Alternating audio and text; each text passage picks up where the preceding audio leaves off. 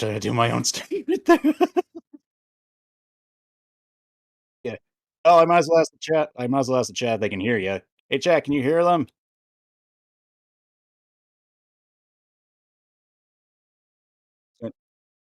I can hear you. I'm just asking the chat if they can hear you. Right, I gotta remember. I gotta mute my videos on my stream on here. Don't need feedback. Don't need feedback loop.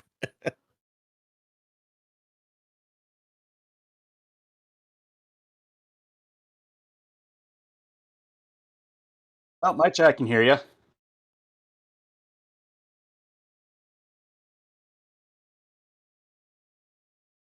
Oh, apparently I'm too quiet. I'm too quiet, apparently. Hold on. I got. They can hear you, but they can't hear me. Everyone- no, they can hear you. They can't hear me.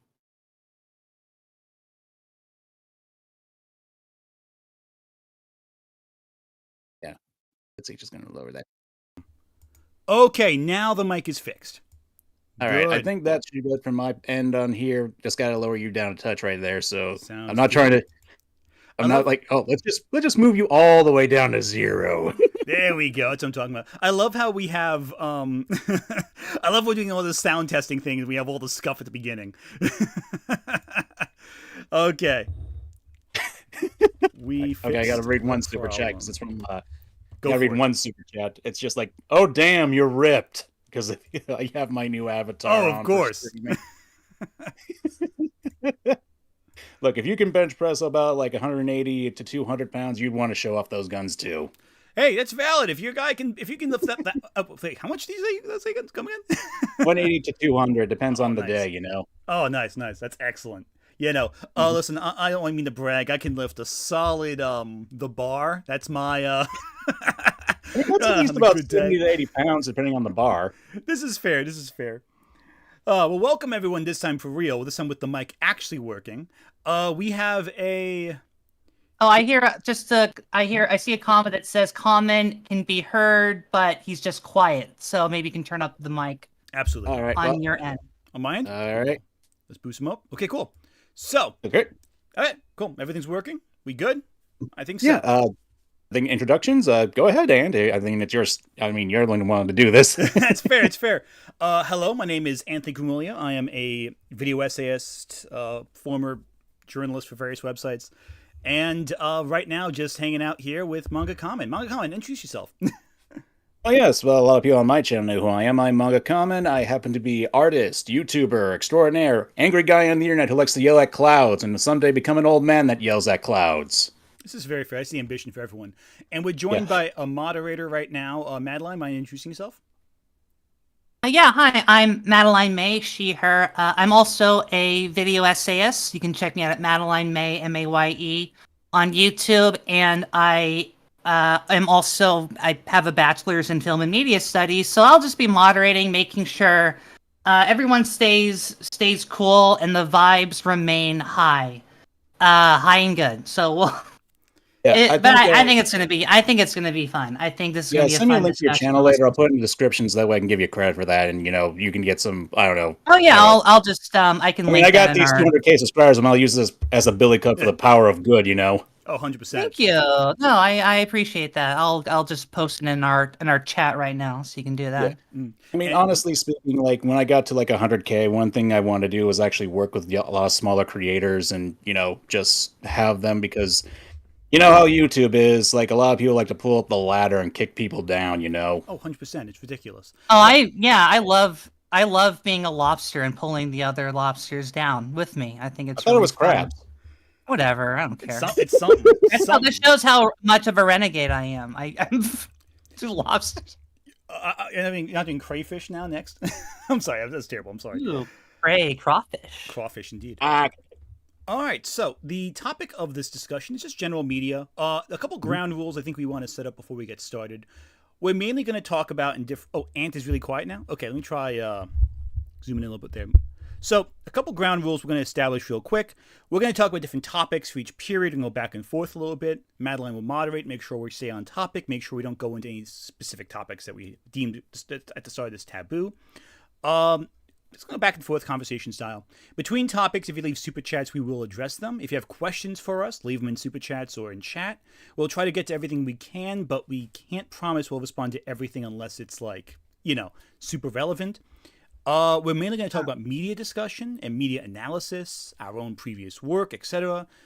I know there's people who in chat probably have some talking points about subjects that are outside of that realm. We're probably not going to touch upon anything that's outside of that discussion framework. But if we do, then it's only when relevant to the discussion we're talking about. Oh, wait, I've seen one of these videos before. I've seen that brief look at conservatism and Hello Boss. That's mine. I did that. Yeah, that came on my radar a while ago. I hope you liked it if you saw it. I did watch a little bit of it. YouTube likes to give me videos of that sort of thing, apparently because I guess this how it works, I guess. I guess. I mean, check out my first video on Hell of a Boss. That's more of a detailed analysis of the show. But anyway, I also just want to say that I'm going to be doing my best to look at chat, but I'm looking at 2 separate chat boxes right now, so please be kind. And I'm also looking at any audio things. I saw someone say that I was a bit loud, so I've turned myself down. Let me know if this is better. And right. I'll just be keeping a very, very basic look at everything. But excited to hear you all talk. All right, sounds good. So I think the first subject matter is the one that is probably the most important one here, Anthony, and that would be: is it a ladder or a step ladder? I'm going with step ladder in the original French. Okay. This stream is over. Goodbye. Sorry. I mean, honestly, it's a step ladder if you're stepping on it, is my opinion. If it's folded, it's just a ladder. Honestly, I feel like if it's just one-sided, if it doesn't have any actual support other than a wall, then I think it's just a regular ladder, That makes a lot of sense. I'm also sorry to just a quick interrupt, Ant. You're still a little quiet. If you can maybe turn yours up a little bit more. All right, I just went max. I think should be good now. I think we should call this the curse of the audio editing. Honestly, yeah, this is this always happens with this kind of stuff. It's crazy, and for some reason, OBS always gets my mic. Everyone. I'm sorry, what's that? Welcome to live streams, everyone. There we go. There's always a degree of scuff somewhere. I mean, I usually got a live stream by myself when I game, but there's that. That's also fair. Yeah, no, it's always something with this, and sometimes the audio it could be honestly, editing it was a mess. There was the one Shadiversity stream I did with Sai, and half the comments were like, "Anthony, you're so soft, Sai's so loud." I'm like, "Oh, it's the audio bouncing. I'm sorry, I don't know what to tell you. It was the stream's fault, not mine." Anyway, I guess one point of discussion that's worth mentioning. Actually, you know what, Wanga, you want to introduce the first real? No, and I figured that you could do that first. I mean, I feel like this is nice. It's I mean, I got the more subscribers. I think it's better that you get the first throw. Yeah, it's fair. It's fair. I think one point of discussion that I noticed a lot was in a lot of your videos you discussed the right and the wrong way to a certain character. So the right and the wrong way to write a villain, the right and the wrong way to write a redemption arc. In your opinion, why do you think there is a right and a wrong way objectively in media? Because I had some disagreements on that front. Okay. Well, I want to make it clear at first that when I use the right and wrong way, I'm trying not to go from an objective standpoint. I'm not like Mahler and the other crew and stuff like that. I've never been a whole fan of the objectivity of, a media analysis, because there are some things you can objectively talk about, such as, for example, in my opinion, video games, if there's a glitch, or if you see something I don't know, a coffee mug while a space captain is fighting a lizard man on the rock, and you're just thinking, what is that there? Now, those very things specific. Oh, yeah, I'm trying to... But really, I'm going to be honest, when I use the right and wrong way, it's more or less just to get people's attentions, because, I mean, I'm a YouTuber, I kind of have to do that sort of thing. As long as I'm not being dishonest in that regard, because this is basically all my opinion, and I'm not trying to hide behind, oh, it's my opinion, you can't criticize it. It's more or less me trying to figure out what I believe is good writing, and trying to figure out what I feel is, tangentially related. Like if we're talking like say redemption arcs or villains, I try my best to do like even comparisons, but sometimes that falls in the cracks. Sometimes I stretch it, but to me, that's my video. I can do what I want. If you have a different opinion, you can make your own video on that. You know? Exactly. That makes sense. And again, like the thing I think a lot of people don't realize about YouTube in general is how like you have to be hyperbolic in the title or in the thumbnail to draw attention, because you're competing with like how many different videos like on a single page. How do you get people's attention? You gotta be a little hyperbolic at times. So I hear you there. I feel like in general with media, you always, at least my approach to media criticism is always trying to go from the perspective of like, how do I show my subjective opinion through my analysis, through my discussion points. There's something I once heard in school that I thought was really helpful. It's stuck with me ever since. Where when someone asked you, "Oh, was a book?" In this case, it was about books. Was it good? Was it effective? I was told you got to ask 3 questions. One, what was the book trying to do? Like, what was it trying to accomplish? What did it do to help aid it along its way? And what got in its own way? And I think that framework, I think, has really helped me with media criticism. I always find myself, whenever I do a topic about like a certain trope or character archetype, I always get kind of lost in the weeds sometimes. Going into like the case by case analysis, and not always going and tying it all together into a thesis when writing it. So I find that clarity, the focus of the title is very interesting in that sense, because it's like it tells you right there. Here's the focus. Here's what I'm trying to do. Here's where we get to this point, and I think it's a really good quality.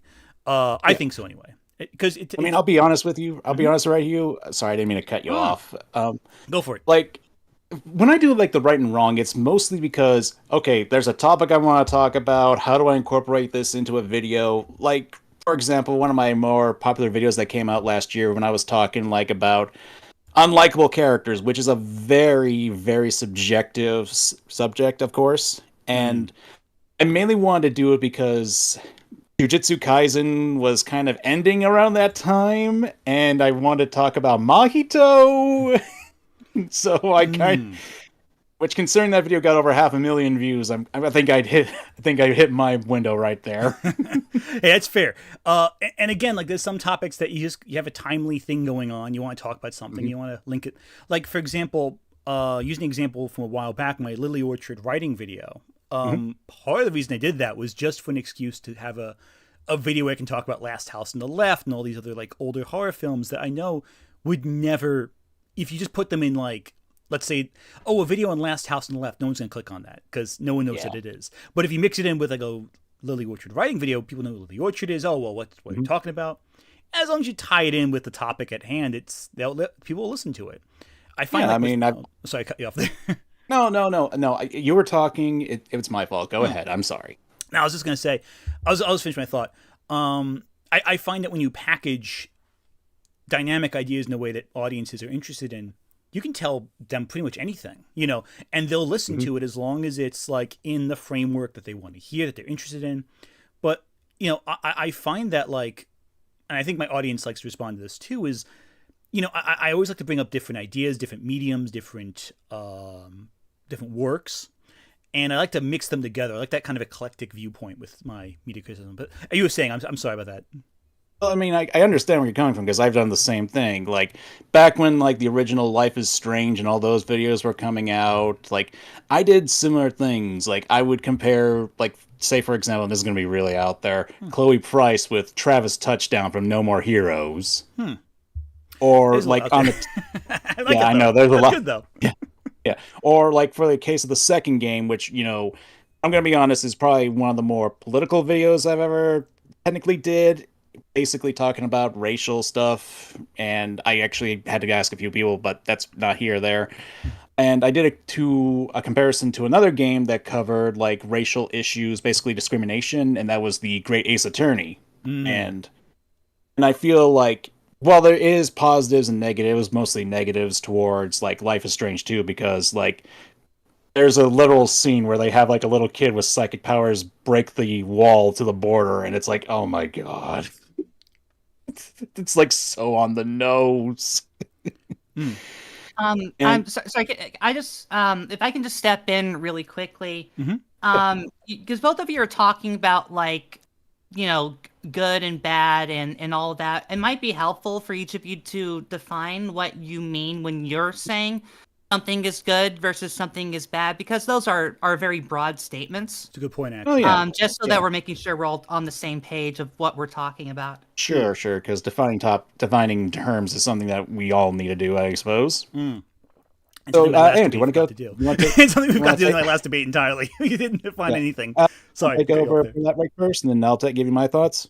Yeah, I'll go first. Well, good and bad, I think, is interesting. So when I think a work is good, I think on two levels. The first level is, did I personally enjoy it? And that's very subjective. It's very like, did it appeal to me in my sensibilities? Did it have characters I liked? Did it have moments that stuck out to me? Did I like the music? The interplay of all those components in terms of just my enjoyment. In terms of if a work is good from a more, I don't want to say objective because that's not correct, but more overhead perspective, like kind of looking down at the mechanics of the work. Did these mechanics succeed? Again, that ties in with what I was saying before. What was the work trying to accomplish? And did it succeed at that? And if not, why didn't it? So you wouldn't judge a horror movie based the same way you would judge a romance, because they're both trying to accomplish different things. I mean, you could compare them, obviously. I mean, you could compare anything. But you wouldn't necessarily say, oh, well, this horror movie, I got scared in it, but I was not really in love with this romantic bit. Okay, versus the romance where it's like, oh, this romance really worked, but I didn't get scared by it. You're looking for different things. The intention of the filmmaker is different, and that's not even getting into the idea of themes and deeper ideas that sometimes filmmakers and writers and video game designers and artists try to incorporate in their story. And so, good in that sense is very, very eclectic. It's very fluid. It really is dependent on the individual work on a case-by-case basis, in my opinion, anyway. No, I get that. That seems like it's a very fair assessment right there. And yourself? Well, for me, I think it has a lot more factors to go with it, because like you said, you wouldn't judge a horror movie from different standards, right? I think it really all depends on what we're referring to like good or bad. Like, are we talking like general plots? Or are we talking like characters and how they're executed? Or are we talking about like specific tropes? Because you're right, it is a very highly subjective interpretation, because like, I'm going to go back to my example from last year, like talking about like terrible characters, like terrible people. A lot of people like, and I know our moderator probably know this, like, will probably be aware of like Adam from Hazbin Hotel, and a lot of people, for some reason, seem to like the character for being a bad person, and I can understand somewhat because, his job is to be hated, and he does a good job of that, but to me, it's done in the same way as like a cheap meal, like McDonald's, if I had to make a good comparison right there. Yeah, it'll get you full, but it's not that great. But when it comes to like good or bad, that's actually a very interesting thing you just said, because I'm also very familiar, obviously, with the Vivzy Pop cartoons. But what you said about quality, like you're comparing a character to junk food, essentially. Can you maybe expand on that? Because I think that's an interesting thing to say. Yeah, I mean, like, every YouTuber makes, like, food analogies. I mean, have you ever noticed that a lot of YouTubers do that? We're all hungry, that's probably why. Yeah.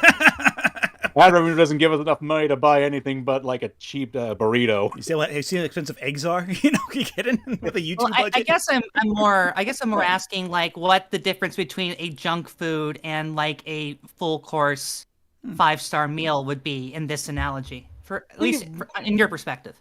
I think for this right here, it goes more to the point of how well, like, if we're going for this topic right here, how well and how defined a character can be. Like in that video, I compared him to Mahito, another character who does terrible things, and basically, I find it to be a lot more satisfying because he doesn't have to be like a misogynistic asshole that just spouts off dude bro things. Like, it's not that hard to hate people who are like, yo, bro, let's smack that cat analogy here, I guess.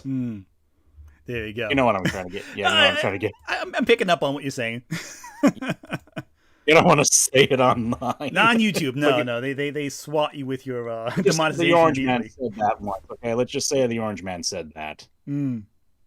But the point is like when you compare like characters like that, and yeah, it gets the job done. But to me, if you're really just going for like bottom of the barrel, very surface level stuff that almost anyone can dislike, it doesn't feel all that compelling to me. If anything, it's got the length of the ocean, but the depth of a puddle. Because it doesn't take that long to actually dislike a person, especially when they don't really have any other motives other than like, I'm bored, let's just kill all these people.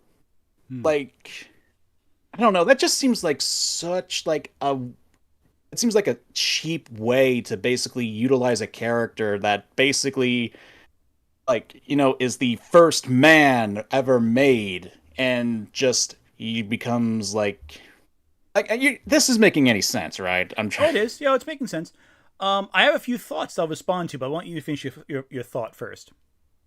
Frankly speaking, like I get people that do like him as a villain because he does the job, but it's more along the lines of you want the job done fast or you want the job done right. That's how I feel like, especially like I'm remembering that one Simpson clip where they're using fireworks to basically fix all their problems, and they use a firework to basically bust open like a jammed shelf, a jammed drawer and stuff, and it just works.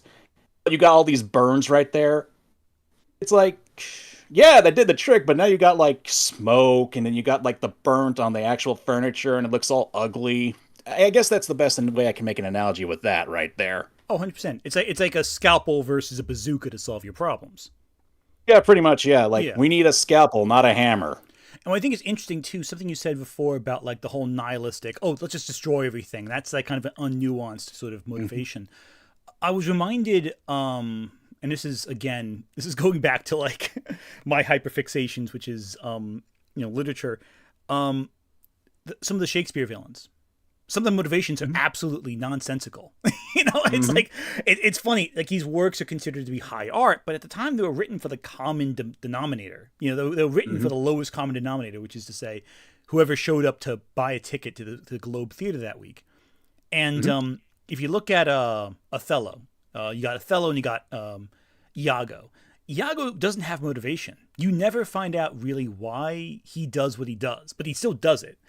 And I think what's interesting there is sometimes it's not even the motivation. Sometimes it's how consistent they are in their motivation.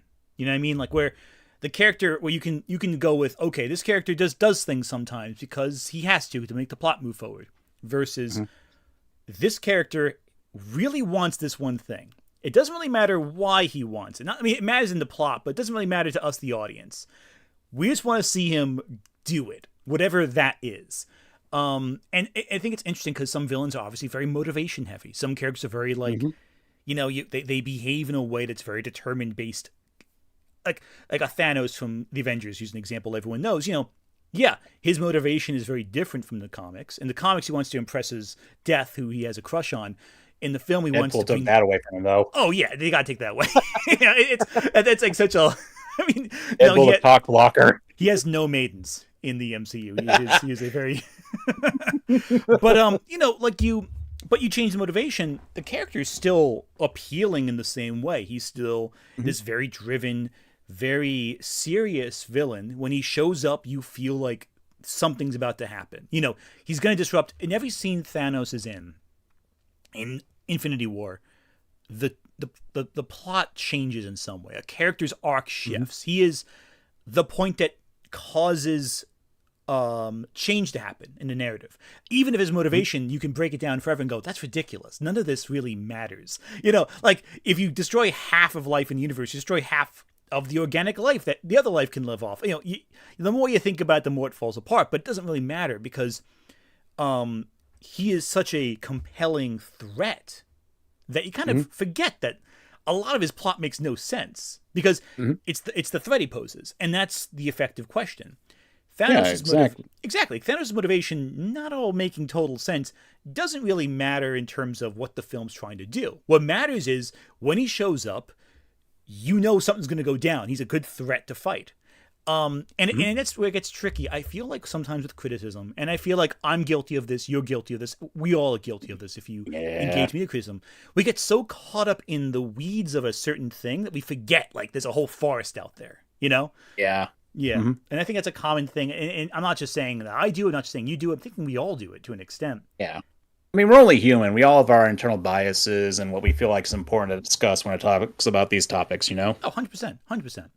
Although I will say that I kind of prefer Ultron to like Thanos, especially in the Marvel videos. I don't know. Ultron was a lot more charismatic, especially considering like he was an emotionless machine in the comics. You know, Ultron's fascinating to me. I've noticed, and this is, and I think you picked up on this too. Like, have you noticed there's a lot of like Ultron fans lately? Like, I've noticed that in the comments of my videos when I've mentioned Ultron, or like there's a lot I've seen on TikTok on videos. People really like Ultron, and like, oh yeah, I feel like it's gotten more pronounced as we've gotten further from Age of Ultron. Like, people keep coming back to Ultron, like, oh, there's so much to this character we didn't explore. I love the character personally. I think it has to do with like the fact he has a really defined personality and has all this charisma to him. Like a lot of people do love the villains that can basically be like, oh, I can have a beer with this guy, and sure, he'll kill me right after, but hey, that'll be a good beer. Yeah, right. Ultron, I feel, would just would like look at the beer and then kill me with the beer. Honestly, you know, speaking of villains getting the beer with their heroes, I'll tell you this. There's a scene in the Fantastic Four comics. It's one of my favorite. I've mentioned this a few times on streams and videos before. Well, maybe not videos, but like online at least. One of my all-time favorite moments with a villain is there's a comic where the Fantastic Four fights the Frightful Four, one of which has Sandman, the Spider-Man villain. And Ben Grimm, he gets his ass kicked by the Sandman, and he ends up in the hospital. And he hears a knock at the hospital. Like, you know, his family comes in. They're like, "Oh, Ben, hope you get better." Whatever. They all leave. Knock at the door. In comes Sandman with a 6-pack of beers. You know, apologizing for beating him up and just talking about life. That to me is one of my favorite moments because it really shows like the humanity of the character, how you see the perspective. And for him, it's a job. For Sandman, it's like he's not really there for like, out of some like grudge against the Fantastic Four or Spider-Man. He has a job to do, and I love that dynamic. It's yeah, and you would think that'd be the opposite of a good motivation. Like, oh, he's just in it for the money, and he clocks out of the day like everyone else. But there's such a humanizing element to that I just adore. Like, I think it's so clever. Like it's the same thing. Like the same. It's like the same effect where people see like all those comic book scenes with Spider-Man having a hot dog with Loki. It has like these great. Like. It has that humanizing element to it that a lot of these godlike characters have. I remember like a long time ago when people were talking about DC and Marvel comics, people would admire DC heroes. Marvel would be more relatable. That was like an old phrase back in the 2000s when I was like really into the comic, world, you know? Mm-hmm. There was I think the phrase I saw once, and this might have been a Linkara quote for all I know. I could be mistaken, but it could be. But like, I think it was like that the Marvel universe was about humans trying to be gods, and the DC universe is about a bunch of gods trying to be other way. Yeah. It's clever. It's an interesting inversion, but you still get really good stories. And I'm hoping that's what James Gunn's going to do with DC this time. Like, I hope he's going to have that same mentality. It looks like he is, but like, because I mean, as a fan of comics, what I want to see are these movies really push each other. I think competition is good for superheroes. Like, I don't think it's good that we've only had Marvel films, really. I think we need... I mean, we've had DC, but it's not... Yeah, we had DC, but they kind of... Yeah, they're not really... you know, they were there, but they're not really like there. Like DC Animated, they do really good animated films, you know? I think for a while they did, but I think they've kind of fallen off a bit, like the last couple of years. Oh man, I love Flashpoint. I love the Flashpoint movies, you know? Oh, that was fantastic. I love Flashpoint. I love Under the Red Hood. That's like my favorite of those, of that series. Like, because it's a good self-contained story. They did it really well, and like they made some choices with the plot where they changed a few things around, but they changed it in a way where people actually now are forgetting the comics don't have that plot. Like the whole thing with and again, it's been a while since I've read the comic Under the Red Hood, so I might be making a mistake here. If I recall correctly, Jason Todd comes back because Superboy Prime punches reality so hard it fragments and causes continuity errors to happen, and it rewrites reality, comics. which is so ridiculous. I love it. It's so goofy. Yeah. You gotta love it. But in the movie, they just have it so that Ra's al Ghul puts Jason Todd in the Lazarus pit, which is so much more simple. And I think some people have forgotten that, the comics did it a little differently, but they prefer the way the animated movie did it, which I think is really cool. Yeah, which, I think we should probably move on after this, but I have two things, because I feel like it's a lot more grounded in the actual universe and lore of Batman. That's why people prefer that, because, we have Ra's al Ghul, who actually basically did come back to life, especially if you, consider the cartoon where he actually took over his daughter's body, which is... Weird. Okay. That's very weird. Yeah. But, before we move on, there is one thing I do want to get your opinion on. Have you ever seen, the Chinese Batman shorts and such? For a second, I thought you meant Japanese Batman Ninja. I'm not sure I've seen the Chinese Batman shorts. It was actually a series of shorts that were on Cartoon Network a while ago, way back 10 years. It had this really gorgeous painted scroll art style, and it was just so beautiful. And it was why isn't this an actual series? I would love to see Batman set up in China, especially in more of the... I figure out what the right term, more rustic Chinese, medieval. Would you say not medieval, but 1800s, more 1700s kind of China? I'd say right before, way before, they had cars and stuff, because they did have I think they had some electricity there. Yeah, so maybe around that time, yeah. Yeah, so that'd probably be that.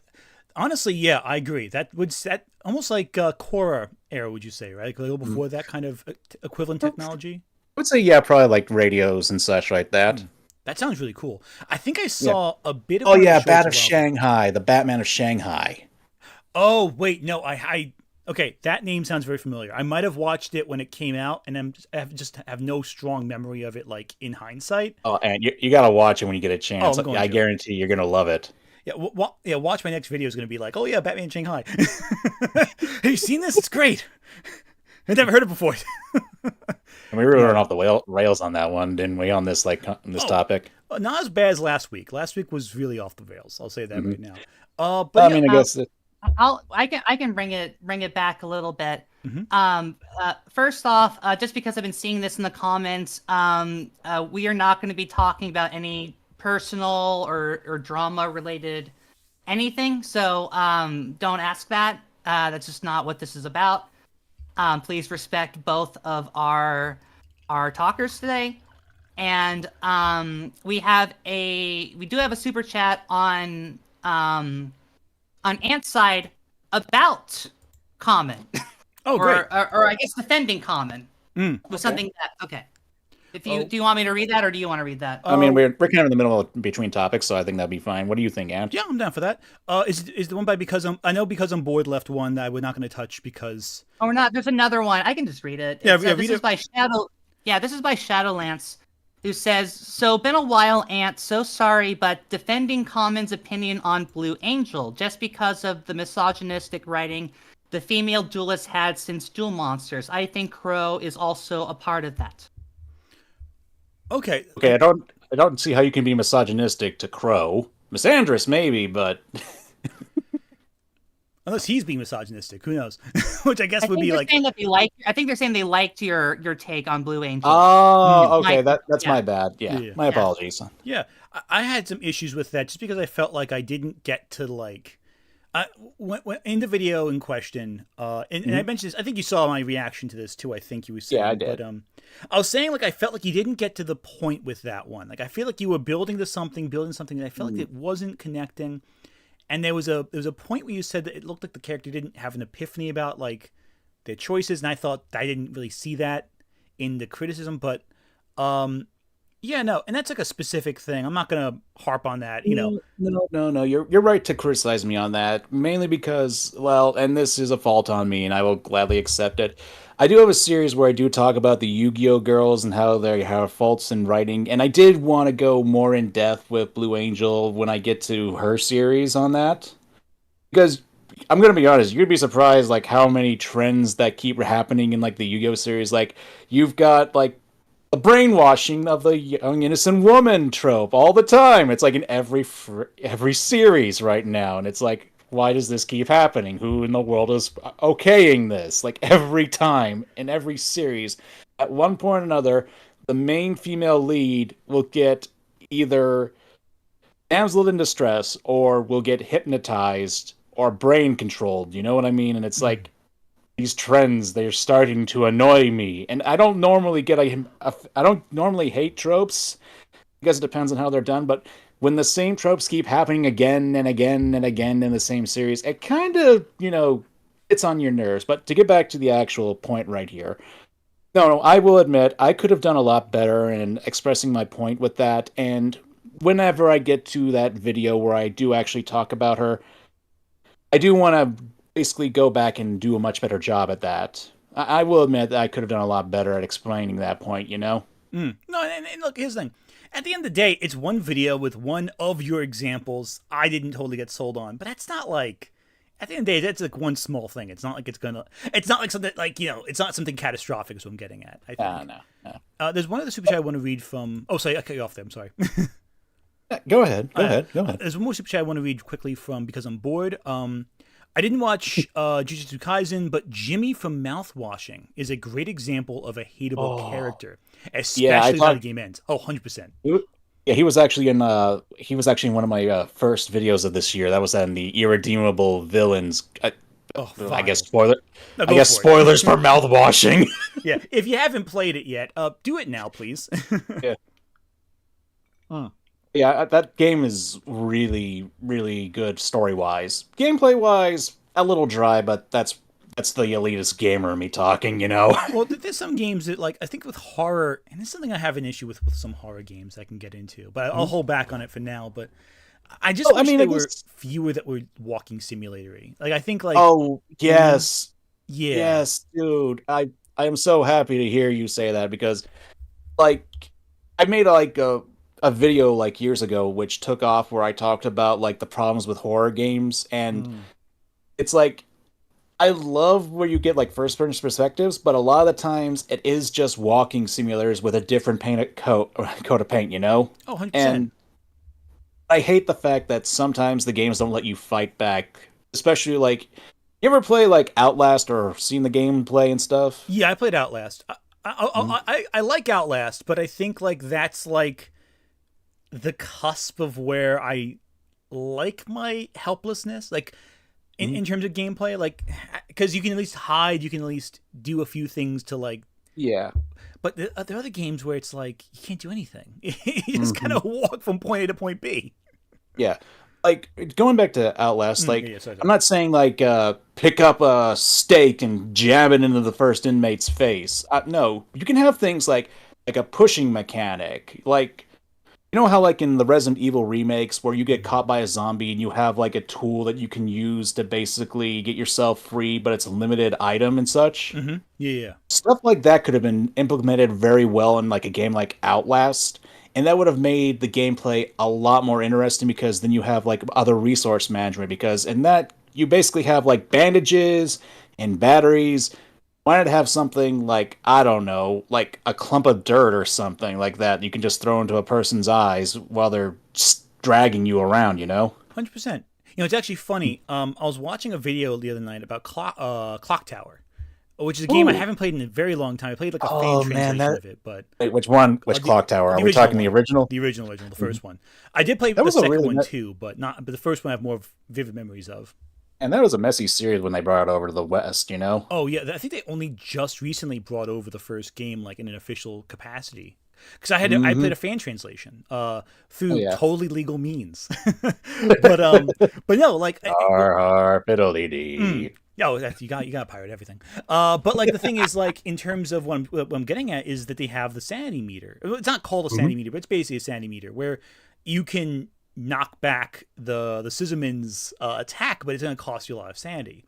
And likewise, there's not a whole lot of like physical threats in the game necessarily, but it's more like this horrifying thing will hit you like it's like an attack on your health meter. So it de-emphasizes combat and evasion and more like not resource management, like more like puzzle solving and all that, which is still gameplay. Like there's still a component of gameplay there.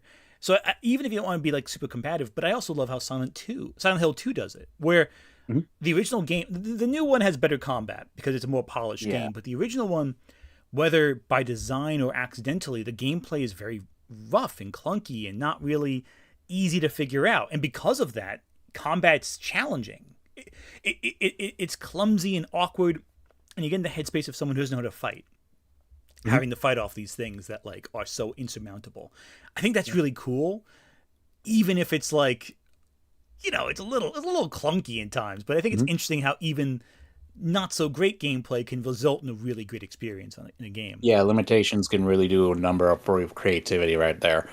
I think we should probably move on to the next topic, which I believe it's my turn to throw on the table. Go for it. Go for it. Yeah. Before you do, we do have a couple more super chats on Anthony's side. All right, let's read them real quick. I don't think we'll have I should probably do, discussions like- from these, but I think we can talk about them. No, just they're just basic shout outs. Shadowlance comes back again with a Yu-Gi-Oh statement. Crow is a part of that because he exists to replace Akiza. I don't know anything about Yu-Gi-Oh, so I don't. Yeah, I'll assume you'll understand that. I get it. I understood that reference. Then we have one more. This is from Glitchy Glitch saying, "I'm sorry I'm late. YouTube didn't notify me that the stream was starting. I look forward to how this is going to go. Also, fun fact, I've watched both of you, Manga and Anthony. Anyways, have fun." Oh, thank you so much. Nice. No, I'm glad. I'm glad you caught it now at least. Yeah. All right. So here's my question, Anthony. Mhm. When you were sorry. basically... I'm so sorry, but people don't want us to continue because another super chat just came in. All right, I want last some we're super cutting chat. off after this. We'll go to the question by after. After this, we are waiting to read super chats after this last one. Yeah. I want some super chats. This is by. I think you can turn them on your side. I Yeah, I know thought I you did. don't normally do YouTube. No, I can see super chats right here. You have one. Yeah, I got one from Wave, and it's like I'm trying to figure out because I'm trying to bait my audience. Okay. To get There you them, go. what you want to do is you hit live. Oh no, I guess you can't do that. Okay, never mind. There should be a section for funded chat where you can see all the funding on the top corner. Oh no, I'm trying to like I get what you're saying. It's just like I'm trying to basically get like I'm just trying to have like people, you know, I'm just trying to bait people into giving me the super chats. You Oh, know? I see. I got. I see. I didn't know your game at first. Now I'm starting to see it. Yes. also- Now you know my no, game. and- You rogue. There you go. I'll help both of you out too. The best way to, if you're not very technically literate, the best way to support both of the artists here is to subscribe to my Patreon at Madeline May. Madeline May, $5 gets you a bonus, $10 gets you a bonus. It's the best way. Anyway, we're gonna read two. Okay, now there's a second one that All right, came. we're cutting in while off we were talking. this one. Last two. Okay, so this is a super chat from Baichi Akiodera. I hope I'm saying that right. Oh, one of our mods. Yeah. Hot take. Until Dawn original release is the best survival horror telltale style game by that studio. The Dark Pictures anthology, on the other hand.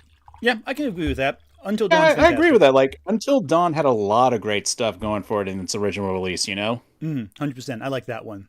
Then I'm going to read one more.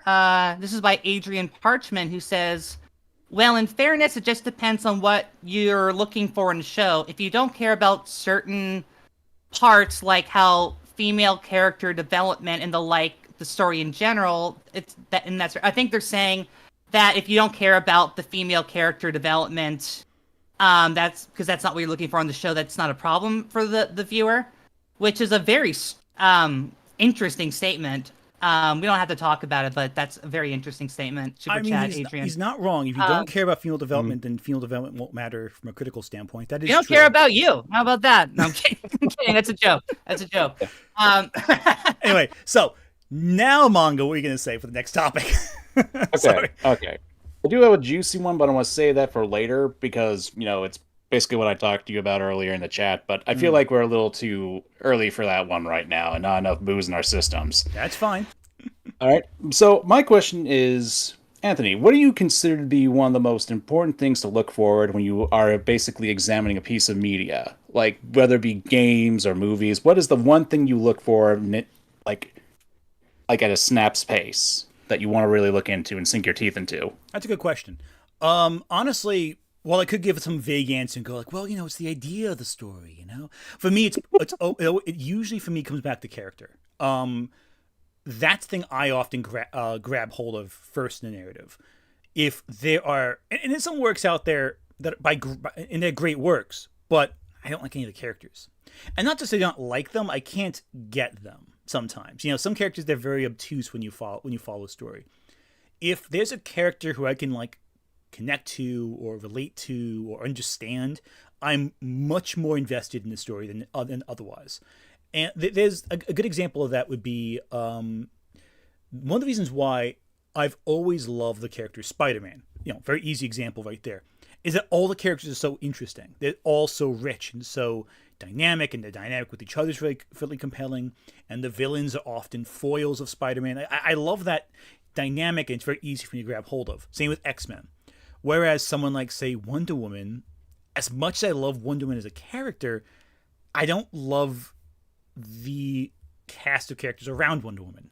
I don't think she has a lot. I think, honestly, one video I've been toying with a lot lately that I might turn into a full script, I don't love any of Wonder Woman's villains all that much. And that keeps me from getting into her comics all that much. Because if I can't like who she's fighting or can't get why she's fighting them, I just don't get into the comic. And there's exceptions, of course, but, if you look at the characters who you usually gravitate towards, even the bad ones, there's a element to them where you get them and there's a humanity to them where you're absorbed into it. Even if you find it revolting, even if you find it antithetical, you still come closer to it. With Wonder Woman, I feel like a lot of her characters I feel like a lot of writers have struggled with her characters for some time.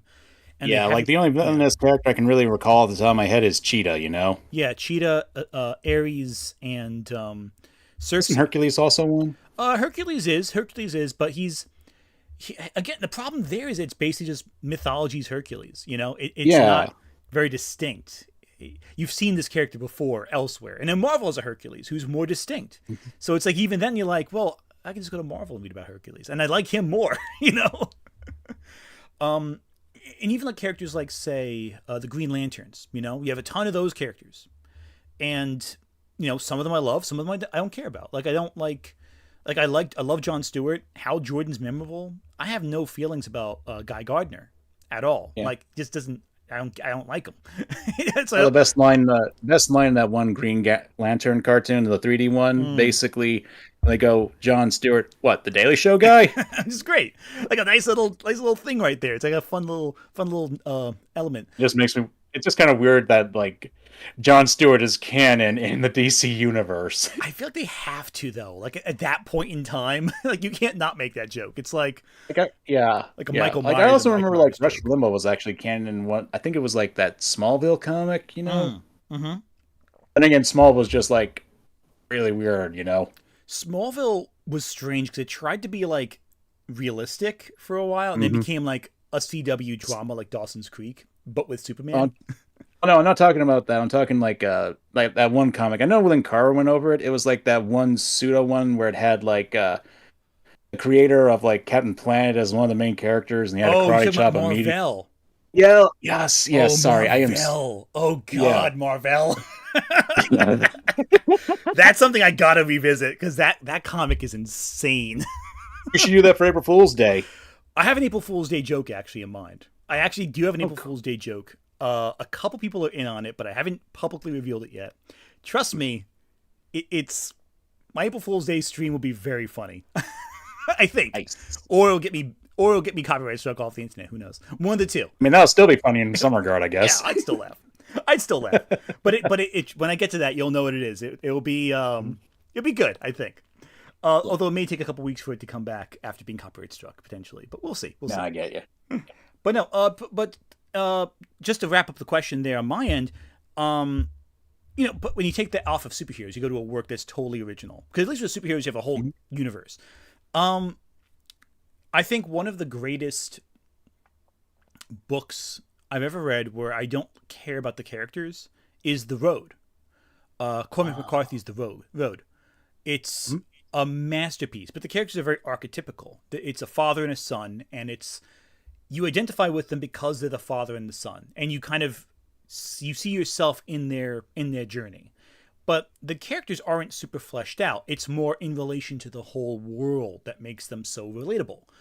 And it's something that's so compelling because you kind of forget that these characters aren't really super developed, but because you're so immersed in the overall narrative, you forget that. And I think that's one interesting thing too, that even though characterization I think is one of the most important things, it's not, if it's missing, a work can still be really good. It just, you need to make sure that everything else is like doing the extra legwork, I think. But no, so I'll toss that same question to you. Well, again, I'm going to go with the subjective because it depends. Because I'm trying to get back into mostly talking about video games. Because while I do love talking about like animation, I really don't want to be in that whole thing of like cartoon reviewers. Because Blue Boy, that comes with its own baggage right there. You know what I mean? Especially lately, I've noticed, unfortunately. Oh, yeah. Like I saw your Blue Sky tweet about like a certain, certain like Missing I know. Yeah, exactly. Yeah. I knew him too, unfortunately. I don't know how any of you guys dealt with that guy. He just seems like a real jerk. I'm sorry, but like, I mean, that's kind of why I cut him off years ago. But yeah. Anyway, but back to the point, like going to games, like while I do agree with characters right there, I love to see the world as a character as well. Like if you have a really beautiful world and that I can just get immersed in, that's something that I would love. And yeah, the characters, they also good. Like one of the best things, like I remember someone saying, like the world itself must be its own character. Like, for example, if we take, for example, Final Fantasy X and its world of Spira, I love the whole idea of like there used to be this huge like technocracy like paradise that got wrecked by a giant sea god with its dandruff, and it just was like, and just going around all these like islands and all these very unique locations, especially of like each one had its own personality, and it's just like so magical, and I just loved learning more about it, and I wanted to learn more about the world. And then we got like this one blue-haired veiny guy named Seymour talking about, I will destroy Spira, I will save it. It's like great. Great stuff. I have maybe a super chat here that kind of delves into what we're talking about. This is because I'm bored. Asking, I guess this is for both of you. What about Junji Ito's work? Since the characters are more vehicles to explore the horror taking place in the story, and I want to kind of add my own question to that as well. Sure, go ahead. Go for it. Because as an addition to that, because we've been talking about this idea of like the things we like and don't like. We're also talking about things being good, quality, bad. Like these are kind of all the questions that are coming up. Plus, hearing, like for instance, terms like walking simulator being used as a pejorative, in all of these other things. So yeah. I guess my question is: do you think that there are, I don't know, elements or decisions, tropes, however you want to define it, that could be considered bad or lesser on their own versus others? Like the existence of something is inherently a bad or good thing? Or do you think that it all depends on the context in which it was used? I think let's start with the Junji Ito one first, then we can move on to that second one, because that's a much heavier topic with a lot of... It's kind of related to asking, like, you know, these kind of broad statements, because you mentioned in your talk, Anth, about The Road, how you liked it, but it had shallower characters, so maybe there's more of an intention place, which that's just kind of my thoughts on where maybe y'all can talk about. Absolutely. Manga, since you were talking, you cover that one first, because I feel like it would be unfair for me to just start talking right when you were starting again. Oh, we're talking like the Junji Ito stuff, or the... Let's do Junji Ito first, I think that's easier to... Start with the Junji Ito. Yeah. It's more related to what we're talking about, too. It's what you're talking about, too, with world building. Oh, yeah. I'm going to say this. I do love Junji Ito's works, and I feel like his animation was kind of screwed over. Multiple times. Yeah. Every time it's been screwed. Yeah. the thing is, like with Junji Ito, I love basically how he's able to encompass both his writing and into the creepy atmosphere with that he makes with the manga panels. It's just enough to basically really give you that nightmare fuel that just sticks with you for days. Even the more tamer stories or the more surreal ones, they just stick with you. Like I remember that, like with Uzumaki right there. I remember the time where they had like a hair fight with like all those curls, and that just stuck with me for some reason. I don't know why. Oh, it's great. It's like such a good like Uzumaki especially has so many like visceral images. It could just mix and match, and it's the same spiral. It's one concept, and they find hundreds of ways to reinterpret that narrative. It's fantastic. Yeah, like I'm also reminded of that one other story. Like it's that one Death Star. Oh yeah, Renee. I forget. I know what you're talking about. With the stars coming, and it's like, oh, they have the whole cults and everything on Earth, and they sacrifice someone, and it's like, no, it's just a good Yeah, planet. yeah, Yeah. yeah. And then it was like all that when they got to like the when I got to that actual dead plant, that one planet that was trying to eat them, it was just like all this visceral stuff going on here, and it was just so creepy, and it just like gave me nightmare fuel, and I loved it for so long. Oh, Hellstar Remina. So thanks, Sai. Yeah, yeah, yeah. Sai for the save there. No, 100% agree with you on that one. That story's fantastic. For Oh me, yeah. though, when it comes to Junji Ito, the ones that I always find stick with me more are the short ones, like the real brief and quick ones. Like there's, of course, the Fault in Falls, the Fault in Amigara Falls, I think it is, where it's like Hmm? there's a big fissure and you have the cliff face that's exposed, and it's a bunch of human holes in there, and everyone's just drawn to those holes, and there's something that's so eerie, and I think the least scary part of that story is ironically the last image, which should be the thing that makes you jump, but it's for me it's the sense of obsession and dread that Junji Ito layers in all these scenes. There's something so unsettling about it. And there's one other story he did, and I forget what it's called. I could tell you the plot of it, but I remember one distinct visual especially, where it's like there's the guy in the bed, and he has like all the brains of his ancestors like spiraling out of the back of his skull, and it looks like a centipede of like human scalps. Just extending from the back of his head. And it's such a disturbing visual, and it's so unsettling. And what's so clever about, I think, Junji Ito's art, in my opinion, is that he's able to make it so that these images seem so naturally placed, and the way the panels are structured, it's like, okay, it's like a perfect horror buildup where you don't want to turn that page, but you have to, and it's like, oh, it's so clever, I love it. Really gets atmosphere perfectly. Just I could go on about that one. Oh, it's fantastic. By the way, there's a game I want to recommend to you. It's called World of Horror. It's a really old pixelated game that's not too old, I guess, but it's actually done in the style of like retro graphics, but also has like that Junji Ito feel to it with its like cut screen art, and it's really, really good. Oh, I love it. I love it already. You've sold me. Pixel art and Junji Ito style. You've sold me already. Oh yeah, Yeah. yeah. I if it's the game I'm thinking of, I've never played it, but I might be thinking of something totally different, which I love. I mean, you can look on Steam right now, look it up right now, and see Hmm. if it's there. I said name again. I'm gonna cheat right now and do it. Quick super chat shout out because it's relevant. Sawesomeness saying, "I love Ito's adaptation of No Longer Human," Yeah, which I've also heard is very good. Yeah. I Oh, yeah. would second that one. it's fantastic. We have a couple of like just little super chats. Do you want to Let's answer them? hold them off or do to you want to hold on to let's them? hold Okay. off to the end of this discussion first. I think. We gotta talk about what you brought up. Yeah, there's still that. I want to hear. I want to hear. This is something that I think about a lot as a video essayist and media analyst. And So I'm curious to hear what you all think on it. can you repeat the question just to make sure I'm not leaving anything out? So I guess my question is because you were talking about like that you, Ant, for instance, enjoy characters and also just kind of this larger discussion like I hate when this happens or I hate when that happens Mhm. and all of these things with different elements.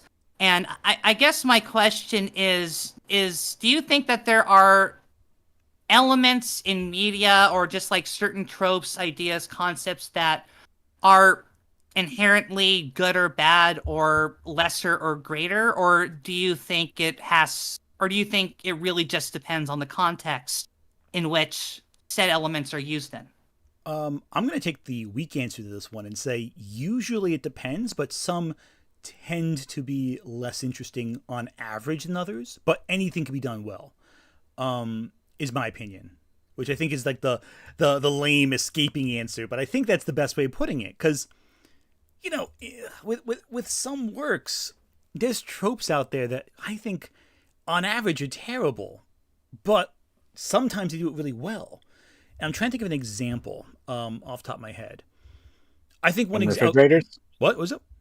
Women in refrigerators. Yeah, that's a good example, actually. Yeah, perfect example. I think most often that trope's terrible. Like, it's usually done really poorly. It's usually very frustrating, especially if you like the character, because she's cut, her whole storyline ends prematurely, and it's done for someone else's motivation, and she's never really comes up ever again. She's not super relevant.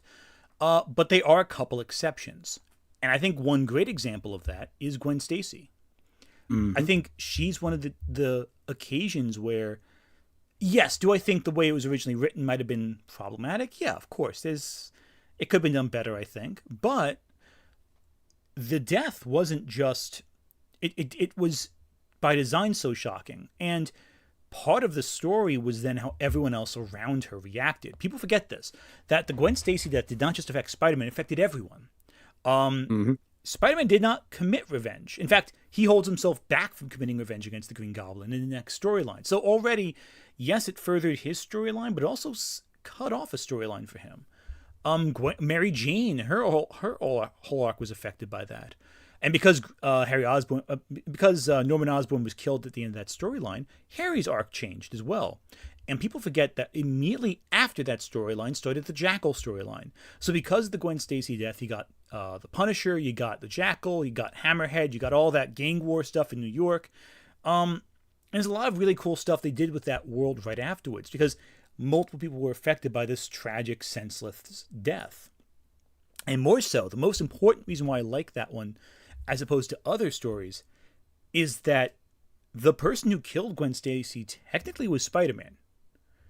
Technically. Because the way he caught her on the web, it snapped her neck at the sudden stop at the bottom of the fall. And there's something so heartbreaking about that. There's something so tragic and deeply unsettling that someone, when trying to save your life, could be the one who kills you. And that's not easy. It's not always it's not a great trope. It's usually really badly done. But whether intentionally or accidentally, that death, I think, worked where others did not, in my opinion. But what do you think, Manga? What do you think? You think same vein? Do you think something different?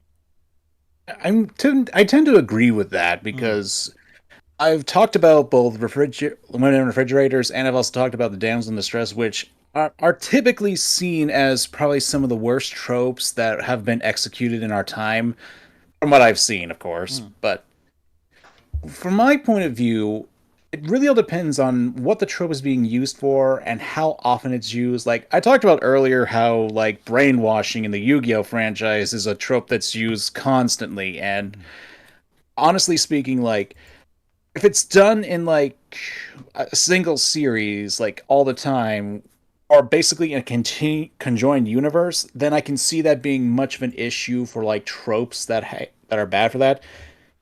Because I can understand to some extent that you need to have the plot going, you need to use, like, some device right here, but you gotta be able to use it correctly. Like, every tool can be used in the right way and a wrong way, in that sense. Like, yeah, you can use a wrench to hammer in a nail, but it ain't gonna be that pretty to do, you know? 100%.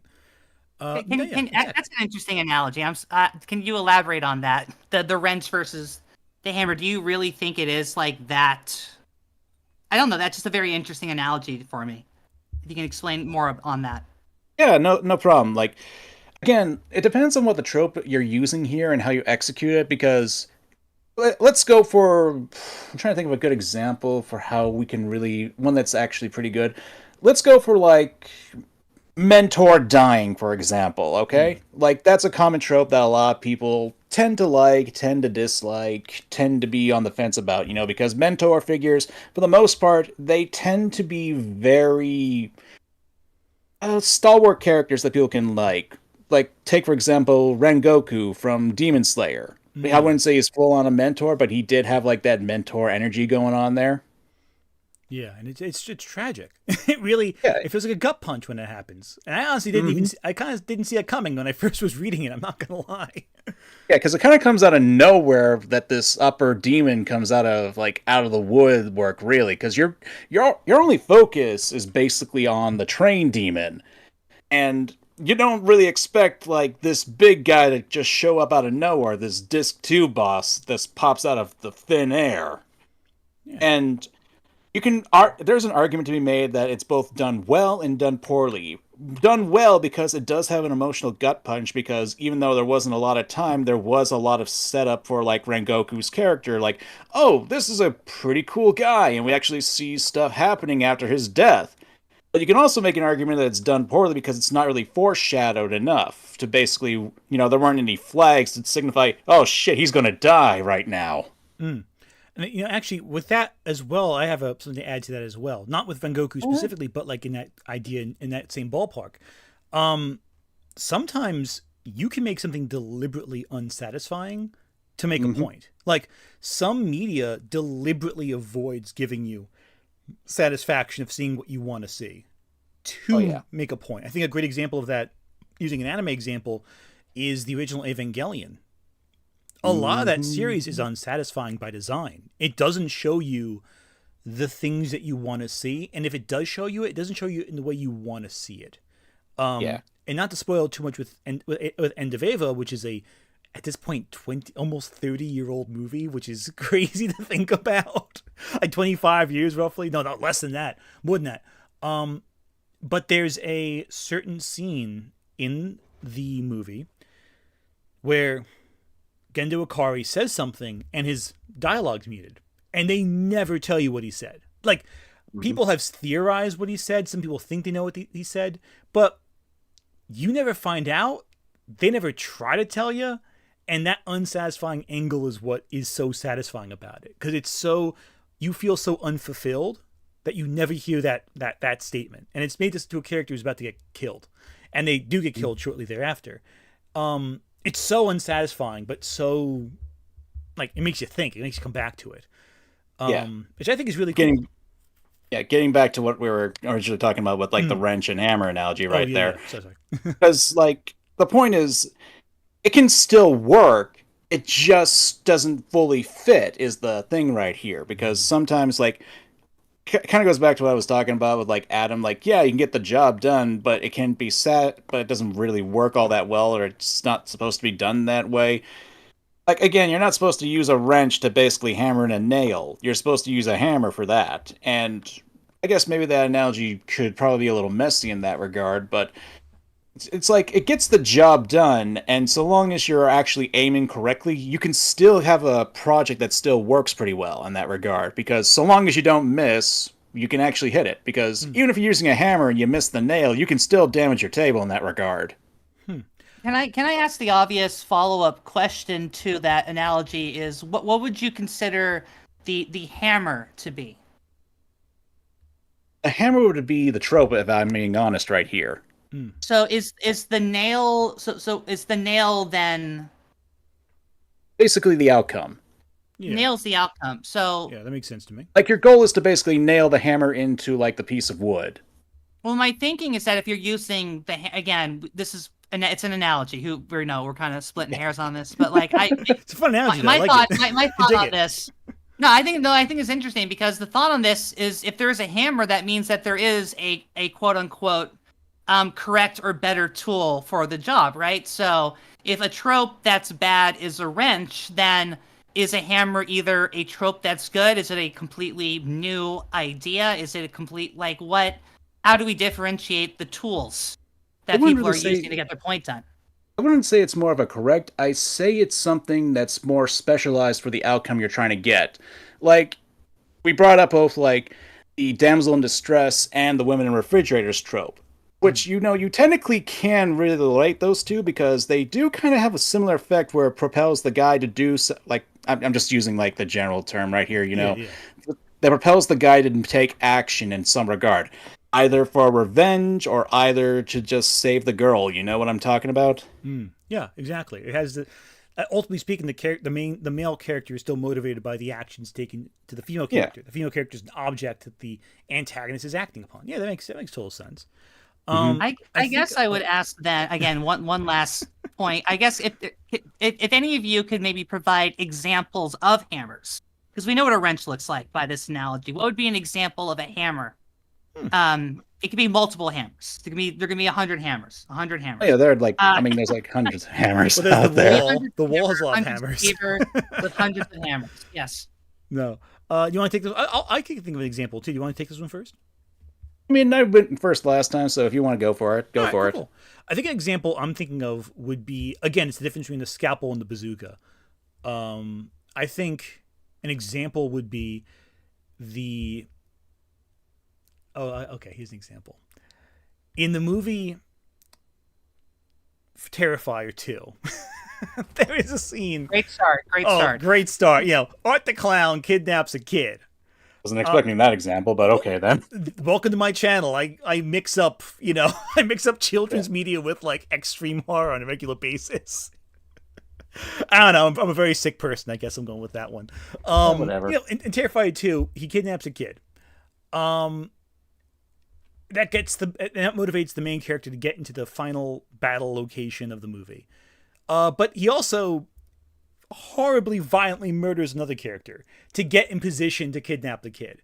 So, in one case, I would say the hammer is the violent murder of all that, and the kidnapping is the wrench. It's the more specific. There's the emotional resonance with who the kid is in relation. It's the main character's brother, if I remember correctly.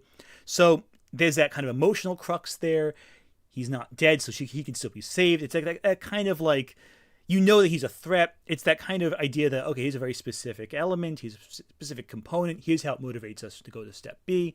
That's, I think, the wrench. The hammer is, let's just murder everyone in the movie. Because it's like, okay. I mean, you gotta motivate the main character to attack the villain if everyone's been eviscerated. But, like, it's not, like, subtle. That's my thought process. But as you are. Well, I have an example, and I'll go for one that's a little bit more general. Yeah, definitely. Final Fantasy VII. Oh, great example. Right there. Yeah. Like, if we start the game off, we're basically we're against Shinra. We're a mercenary hired to basically blow up and commit terrorism to save the world. But, and that would be what I would consider the wrench, because that is a motivator, but it's not really one that would be personable. But then when you're introduced to, like, Aerith and the other characters, that's who I would consider to be more of the hammer for motivation. That's when things start to get a lot more personal for people to get into the game, Mm-hmm.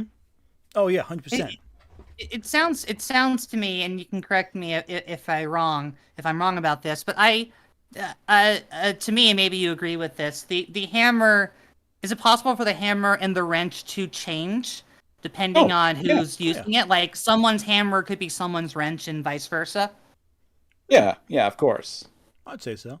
Yeah, that makes total sense. Yeah, I agree with that. Oh. Sorry, I just got a big super chat, apparently. Wait, who did? I did, yeah. Oh, hell yeah. Go for it. Okay. What are your two thoughts about people judging works from a certain cultural and national point of view? Like how Japan feels pressure to cater to their works to the Western standards because of the judgment of America and Europe. Now, this is something that actually is kind of topical because we had the creator of Super Smash Brothers, and I basically tweeted about it, asking people some things about it. Basically, Masahiro Sakurai basically talking about, like, I can send you the tweet right there, so that way I don't have to. You can read it. I remember this story. I'm a big Smash Bros. Fan, so I remember this story. Yeah. Yeah. I hear it. But just for Ant's sake, here you go. Here's the tweet. Oh, cool. Let me read this out loud real quick.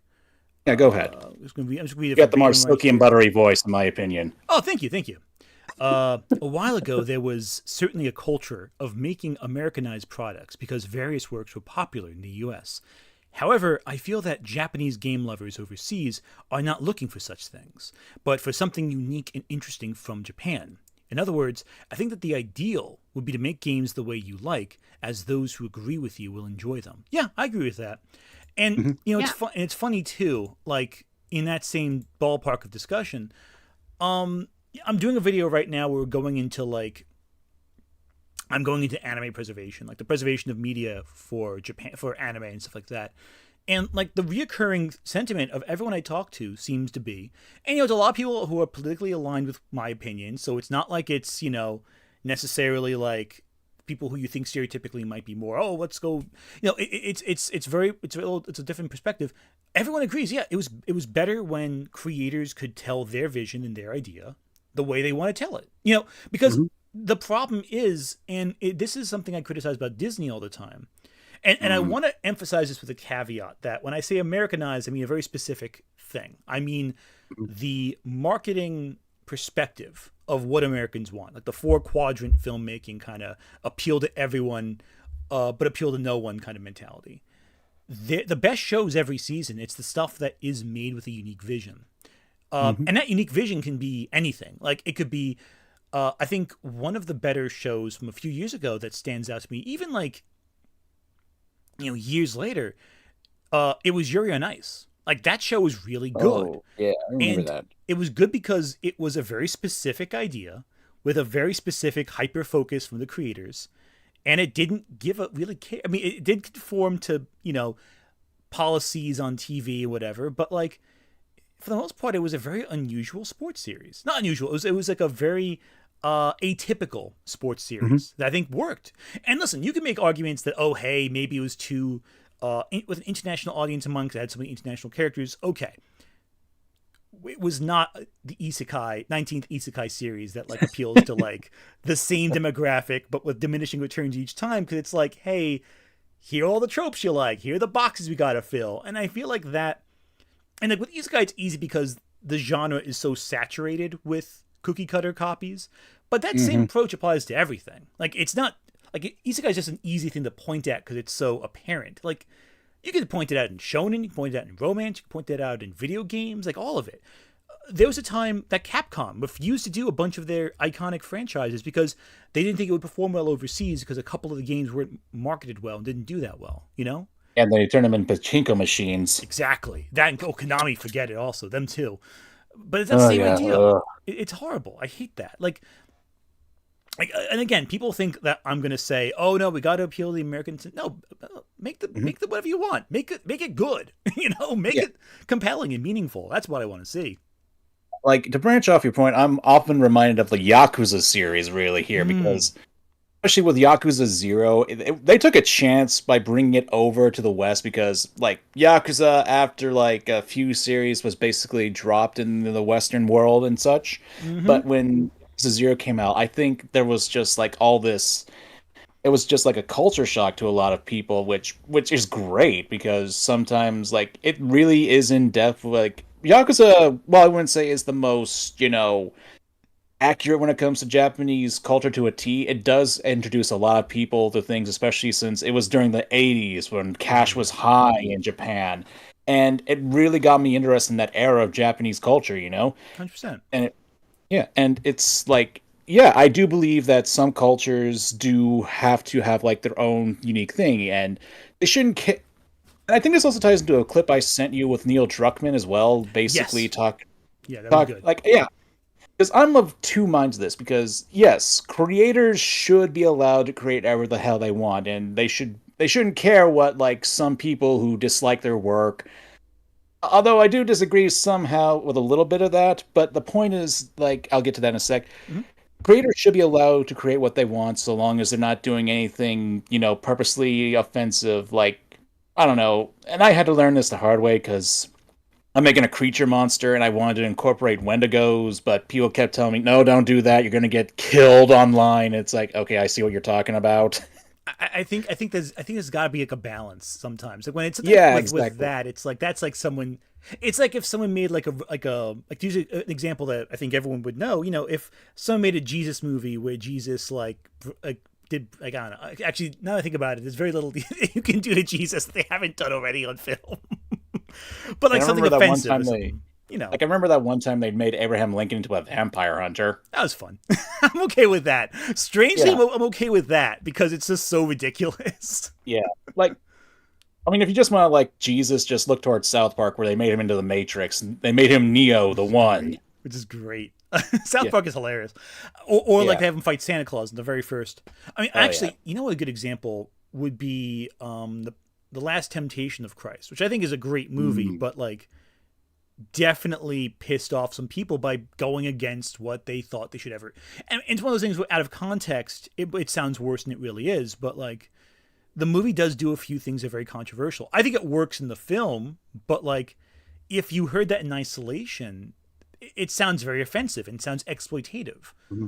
But going back to Yakuza, you know what I was thinking too of when you mentioned Yakuza? Did you ever see the movie? It's a Takashi Miike film from Japan, Ichi the Killer. Miike. What? Oh, yes, I have. Oh, like, yeah. I actually owe like No More Heroes to introduce me to Nikkei. Oh, Miike's great. I blame, of all things to blame on getting introduced to Miike, it was Bravo TV. Really? Well, they did a special a while back when I was like a teenager. It was like 100 scariest movies, and Audition was one of the ones. They showed it to me in college. It is considered culturally significant. Yeah. Audition? Oh yeah, Audition's great. Yeah. Audition... No, Ichi the Killer. I took a class on the evolution. Yeah, I took a class. I think it may have been Evolution of Violence in Cinema, and that was one of the films we watched. Oh, I mean, people showed me. I actually had a class similar to that. They basically showed us Fight Club for that one right there. That also works. That works too. They both are excellent films. I personally think Ichi the Killer is a little better, but I'm biased. Yeah. I mean, they kind of they serve their purposes for different ways. Like Anyway, you were saying before we get back to like the topic at hand. Yeah. No, I was gonna say like with Yakuza, like that film is so distinctly Japanese. Like it's it's so embroiled in Japanese imagery, Japanese style of filmmaking, Japanese culture, that if you watch it and you try and look from the Americanized perspective of what's acceptable, what we tend to want to see in film, it completely flies in the face of that. But it has such a strong audience. That's all I was going to say. That's the basic gist of it. Yeah, and here's where I'm going to get back to like the Neil Druckmann thing in relation to this. While creators shouldn't worry about what they create, it really all depends on what you're making. For example, if you're trying, like, let's take, for example, like video games, you do have to have like a certain market in mind, and you do have to be careful about what you're going to put into it because you don't want to risk alienating like an audience of sorts. Because I'm thinking this from the business perspective, because I agree from a creative perspective, you should do what you want. But if you're going to be like in charge of like whole teams of developers and people, you got to pay them. You got to take in consideration like the feedback from other people, because if it's just like a solo work, then yeah, go nuts, do whatever you want. But when it's like a group effort, you kind of have to consider like not just what your creative vision, but like the mouths you have to be responsible for to feed, you know? I hear you there.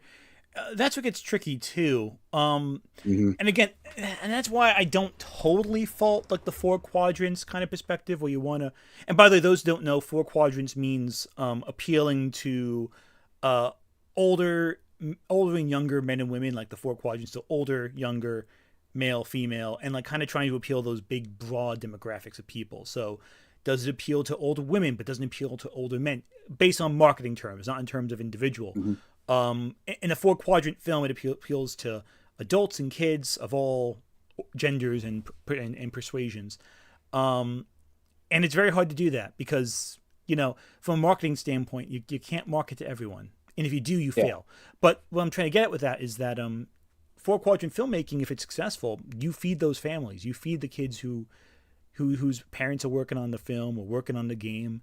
And especially in games too, that industry is vicious. Like, like you can make a game, you can do everything right and still lose your job. Like that to me is mind-boggling. Like the game can be a success. You can, it's awful. Yeah, I think the Marvel Rivals recently with the American team, and it was a small team, but like that still sucks. Like for those people who lost their jobs. Oh yeah, totally. Yeah, it's awful. And not even getting into like, you know, like Suicide Squad Kills Justice League is not a good game at all. It's bad. It's a terrible game. You're not gonna hear me ever defend it. But the reason it sucked was because the fucking Warner Brothers guys were telling them to make the game a certain way. Like they kept sticking their hands in there and like pushing them to do a certain way. And then yeah, because this was Rocksteady, because they were the ones who made the Batman Arkham games, and it's like, why do live service? You got a team that made probably one of the most influential games of all time, Batman, Arkham Asylum, and the Arkham City games, you know? And when you dig into it, you realize, oh, they didn't want to do this. That makes more sense now. Like, oh, they didn't want to make this game. Oh, they did point out they're not good at this. Oh, crud. Okay. Yeah. This is just something I pointed out, and it's something I have to say. I did get a super chat, but it's not a question. It's something that I agree with. As an entertainer, you can do what you want, but it's also your job to entertain others. It's a balancing act. That's true. I think, though, there are some filmmakers who can get away with not making something very entertaining, but, like, the audience that no, I was thinking, like, still good movies that aren't entertaining. But Uwe Boll is like a he's exploiting tax loopholes. He's not making movies. He's Is it sad that I actually want to get into a boxing match with a guy? He did. He made a lot. He did like a whole thing. I know. It's all film. I know. I kind of want to get into a boxing match with a guy. Oh no, I would love to fight him. I mean, now he's probably too old to like really be a good fight. I would still lose, but I could say I did it. But it's more for the novelty, really. It's like oh yeah, Jake Paul saying, "I beat Mike Tyson." Basically, it's like that. Yeah. Well, it's like the novelty of like, you know, if I ever met Harrison Ford, I'd want him to get angry at me. You know what I mean? It's that kind of novelty where you're like, I got yelled at by Harrison Ford. That's excellent. I feel good about this. Oh yeah. You know, something like that. It's like if there's someone known for something like yelling or hitting someone. Well, the only thing I don't think you'd want to do is get shot by someone, but yeah, no, that wouldn't be on my list of things I'd be excited to do. I'm sure there's someone out there who wouldn't mind being shot by a celebrity and go like, "Yay, I got the bullet. Will you sign my bullet, James?" Well, that'd be like, what's his name? And not Alec Baldwin. I'm not making that joke again. Or the guy from The Crow. But I mean, I was thinking that too. But oh yeah, no. Well, that guy I feel bad for from The Crow. Like he really. Oh yeah. He had no. He when he died on his obituary, they put the man who killed Brandon Lee just died. I'm like, but he didn't even do it. He was given the gun that someone else screwed up, and because the Weinstein's, that's a whole thing. I love The Crow, so I'm a little biased with that one. No, it's fine. Yeah. I think like if someone got hit with a lightsaber by Mark Hamill, I think they'd be happy with that. You know, who wouldn't? That sounds fun. except this is the real lightsaber. Then you're dealing with pain. But in regards to an unsatisfying, not good movie, or not good, but not enjoyable movie, a great example of that would be some of the extreme cinema out there. Some of it makes you very uncomfortable to watch. I think Tetsuo the Iron Man is a good example of that. Like, it's not a particularly fun movie, but when you start watching it, you can't turn it off halfway through. You got to finish it. Like, it's so out there. Like the Fist of the North Star. Like, it's not a bad movie. Like, you can't find a good quality of it though nowadays. But it's like all that Star bit. But yeah, no, I'm not saying it's bad. I'm just saying the quality of it is like, you know, since they lost the original film and such, they had to. And it's like, oh man, God, things lost the sands of time, you know. I'm still upset. You look back to like stuff that, you look at like JoJo's Bizarre Adventure. There's that one theatrical film they released. I think. They never released on home media, as far as I know. And it's just, I think it's also the one that was released to like college students. They get to see it. Mm-hmm. Yeah, you were a college student in Japan at that time. Yeah, no, 100%. It stinks. Okay, I think we kind of wrapped up on that one. Let's do some super chats, then we'll go on to the next topic. I'm just going to open up all the super chats on my end. Hey, you got a bunch, Ant. I know that. I got a few. Got a couple too. Yeah, you go with yours first. I'm going to try finding the start of mine. How would you judge a medium that is carried by atmosphere and vibe compared to the stand-red genre films, like the butchered Electric State movie? Electric State I haven't seen yet, the movie, but the book of that is fantastic. The movie I've heard is not that good. I think it's more like a bit of like I think the question is more like, how would you judge a medium that is more style than actual substance in that regard? Do you want to take that one first? Because I have thoughts on that. I think you can have a film that it can have like a film or a game or anything like that is basically style over substance, because sometimes you're not looking like, it's like that whole thing where people say like, oh, just turn off your brain, you'll enjoy it. And I think, I guess for some mediums that does work. And I guess, I guess I have to say I'm one of those people that's like, I can barely turn my brain off when I sleep. It's why I have insomnia. Oh, that's relatable right there. Uh, But I think, yeah. yeah, I think if you're just looking for something that's like badass, you don't have to look at the deeper meanings, but that could be there, but it's not something I'd say is bad per se, you know? I think it depends. I think sometimes style is substance. I think Hmm. with Yeah, I some remember you talking things. about that. Yeah, yeah. I like talking about that sometimes. I think it's a cool topic to discuss. Where sometimes, on a plot standpoint, nothing really matters. None of it really makes sense. The writing is not that great, but it's so distinct in its aesthetic that you kind of go along with it. Like a good example of this, I think, would be something like, say, Eraserhead, David Lynch's Mhm. Eraserhead, where none of it makes any sense. Like, not you can try to wrap your mind around the allegorical messaging or whatever, and none of it totally adds up. It's all it's meant to make you feel paranoid. It's meant to make you feel on edge, and it accomplishes that, even though nothing about it makes logical sense. Or even like why people love Friday the 13th films. Like they're Hmm. all dumb. Like they're not good Yeah. movies, but Or like scary movies. oh well, there's some scary movies I think are really really No, no, good. I'm Oh talking oh like the the scary scary movie. oh like the Wayne brothers The- ones. yeah. Yeah, yeah, exactly. It's the same concept. Like you Mhm. go in because you want to see what they deliver. For scary movies, it's the jokes. For Friday the 13th, it's the kills. Like they're not well made. Oh, every film's a Eh, production, but they're not like specific, especially like particularly great. But they're fun. You enjoy them. That's what matters. All like right. I can still say like you can get like the same effect for films that are well made because one of Mm. my favorite films would have to be Bullet Train, you know? Bullet Train's really good. I was surprised with Yeah. that one. I didn't expect to like it as Oh much as I yeah. did. Like I went Oh, in it thinking was like it's like Die Hard in a Bullet Train. It's great. pretty much.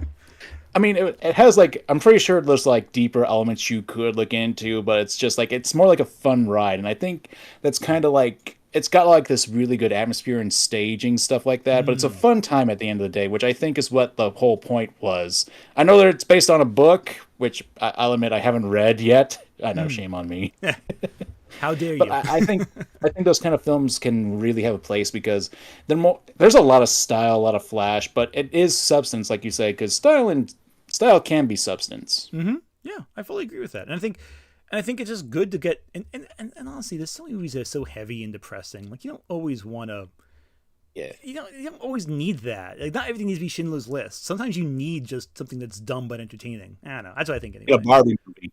Oh yeah, yeah. And so I always want to see Marley and Me every day. I want to I want to see something different. Mhm. Anyway, I got a couple super chats here. I'm going to read a couple real quick. Go ahead. Adrian Parchman. I think the problem with Wonder Woman is that she doesn't doesn't anything else about her, unlike Bruce Wayne and Clark Kent, who have an identity outside of their superior persona to explore their character. Agreed. I feel like her persona shifts too often too. It's very unstable if you go through like decade by decade. They keep trying to make her interesting in different ways, but what they do is they undermine what makes her so interesting to begin with. Except for in the Mhm. George Perez run, that's really good. The late George Perez did a fantastic run on Wonder Woman following Crisis on Infinite Earths. That's the Yeah. best run in my opinion. All right, now here's a fun question. Mhm. If you guys know Transformers, can you tell me your favorite Decepticons? Starscream. that's, Yeah, that's the easiest answer. ha- Oh, Yep. I was going to hands say down. Starscream. What? I'm Starscream. Starscream's the best. He's the best look, one. I do like Transformers, but I kind of grew up with Beast Wars, so I'm more of like Oh, yeah, I Oh, like the hell yeah. that's awesome. Hell Raptor, yeah. you know, The rat one. I like the rat guy. I forgot it. Rat Trap, Rat Mm, Trap. God, yeah. Well, Yeah, Rat I trap. mean there was just Rat- like a lot more personality with those guys, and yeah, that was like early CGI, and it was kind of like when you look back, it's like ah. well, that and like It's. Reboot had some real I was janky gonna say CGI reboot. that was Those were good, my childhood. Yeah. but they were so You know they well actually made. you know they made a sequel reboot, right? I know that they made it. I've never seen the sequel, but I know it It's on exists. like the only thing good about that series because they put actual humans in it is that they upgraded Megabyte and he actually looks pretty cool for the most part. Yeah, but he's not Tony J though, so that's I so know, that's I the know. downgrade there. Yeah. That's the issue. His voice is half the character. I know. I love watching Reboot and going, I have no idea what's going on at any second. Yeah, right. All right, there's a couple more super chats I'm going to speed through real quick. We read that. By Chiappi Odera. The Marvels comic handles the moment of Gwen's death fairly. The Marvels being the comic specifically, handles the death of Gwen's very well, where the hope for Spider-Man seemed to be broken in the populace. Yeah, again, the Marvels, the comic, if you've read that, is fantastic. It's like a snippet of iconic moments throughout Marvel history from the ground level. It's a great comic run with amazing Alex Ross art. Read it; it's fantastic. Because I'm bored. Thank you for Super Chat. I think It Was All a Dream is worse story wise. I think you can still do that well at times. There's some that do the It Was All a Dream really well. Again, really all depends on the setup, really. Yeah, it really does. There's an example of a Nathaniel Hawthorne short story called Young Goodman Brown, which is a very strange story where the main character commits all these horrible actions, but he's like this good Christian, Protestant young man, and he's prides himself in being good and never sinning in his heart. And it turns out to be all a dream. But the idea of the story is that because he was dreaming it, he still thought he still didn't have all that goodness he believed he had in his heart if he came up with this dream where he did all these things. So it's like it's still like hits the message of the core crux of the story, but it's also unsatisfying because he didn't do, it's like, oh, none of that really happened, or did it? Which isn't as fun, I think. And maybe like 5 people know what that is, so I feel like that's a very vague reference no one's gonna get. Adrian Parchman, remember MCU Quicksilver's ending, and I think in terms of unsatisfying moments, I thought that was really compelling. I thought it was a good bit. Yeah, there's a few super chats. I'm very sorry, Manga. Let me speed through these real quick. No, it's fine. Like, let me read one. Go for it. Since we're talking about tropes, do dark fantasy and dark media rely on strong writing and well done tropes? If written well, is it dark instead of edgy, or is it just a preference, or both? Preference and good writing. I think it could be any of those. It depends on the story, Yeah. How would you define edgy versus dark, though, Manga, before I say my thought on that? Edgy versus dark. Now, that is a good thing, because some people call me edgy because, I got the Shadow the Hedgehog colors rocking right here, That's fair. That's valid. The Hedgehog, yeah. By the way, there's some people in my comments who say your avatar is hot. I just figured you should know that. Oh. They're in all the comments say that your avatar is Oh. hot. Probably the most few of common those, thing I I've saw read. those. Yeah.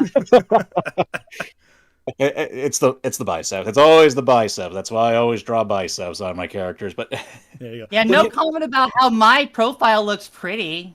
No Sexist, everyone.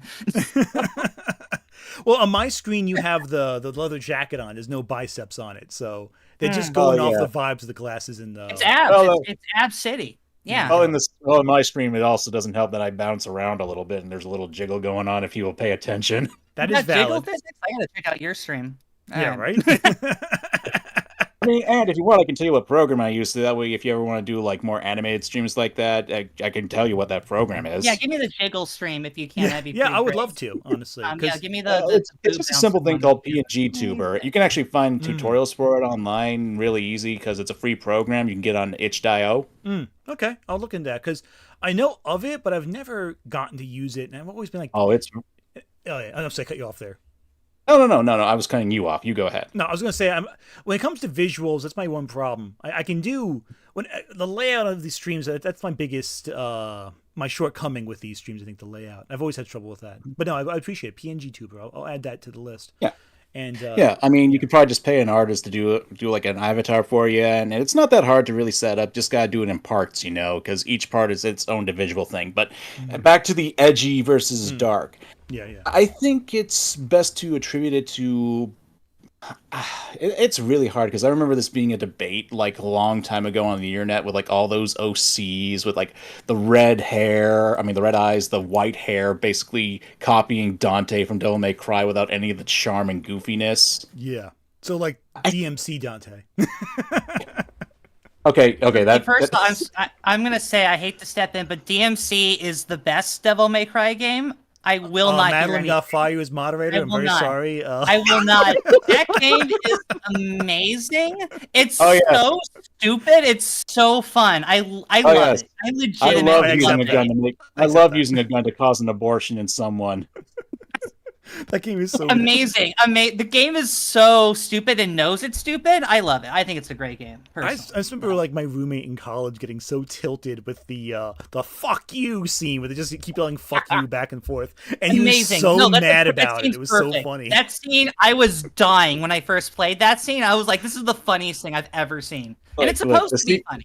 It's supposed Well, to be the scene funny. is funny, but only Yeah. if you put Dante as Dante, the demon slayer with the mustache, the dirty Sanchez mustache. That would be interesting. That or like a weird Hulk Hogan mustache. There is too. actually a mod called Dante the Demon Slayer. God, I It's love just it. basically taking the Spanish translation and putting it over Dante's lines, and everything else is in English, but he's just speaking Spanish and has know. a stupid mustache on his face. Like again, it's one of those things where like the combination of the right factors is so ridiculous. I know. I'll admit, DMC does get a lot more hate than it should. I personally don't like the game. It's not really what I consider to be a great one, but I can see people do like it, obviously. And it makes me vomit in my mouth to say that, but I admit it anyway. But I will say it's not the worst Devil May Cry game. no, that's two. That's two. Two is the worst one. Like Everyone that's- agrees on that. Well, Yeah, that's funny because someone in the chat just said DMC2 is the best one because he has a Really? cool jacket. Damn, what is with all this blasphemy on this stream? Oh, I gotta talk to my audience. I'm sorry. I gotta do a purge. Of my Oh, audience. no, it's fine. Unironically, I did actually ask this question since I am working on Devil May Cry content in the next couple weeks. I Cool. did ask, give me your hot takes, and you would be surprised how many people are actually defending 2 and the remake and the, You know what it is? DMC. It's the nostalgia. No, DMC factor. is good. I understand that one. I understand. No. that. Oh, I will you're accept. speaking a foreign language to me right now. I don't understand what you're saying right now. Sorry. I will accept it as so bad it's good, entertaining. But like, I would just rather play DMC 3 in that situation, or the first, Oh, or yeah. 5, or 4. Anything but that. I will say this. I think with DMC Yeah, that's what I 2 consider to be nostalgia. more edgy than anything, when it's trying too hard to be like deep or dark, when it's trying way too hard. Like, give Shadow a gun and a motorcycle. That's real edgy to me. I think cringy is where the darkness has no weight to it. You know what I mean? Mhm. Like you read, I referenced this before, but The Crow, which is which I have up on my shelf right next to this bookshelf, so I'm pointing in that direction.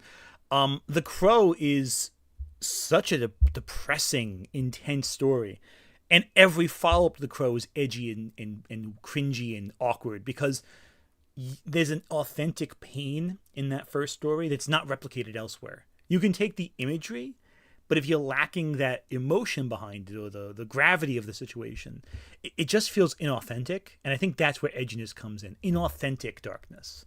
Whereas dark is authentic darkness. I think anyway. Okay, one quick comment. Mhm. The real Devil May Cry is Dante's appearance in Shin Megami Tensei Nocturne, which, There we go. I agree. There Yeah, we go.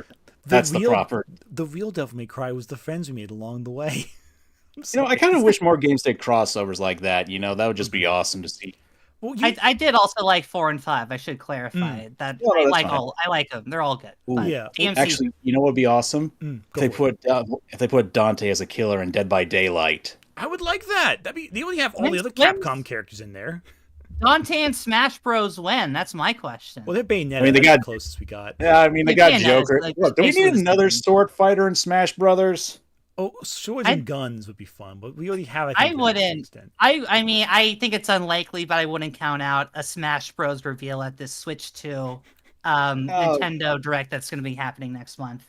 I don't think yeah. so, but I also wouldn't be surprised. It's Yeah, possible that's they might possible. tease early development on it. Maybe I don't know. Yeah, that's what I was thinking. Well, I think mean, it- that's I'm sorry, I couldn't- that's actually agrees with like an Ice Berry versus who would win, Sephiroth or Dante. Okay, that's actually tougher than I thought. Now I think about it. Well, actually, let's make it easier because, let's make it Sephiroth versus Virgil, katanas and all that thing right there. Well, they also have their transform states. That's where it gets tricky because they Oh, both are yeah. because they're You both got, you got, ridiculously powerful at their final yeah, you got states. the one-winged angel versus the son of the demon knight Sparta. Yeah, they get stupid powerful though at a certain point, like all of them collectively. I'm gonna say, like, Dante fights enemies that look like Sephiroth's final form in the That's game, true. so maybe he'd be fine. Yeah, they might be on par for a while, but I have a feeling, and I love Sephiroth, I love Final Fantasy. I feel like Dante or Virgil may have an edge in their like final ultimate whatever form, like whatever that they assume at the end of the game every time, like the ultimate demon trigger stuff. Anyway, let's there's a few super chats I want to get through before we move on. It's actually wow, hang on, just got a few. Something's glitchy here. Oh, cool. It all started acting up on my end. That's great. Don't mind me. My computer was acting up for a second, but we're fine. No, that's fine. Okay, so quick thing right here from Stabster. One thing I found about the original Evangelion for me is the TV ending is emotionally satisfying, but logically unsatisfying, while the end of Evangelion is the reverse. Totally agree with that. That's a great way of putting it. Baichiapi Odera has 2 quick super chats. I always saw tropes as the blueprint and materials for a story. Yeah, that is true. They are the building blocks, and then you have to flesh them out. By Chip here again. Some of the best stories make you want to learn more about the culture they are from. I think this is in response to your world building comment earlier manga, which in turn makes them more important. Yeah, I agree with that. 100%. Also, my girlfriend is calling me a cheese stealer, which is not my God. wrong. Yeah, she came in earlier and she flipped me off because apparently she wanted to make a Reuben, but I took all the Swiss cheese. Oh God, that's a monstrous. You see, what I just do is I make food for the whole household. That's the Italian way. You don't want to. Yeah. Like we can't even help it. It's instinctual. It's actually really bad. One time, I had a few friends come over, and I felt like I didn't have enough food, so I just threw together some baked ziti, and it's like it was too much. It was too much food. It was terrible. My house is. Yeah. Well, sorry. Look. Also, I'm Irish and Scottish. I'm Irish and this is a Scottish. very- It's basically anyone's. You've got to fight for your food there. That's valid. Very, very just quick, because before we all forget that conversation, apparently Death Battle did Sephiroth versus Virgil. Wait, what? There may be an answer. Yeah. I Okay. forgot that. I forgot that entirely. You want to have a quick moment talking about Death Battle? Because Yeah, that's a good idea. Because here's the thing. I think I should lay my chips on the table right there. I'm not super into the whole power scaling community. Like, I think very much like, oh, whoever the writer wants to win, that's who's going to win. So, yeah. But your perspective on that. Quote. Yeah, same there? Yeah. I think it's the most boring way to look at art in media, personally. Like, who would win, Superman or the Hulk? Like, I don't care. It's not interesting to me. I do not care. Personally speaking, and I've had my own misgivings with Death Battle and some of its community. People can like whatever they want to like, that's fine, but I just kind of find it to be, do we really need to have 3 versions of Goku versus Superman and have it end the exact same way every time? Really? Yeah, it's not going to be shocking the 5th time. I do like how they recently have kind of gone, listen, it's all for fun. We're just doing this for entertainment purposes. Don't take it too seriously. I like how they've begun to include that more because, yeah, at the end of the day, this is all just kids smashing their action figures together. It's not any deeper than that. But I think the problem is when they do make it deeper than that, because I've made videos where people use Death Battle logic to point out why I'm wrong about something, and that's when it becomes weird, because it should just be fun. Like, who cares? It's a goofy death battle, but then it kind of creeps into just general discourse about other things. I personally call that the Matt Pat effect, because you remember how back in the day when he would make game theory videos. So much.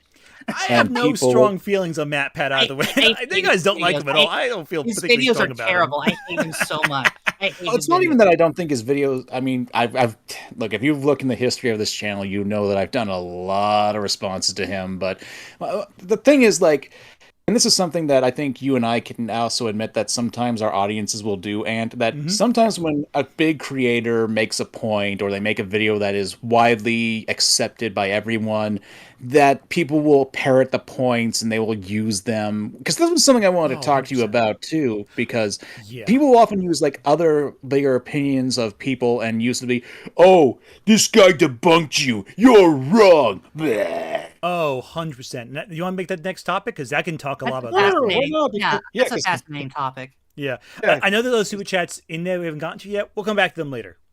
I'll answer them. Don't worry. But this is a topic I want to talk about too. Yeah, 100%. A great example of this is for a while, and this is something I discussed with on a previous video about like Doug Walker. Like Doug Walker's arguments early in the internet, like when he would say something, that would become the default go-to comment for every single person about that film that he was talking about. And the best example of that is the Batman and Robin with the Bat credit card. Every single person was echoing, "Oh, it's so ridiculous, a Bat credit card." I'm like, well, is it? Is that really the worst part of the movie that you could think of? I could think of a few worse, actually.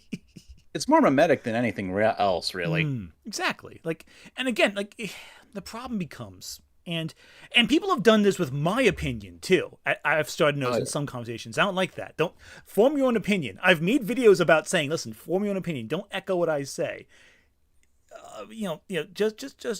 Just. My opinion is my opinion.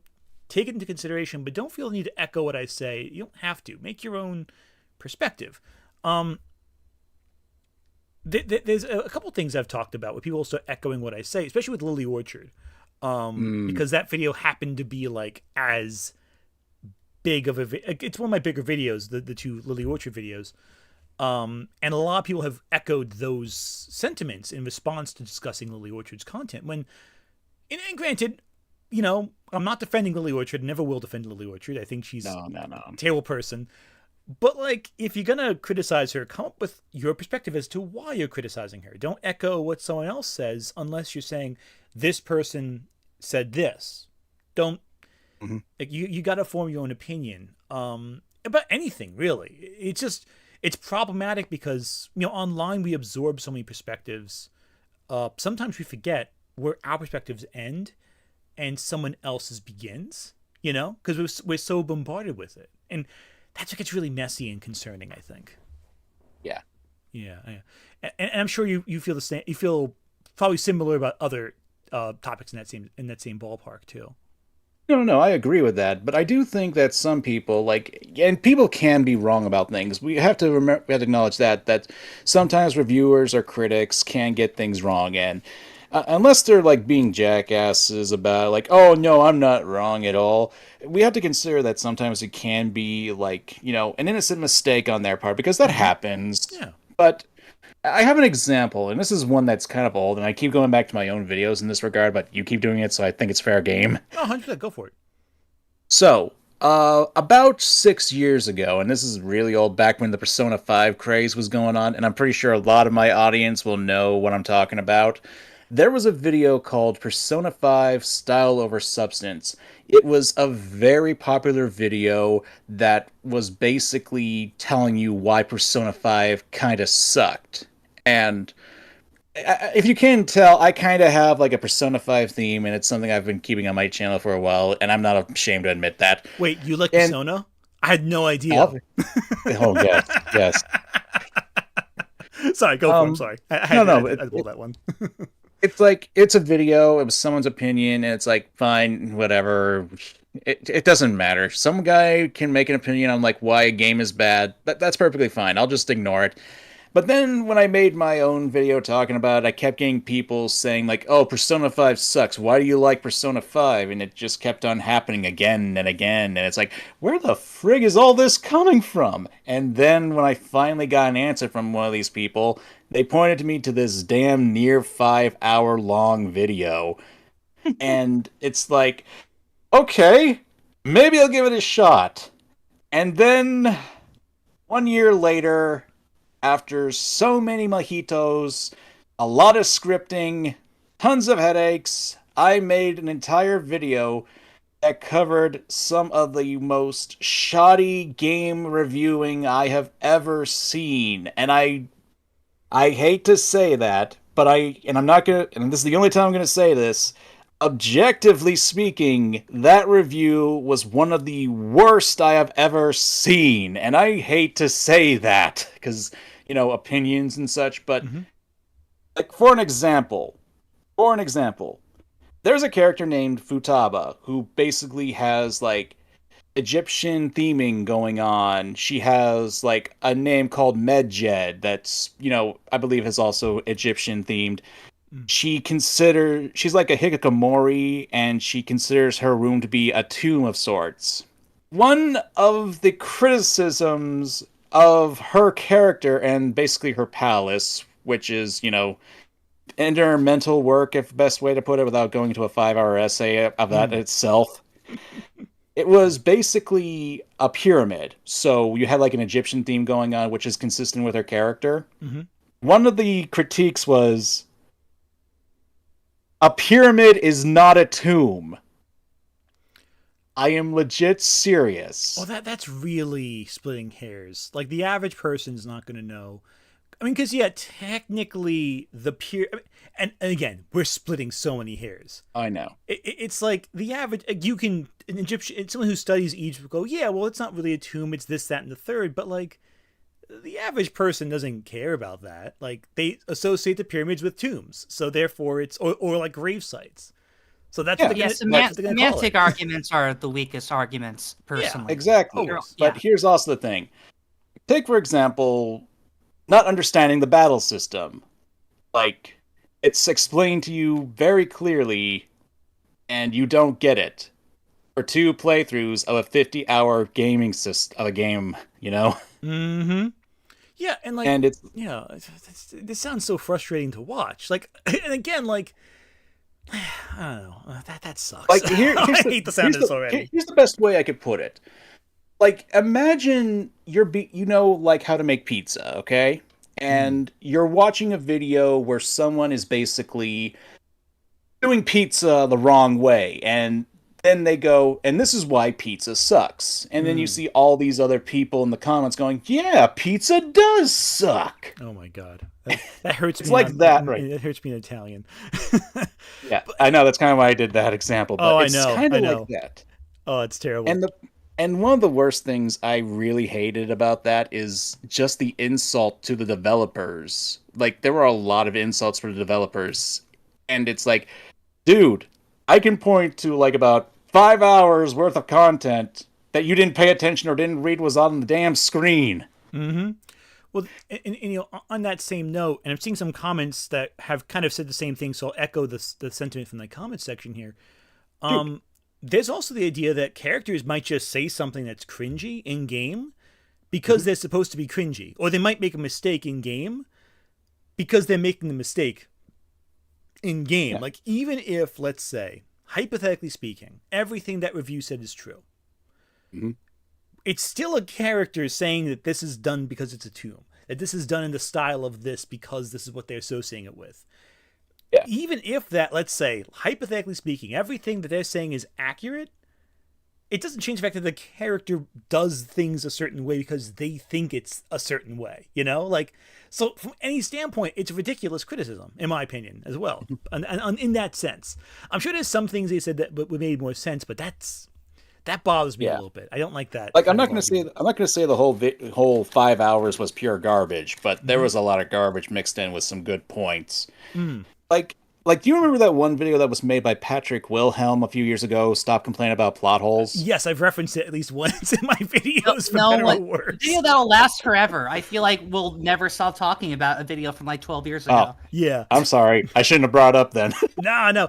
I feel, and I'll say my opinion on it. I think the video, in broad strokes, is touching on something interesting. When you look at it which is what I did in my video when I referenced it, in broad strokes, the video is saying something, about, hey, we get caught up in poking minutia about something. I feel like the specifics is where it gets a little sloppy, but that's kind of the thing right there. I think that's really the crutch of the thing right here. Like, overall, it's fine to have like those opinions. Like you think people get way too knee deep into it. Although if you're talking about cinema sins, it's kind of like that's a losing battle right there. They're kind Yeah. of You can only fight certain fights. You can't beat yeah. that tide.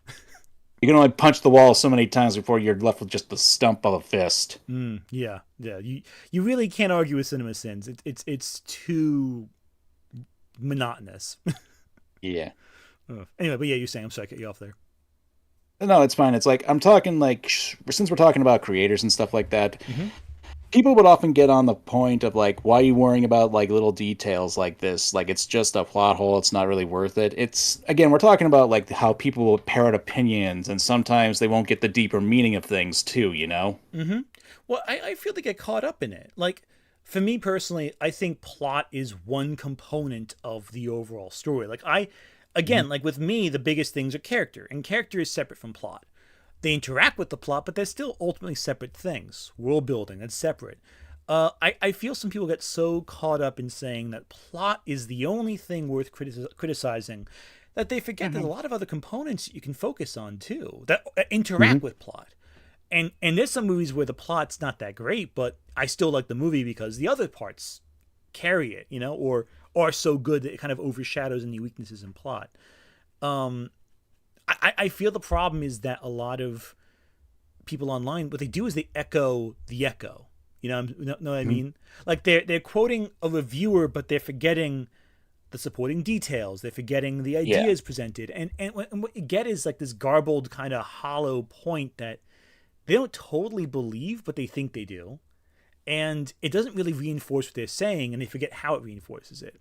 And so Basically, like the ad populum fallacy, because someone popular said it, it must be true. Yeah, 100% that. I think that's probably closer to the reason what you said, Common, because I think it's more of a cultural thing, a social thing than anything, because having a language of we both agree that this thing is good or bad brings us into a community where it's like, you're like me, you're a part of this. So when I say this, we both assume we have the same opinion about this piece of media. So I honestly, I think that's probably the reason people do shortcuts more than anything. Yeah.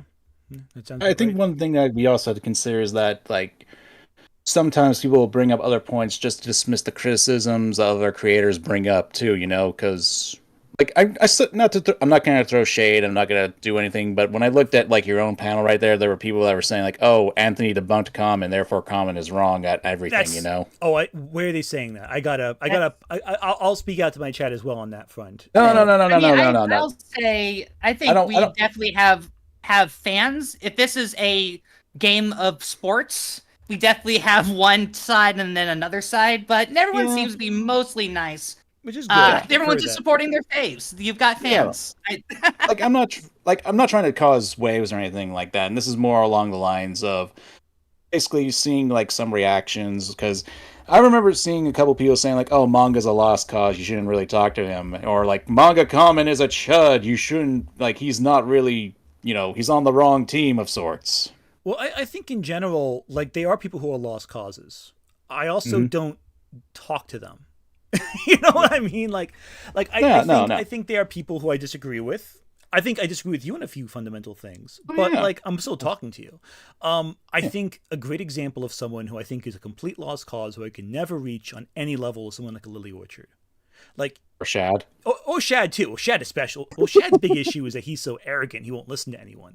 I mean, it's also the political and social beliefs that Shad has. Oh yeah. Which would make me personally not want to talk to him. He probably would not enjoy the sight of me. So I don't need to like him. That's the thing too. Bigotries are sometimes a factor as well. And everyone has bigotries to an extent, but like when someone like a Shad who's like will lie about what you're saying. Like that's the thing right there too.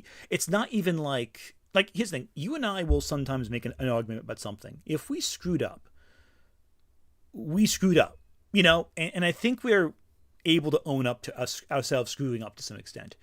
A person like Shad will never own up to it. They'll never accept it. They'll never admit it.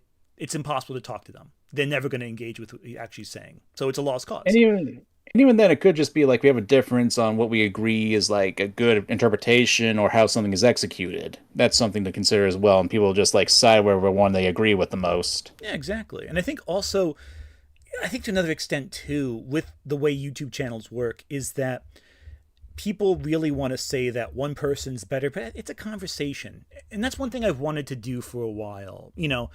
Like, I want to engage in a conversation with other critics. I don't want it to be like one side is right, one side's wrong. Because, and what sucks is also a lot of people know me from Twitter, where everything you say is designed to be argumentative, where you can say I like pancakes, and the initial reaction is, "Oh, you fucking waffle fans! How dare you? You waffle haters! How We're dare having a you?" conversation here, and I think we're having a good conversation here, and I Yeah, feel like 100%. I've been like mostly. I feel like I've been mostly civil in that regard. No, 100%. And that's the thing too. Like, I think most online discourse doesn't happen if you're talking either voice to voice or face to face.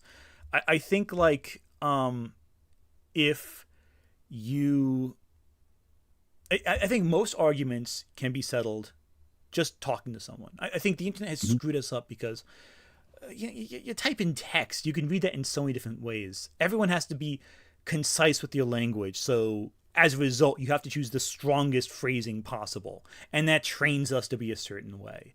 And Yeah, not to mention like we're trained to basically, bite-sized stuff going on right now. Like YouTube is going straight into the shorts at the oh moment, yeah, and people don't have the attention spans anymore to really pay attention to the full points people are making. 100%, 100%. It's terrible. And like I was watching a thing, and again, I'm not saying like you have to be plugged into the book world. I just reference books a lot because Oh no, as it's you can fine. tell, my books are kind of a big part of my interests. Like you look at Book Talk on TikTok. There's a book community there, and there was a whole thing recently where people were complaining that the books they were reading had too many words in them. I'm like, it's a book. Like, what do you fucking expect? It to have pictures next to it? Like, it's not a comic. It's a novel. Like, that's the way it's written. It's funny because like you think, oh, that's so ridiculous. Who'd actually believe that? But like enough people do, and that's where it gets tricky. Because I think there's like three levels of the audience on the video essayist commentary world on YouTube. It's the level of people who like really pay attention, really analyze, like seeing different viewpoints to get a good sense of what's going on. They're the people who listen to a couple people who really align with their opinions already.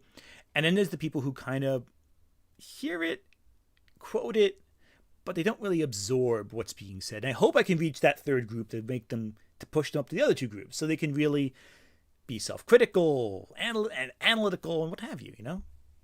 Good luck with that. That seems like an uphill battle. It is an uphill battle. But I don't want to like drag them, but I'd like to encourage it. Which is, All it's a different mentality. I'm not. right. If it doesn't work, it doesn't work. But if I encourage it, that'd be something nice. I think. All right. Any more super chats before I drop one? Before I drop our next question? Yeah, let me read a couple through there because there's a couple that I had lingering that I didn't address. Yeah, go ahead.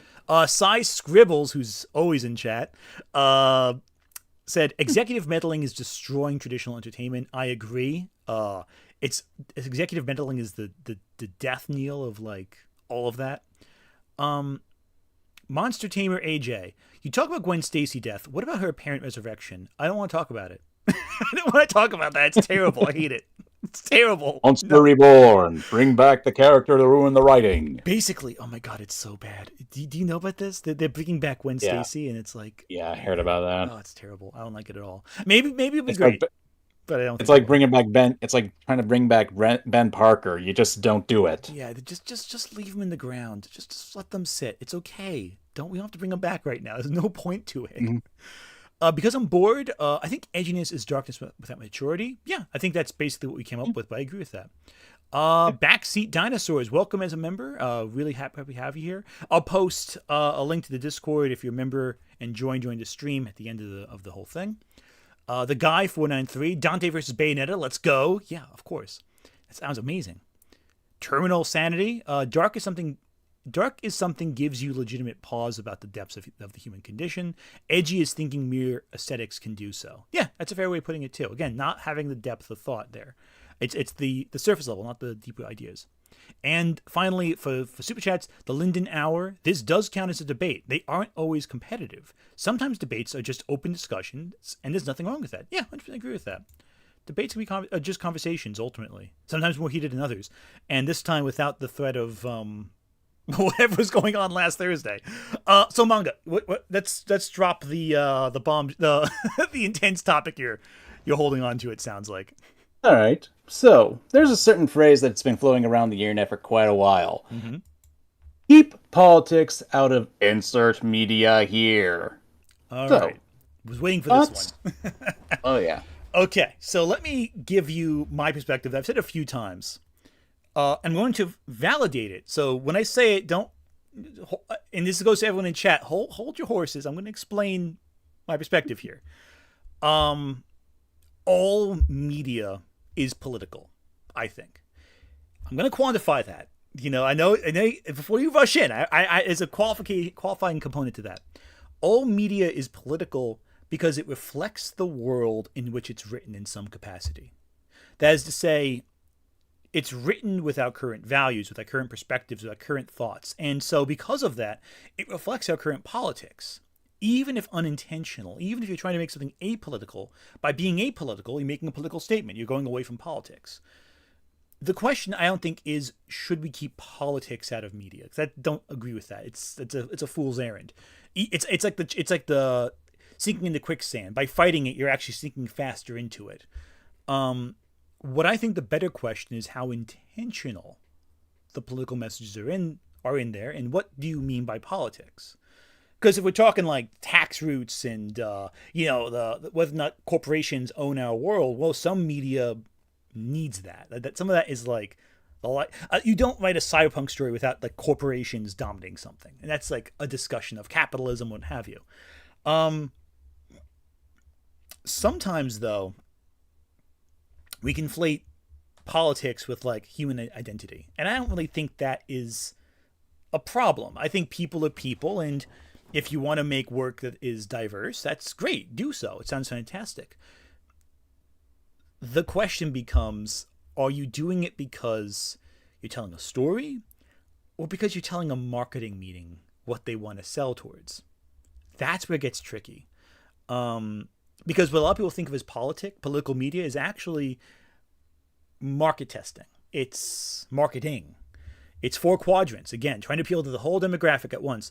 And as a result, you're forgetting to tell a good story, because you're trying to sell a product more than you're trying to sell a narrative. And that's tricky because you can take that idea of like, oh, the company's trying to sell something and not trying to tell an authentic narrative. And what you end up getting is people misapplying that to things that are trying to tell an authentic narrative. I'll give you an example. The game Concord got a lot of people like yelling at it because they're saying, oh, it's so political, yada, yada. And the game failed. I don't think Concord failed because it was trying to be political. I think Concord failed because it was being bland. It wasn't distinct. It was very corporate cookie cutter. But again, the question then becomes, and I'm hoping I'm hitting the nail on the head. I'm hoping that what I'm saying makes sense because I feel like I'm throwing a lot out there because it's such a general topic. I'm just letting you talk because I'm trying not to interrupt you, No, I appreciate it.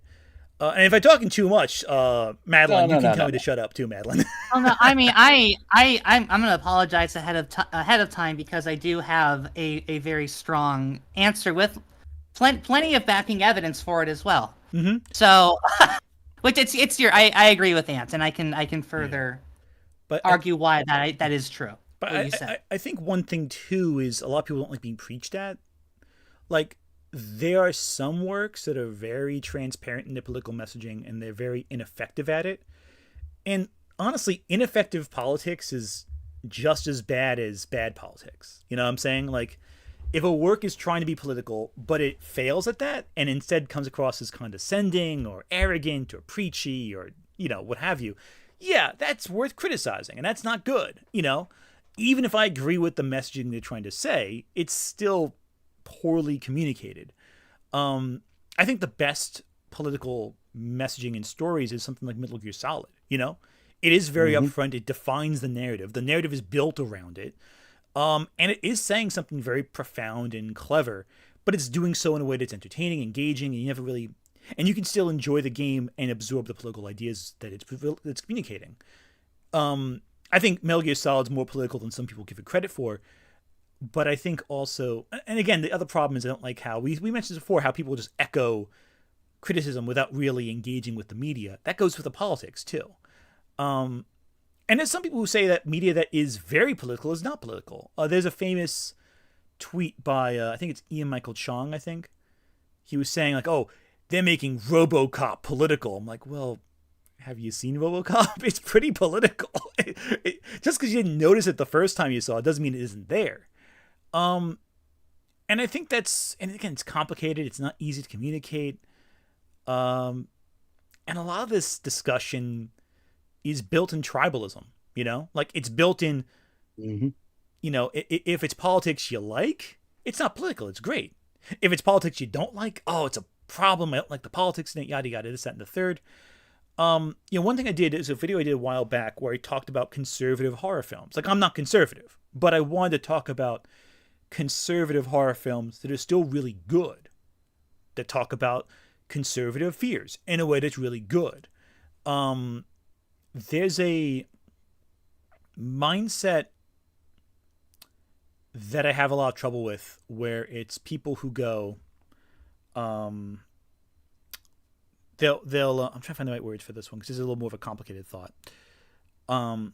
Where they say conservatives can't make art, which isn't true. Conservative people can make art.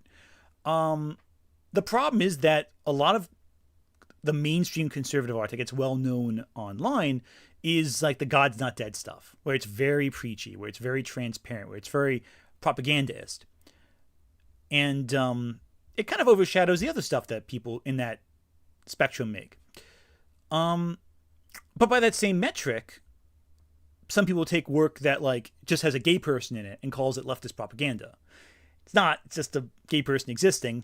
Doesn't matter where you exist politically. Gay people are real. They show up. And that becomes the real hyperbolic echo chamber of the discussion.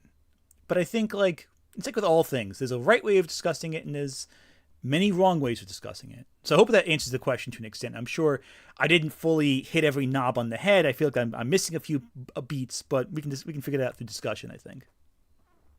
Oh no, I get it. I think one thing that I do have a little bit of notes I have written down here which do echo a little bit of what you said. Mm-hmm. But I think one thing that really needs to be basically addressed when this question is asked is, what do you mean by politics exactly? Because politics is a very broad subject matter in that regard. You know what I mean? Agreed. That's the other thing too. People just say politics is a buzzword at a certain point. I don't think it even means anything in some capacities. But that's happened to a lot of words nowadays, if you ask me. Hundreds of words. But in fairness, a lot of the time they often mean a very specific thing in relation to identity. That's the issue where I have an issue. That's why I draw an issue. When someone says, "Oh, they're being political," it's like, well, what's political about it? And you push them on it, and it turns out it's a black person's in the game, or it's a gay person in the game, and it's like you gotta prod them a bit because there is a wrong way of being political in work, but I think 9 out of 10 times they're not really talking about actual politics. They're talking about their pet peeve that they're whatever that might be, and sometimes it reflects their own personal bigotries that are being challenged by the media. And I think I think we should be challenged. I think we should be challenged when we watch stuff, when we read stuff. I think it's good. I think it's healthy for us to be challenged. I think the problem from that is like how often should you be challenged so often? Because I think that's something to consider as well. Because if you think about it, I mean, I'm not trying to. There's always the thought because not everyone wants to be challenged all the time, and a lot of people are trying to say whenever people say everything is political, I think that's what people take an issue with because not everyone wants to be challenged all the time because you can talk about how Tetris was basically a political game, and then people will be like, it's just Tetris, just let me play my game. You know what I mean? And I'm not saying you should ignore any political context for how games are or how some studios get screwed over, Disco Elysium, but Yeah. But I think That- it's also like not everyone wants to be challenged at the same time, and because there's such like so much media out there, it can feel like all of this is just coming down at once. And I feel like some people, when they say keep politics out of game, I think they're trying to refer to that right there. Of course, that's being a more charitable interpretation of that, but that's just what I feel like. What the most shoot, I'm sorry, words No, it's all slipped good. my tongue. Like the most generous interpretation I can give for that right there. And that's fair. That's a very fair point. I do think you might be being a little too generous in some respects, but I see what you're saying. No, I get it. Like I understand because I personally believe like I'm not going to ignore dumb takes out there because just because a piece of media has a woman or has someone of a different group of skin color as a main character, I'm not going to assume that's going to be political. Like, and that's kind of stupid because I remember like a Ghost of Yote sequel was being accused of, oh, it's going to be woke because the main character is a woman in that one. It's like, dude, the game hasn't even been released yet. Could you at least wait to see if this stuff is going to be that before you start launching into the boogeyman? Mm-hmm. And I think with that too, the issue is that they jump at their one trigger. In this case, it's a black person existing. And I think it was a woman or a black person. I forget exactly. Woman. It was a woman. Okay, cool. Because I'm mixing up the controversies with that and Assassin's Creed. Yeah, you're thinking of Yasuke, right? Which is a whole other discussion. And it's that's like a garbage fire in and of itself. Yeah, and like the thing is, not everyone wants to be challenged with every piece of media, but at the same time, media that is challenging shouldn't be censored at all. There's a lot of stuff out there that is just fun and not heavy and nothing deep.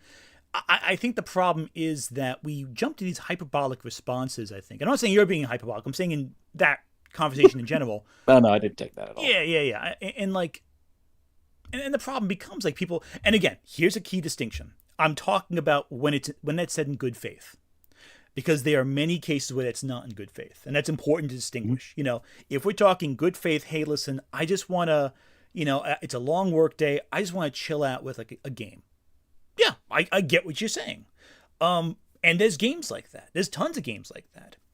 I think the problem becomes, but there's an opposite problem where people will go, oh, well, this is too political. I don't like it. I just want to chill out. I'm like, well, yeah, but like you have those games to chill out with. Balattro's right there. It's the best. It's one of the best games of last year, and it's a very simple concept. Marvel Rivals just came out. You can chill out with that, and and that's just as that's more diverse than almost all the games that they criticize for being diverse. So it's like, what's the difference? Where do we? What are we responding to? And the problem is they just throw out the buzzword as like. And if I may be uncharitable in some cases.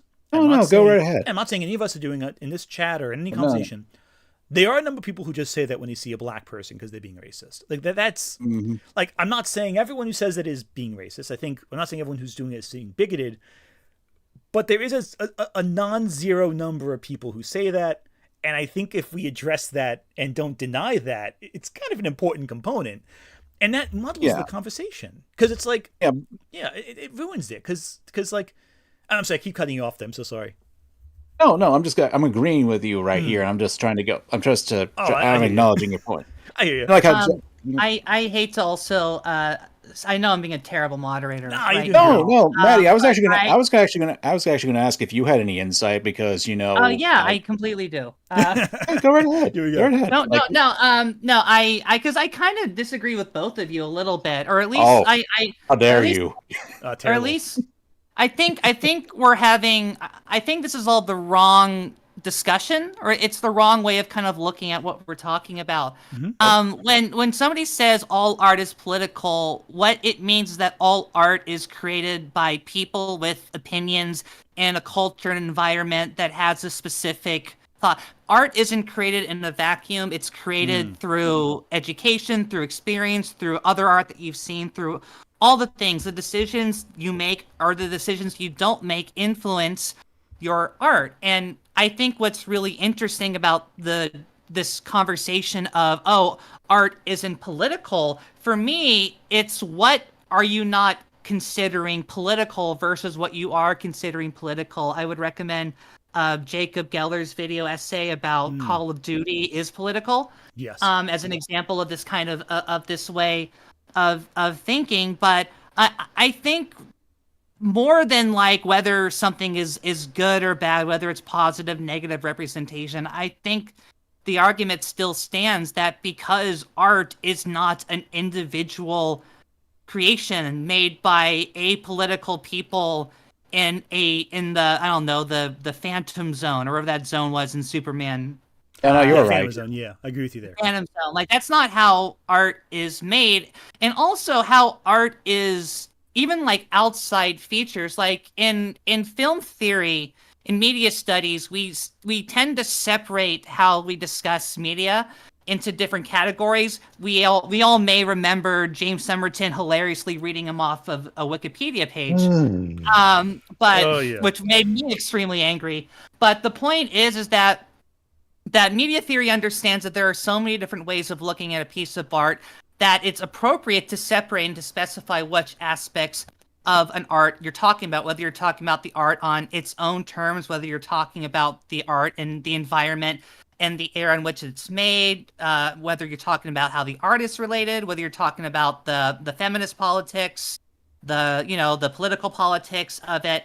And what's really, I think, interesting and what gets kind of swept away by the politics, keep politics out of art debate, is it's kind of like combining all of these arguments and kind of getting it all wrong at the same time. It's kind of saying, I want my art to be one thing, while looking at it from like 6 different perspectives of why to this one person it has to be this one thing, and kind of always getting it wrong. There's a documentary called, there's also an essay called Ways of Seeing that explains how all media is, by its creation, all art by its creation is political. Even just the decision of where art is presented, where it's curated, how you first see something says something about the art and creates an opinion and a political purpose of an art. For instance, seeing a painting in a gallery is a political statement because not everybody can go to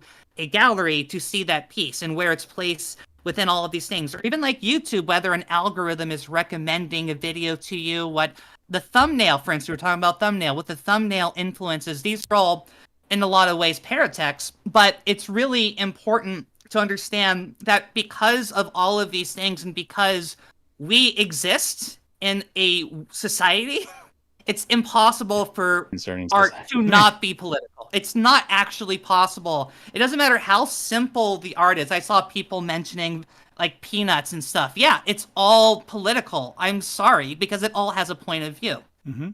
I agree. Yeah. Every component of it. Yeah. Sorry, I cut you off there. Sorry.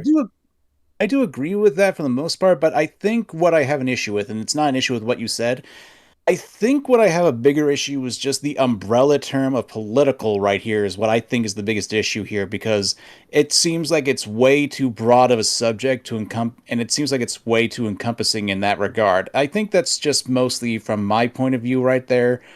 And I feel like when people talk about politics, like there's so much that you can be referring to that, and it's so broad that I think it might be part of the reason why the conversation is being so muddled, because people will take the word politics and interpret it to be whatever they personally believe politics are being referred to. And I think that's the biggest issue right here. Here's the thing about what you just said. All of it is true. Every single opinion and thought, whether good, bad, wrong, or right, it all falls under the same umbrella of media analysis. Media analysis is an extremely messy, conversation. Like when you take a media studies course, you're not taught to beat the film. You're taught to write a compelling argument in an essay. I didn't get points off for getting, for getting a wrong answer. I got points off for not properly conveying my argument in a convincing way, which are different things. And I think what's most interesting about the politics argument is thinking what people themselves define as politics and what about the word politics makes people uncomfortable. I think that analysis of the person reacting to politics is, to me, a much more interesting conversation than let's stop using the word politics in media. I think also... sorry, cut you off there. Go ahead. Go Yeah, ahead. yeah. I was gonna say, I think also the problem is, and I'm even seeing this in the comment section right now to an extent as well.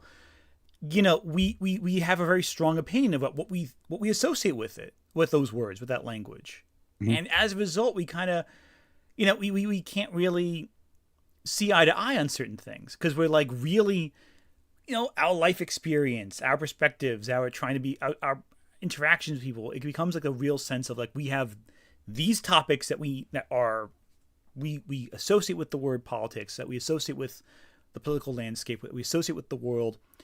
Um, and a big thing also is, again, a lot of people say what they aren't really actually saying.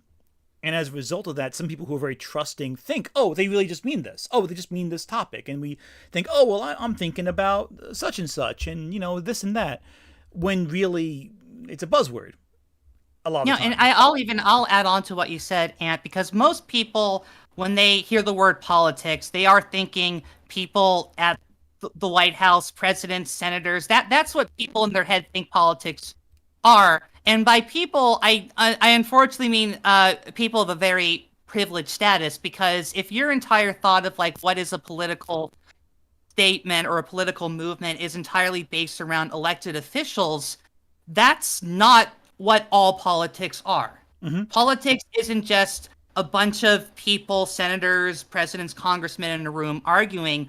Politics is everywhere. Politics is how our society works. Like the decision that a policeman makes on the job is a political decision. You Mm-hmm. know, you can say that political and maybe I'm mixing up political and social, but they are the same thing.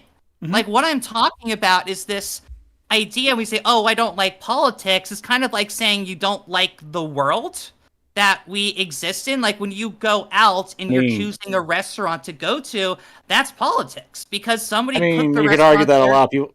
I mean, you could argue that our world does suck, and I can see why people wouldn't like it. You could make that argument. You know, But it I think doesn't change. It doesn't change what's happening. I mean, everything is political because No. it's all reflecting art. So when you're saying I don't like politics, you're saying I don't like a specific version of politics that I imagine in my head, which is usually sometimes it is a dog whistle. Unfortunately, like it is. I don't want to see a black person or a trans person in my movie. And sometimes people just think politics are, like you said before, it's somebody lecturing somebody, it's somebody trying to over explain something. But in reality, politics is all around us, and it's really important to notice that. Like when you watch something like the Transformers movies, it's important to note how much like jingoism is in that film, like how much it supports armies.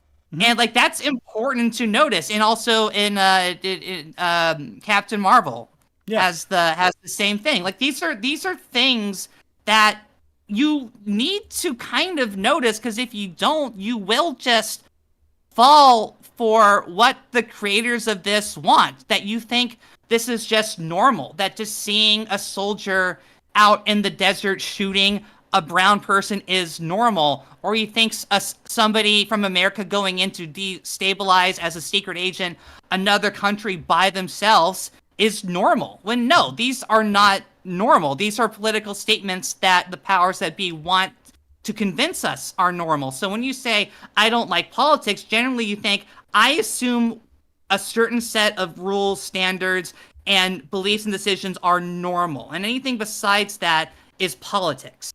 And that's telling. That's telling of who a person is. I don't disagree. I think also a factor. Well, I think actually we got into a tangent that I think is interesting. I'm not going to say I agree with everything you just said, but I think that we're on a topic that's interesting, and that topic is when people typically say something is political.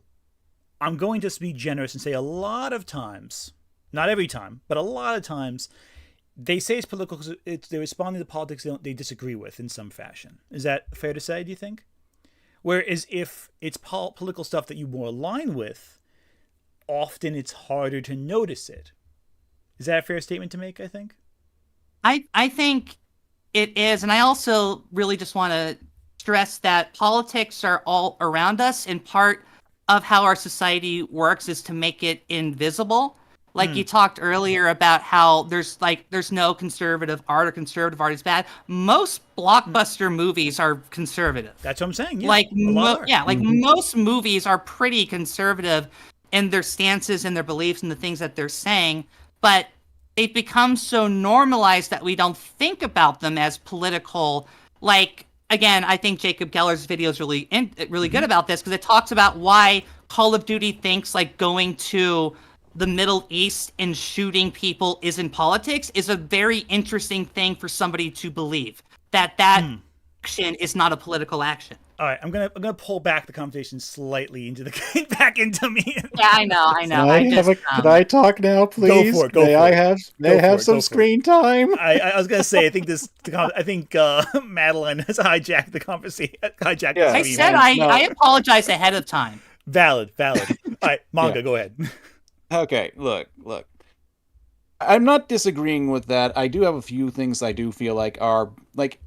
This goes back to my whole broad thing and how that I'm not trying to be generous in that regard, but again, this goes to the whole thing. Like when we talk about politics, people will often be very, very vague when they're talking about it. And I think that's the biggest issue here. And I'm not going to say that I'm not going to say it can't be used as a dog whistle, because obviously anything can be used as a dog whistle if you really think about it. I'm not trying to discount that people have done this. I want to make it clear I'm not discounting that. Okay. Okay. But I feel like the biggest issue is that we don't talk. That's the thing. The biggest issue when people have this conversation is they don't actually talk. They assume things. And I know I'm being kind of generous here, but from my own experience, I feel like if we actually had people who weren't coming in so hot about this topic, and I understand politics as a whole is something very important, but if you really care about the subject, you should at the very least come in give them at least one benefit of the doubt. If they come out and they say, "Oh, I hate it because insert racist slur here," then no, you don't have to give them the benefit of the doubt. But I feel like people come into this topic a little too hotly, and then they start to make assumptions, and then they start to jump to their own conclusions, and then it just becomes a huge mess. Because, like, we've had this discussion for like a good 2.5 hours, and I feel like we've managed to make some solid ground.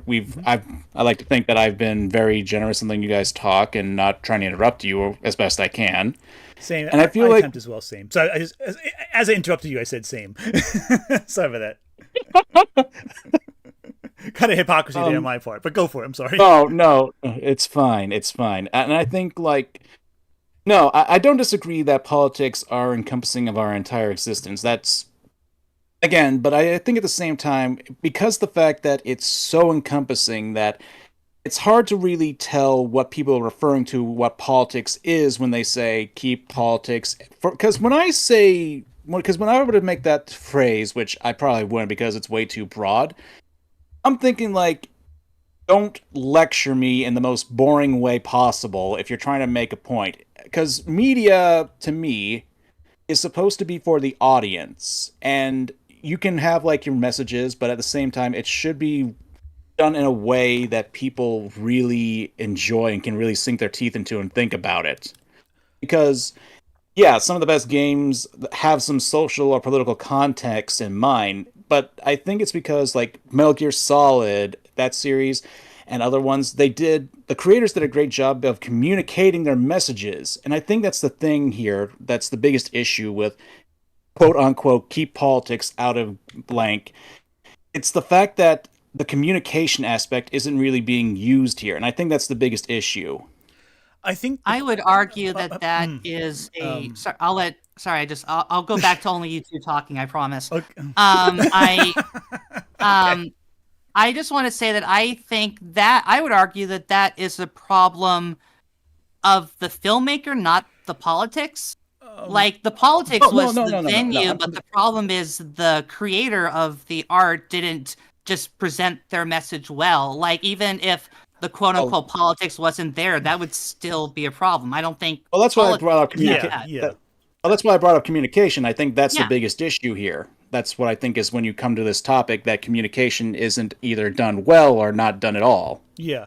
I do agree with that statement, which is why I just think when somebody says I don't like politics, for me it's just like saying I don't like the movie. I'm like, all right, just I usually just ignore it. I think also it's did you take important- it? Did you take issue when I say I think politics are boring because I had to get that political science degree? That's a very different perspective too, I think. And I think also the thing is that I think with this discussion that's important is that we're talking very abstractly. Like we're talking like politics is this nebulous sort of thing. I think the most important thing is to ask, whenever someone says what they don't like about it being political, what are they talking about? You know, what is the political element that they disagree with? I'm going to say, from my personal experience, based on conversations I've had with people, 9 out of 10 times it comes down to representation of some kind. That if you gave me 10 examples where someone said this is too political, I'm going to say generously, in my personal experience, I'm not saying this is the world's experience, I'm just saying interactions I've personally had. So it's anecdotal. I want to emphasize that right now before I say it. 9 out of 10 times it's come down to something representation-wise is being shoved in someone's face, is the word that often is used, the phrase. And I think it's very different than discussing what I would like to discuss more, which is when politics is discussed, or you have a lecture in terms of a character giving a big speech about the political landscape of the world, the economics. I think that's what I think of when I hear political. People's identity shouldn't be political. That's just the nature of existence, All right. I think that's an interesting, Ant, because I actually did have an example prepared I told you about earlier. Go for it. I feel like this would be a good time to really talk about it. Let me get the link for you. Yeah. That's what I was hoping you bring this one up. Do you want me to? Yeah, that's kind of a good leadway into that. So this is. I think that's a. Yeah, it's not the infamous scene. This is a different scene from that game, not the push-up scene. Yeah, no, I hear you there. Okay, let me just get, because I got to make sure that my thing is going here, because I had to change channels on my. Okay, this is interesting. You bringing this one up. So let's talk about this scene, because I feel there's a lot going on here. This is Veilguard. Let me. I think you can see my. Okay, let me share my screen so you can see what I'm talking about here. One sec. Yeah. Give me a sec, because I'm gonna be honest. The issue that I have for here isn't really like what you would expect. It's more, and I want to make it clear before we watch that my biggest issue, which if you want to get to it, it's just like 121. My biggest issue is that it's not the fact that the character here, Tosh, is coming out. That is not my issue there. It's the fact that the language being used kind of breaks the world, because if you watch the mother figure, she actually brings up a term that would describe it. It just feels like it's like that whole thing like, oh, there's a Porsche fighting a dragon. Like in medieval fantasy, Yeah. This scene I'm not going to play the whole scene just because, like, it is a 5 minutes clip, but I'm going to play a bit of it. Yeah. I have complicated feelings on Veilguard. I think from a writing... Oh, yeah. I'll play the clip so we have context for the audience. Read. Mm-hmm. I see. Right ahead, I'll play the clip too. Awesome. Shathan, it's good to see you again. My child wished to show me where she now lived. I made food.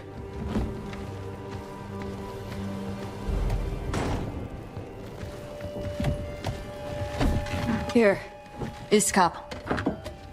Made it myself. And do you have powdered ginger for the table? I'll go get some.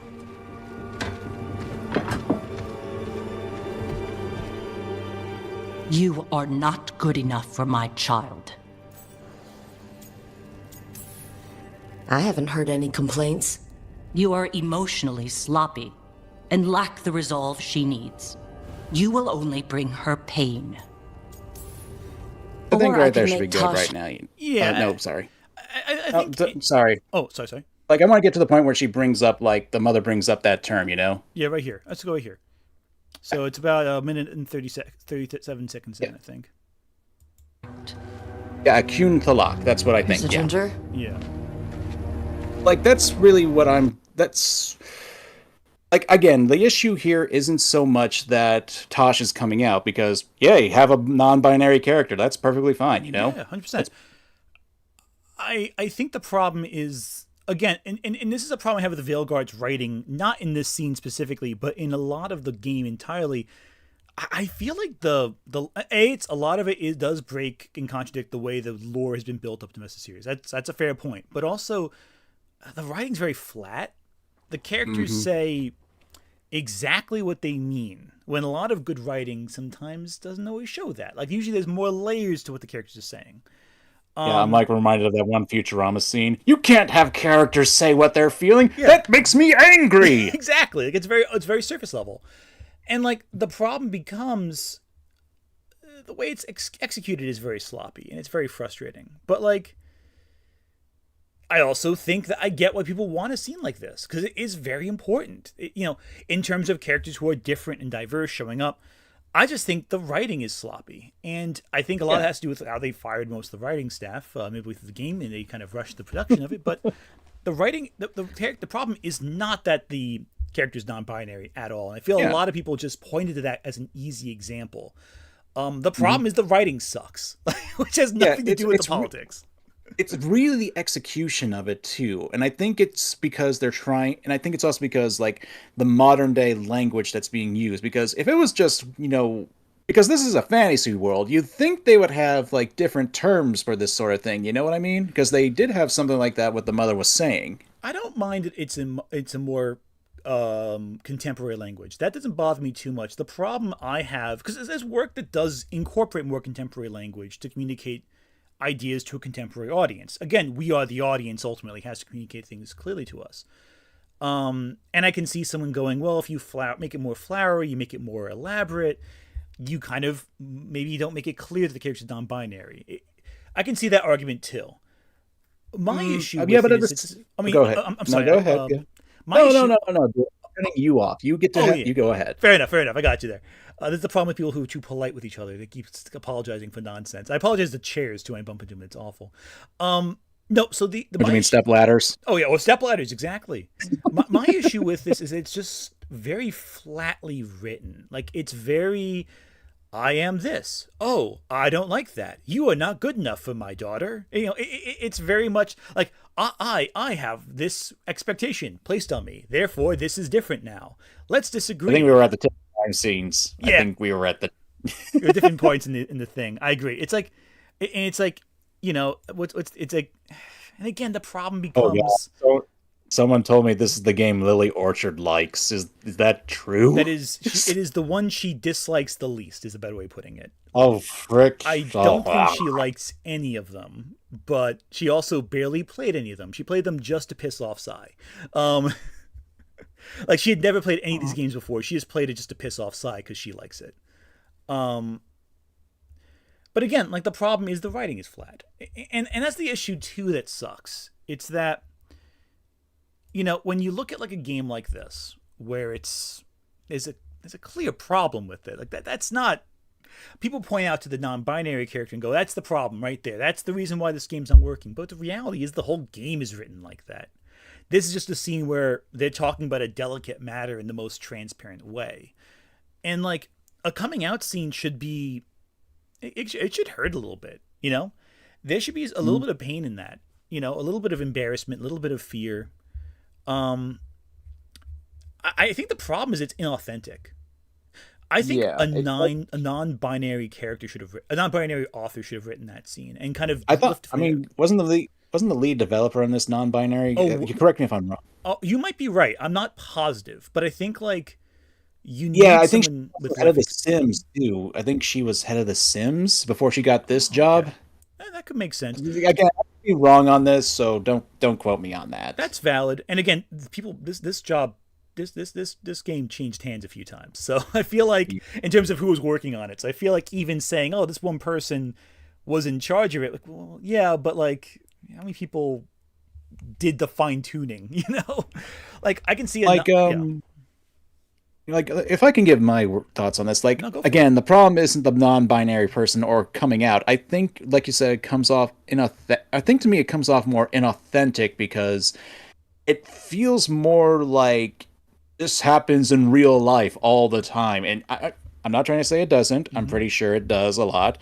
But with how it comes off, it really just comes off as more like a message to the audience to really, and not so much as an actual scene, I see that, but I get what you're saying. I don't want to say that you're wrong because I get what you're trying to say.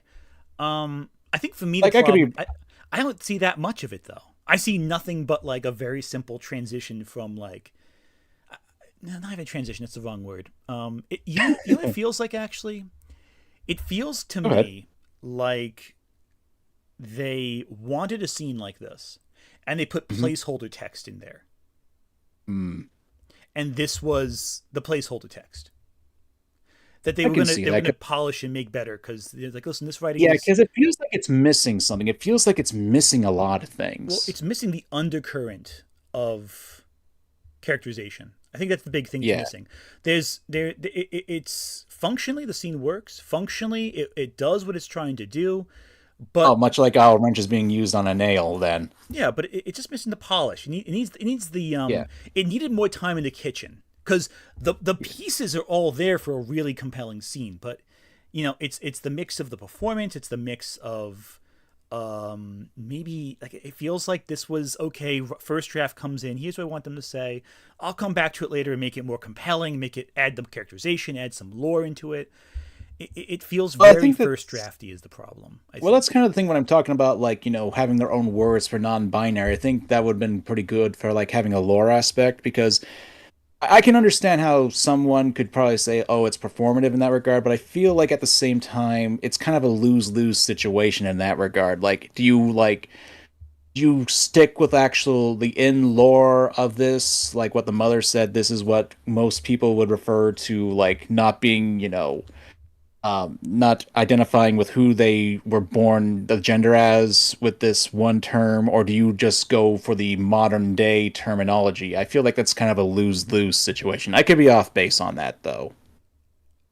I hear you. It's just tricky because, like, and again, I want to emphasize that neither of us are trans, so there is that degree right there of discussion where it's like, we have to emphasize that there is people who know better than we do in terms of, like, authentic experience and what have you, what feels authentic to them. It just feels inauthentic to me personally as a non-trans person, because I feel like I feel like the language just isn't. There's this. It's not just the individual characters. It's the idea that I think my problem is it just feels like it's not fully fleshed out. Yeah. Actually, Madeline, you may have better experience with this because, like, you have. Wow. Yeah. Okay. Let's bring a trans person in to talk about the trans scene. Thank you so much. Yeah. No, I'm very sorry. I feel like you actually can offer some context for this. That's way. To be fair, she is the moderator, and she did take up a lot of. This is true. This is true. I was just like, wow, I love being cisplained to for. I'm very sorry. 10 minutes. Yeah. Yeah, I've never seen this before. I've never seen this clip before. I just watched it. I watched some more of it while y'all were talking about it. Yeah, this is insane. This is terrible on every possible level. And this is awful. And I'm gonna tell you why, because I mean, I don't know who wrote this, if a non-binary person wrote it, if a cis person wrote it, but this feels a whole lot like somebody who has no understanding of what it means to be trans wrote it. Because it really does feel like what a, like, Hallmark Channel or, like, after school special would describe like a trans coming out, because this is just bizarre. Even if it wasn't in a fantasy world and it was in, like, the modern world, this would be a terrible scene. Because nobody talks real. Like, as soon as they sit down and say, so I'm non-binary, like, you feel like a laugh track's supposed to play in the background, and it's embarrassing. And then everything everyone is saying is like, what? No, this is it. It feels so wrong and insincere. It really feels like, again, like a PSA or an after school special. And the problem with it is not the content. It's really cool having a non-binary character in a game, and it's even cooler to have a non-binary character, like, be proud and talk about it. But this is the worst way I can imagine.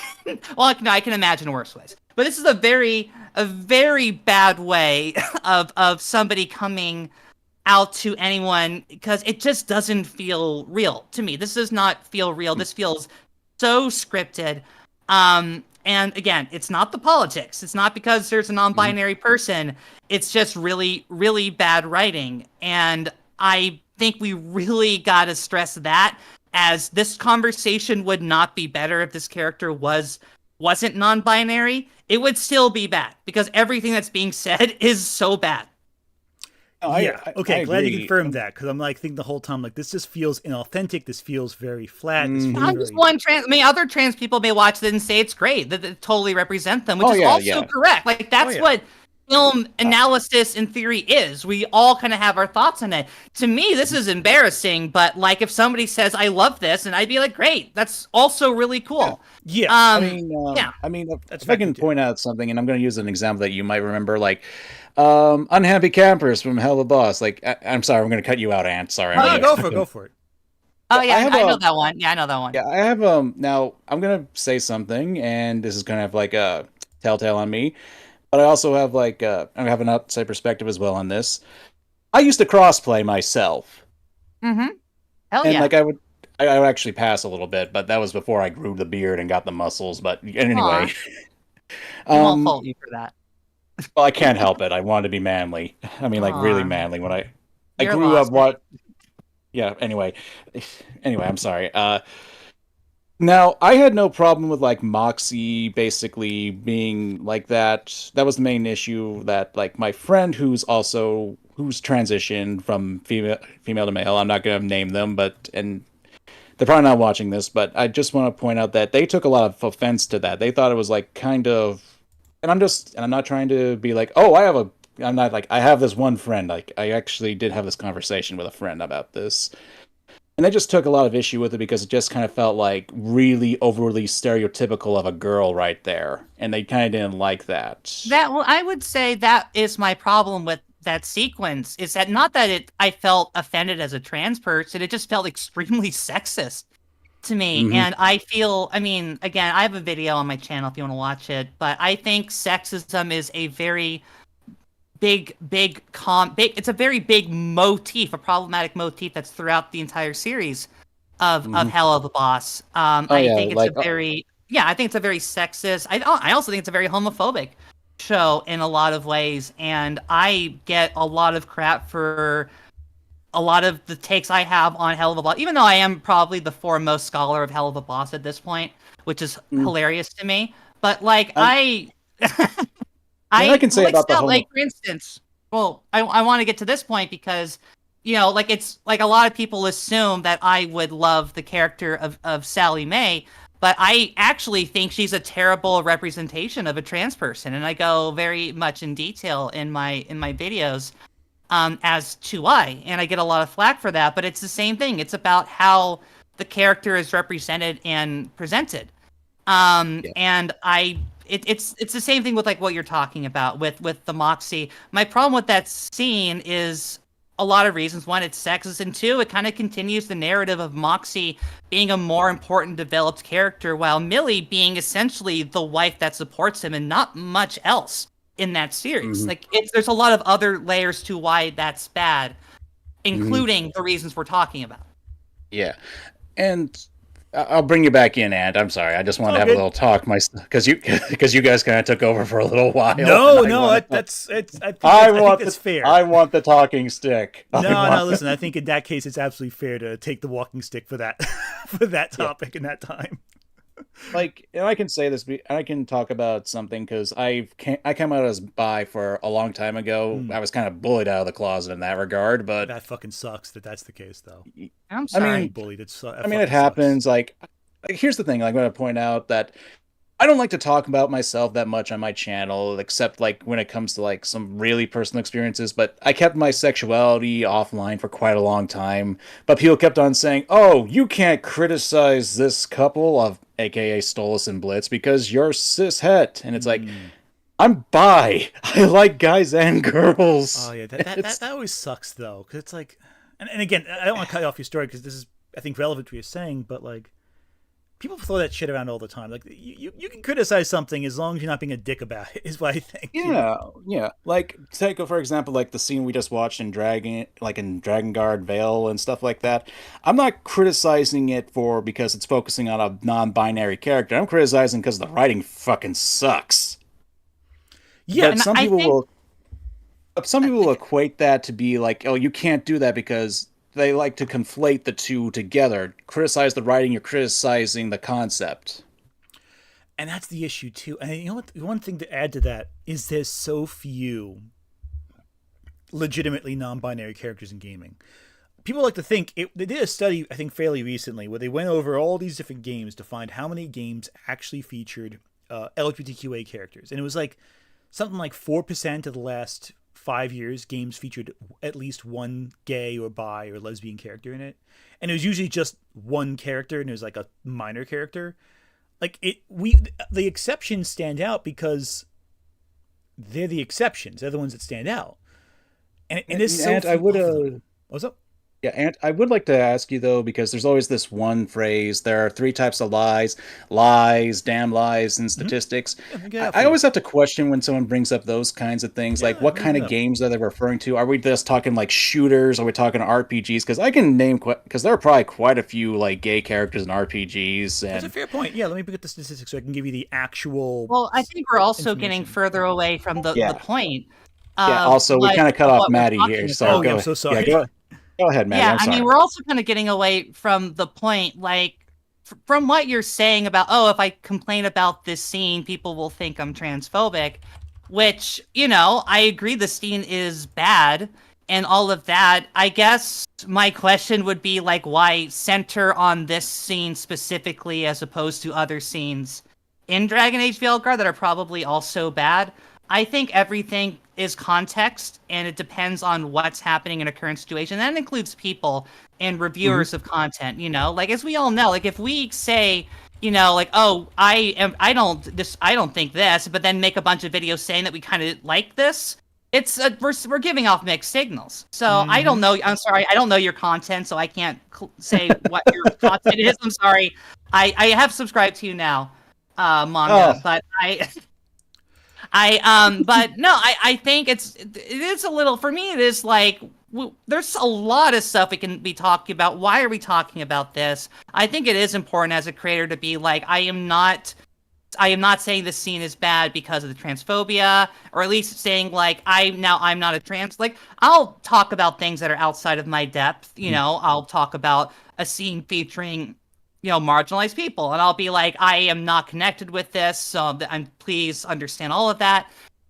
This is just my thought. Please tell me if I'm wrong. I think as long as you go in good faith, you should be fine. And if people don't like that, then screw them. I don't know. People on the internet stuff. I don't know. No, the thing is, like, also, like, quick retraction we'll get to on that. the thing I said before.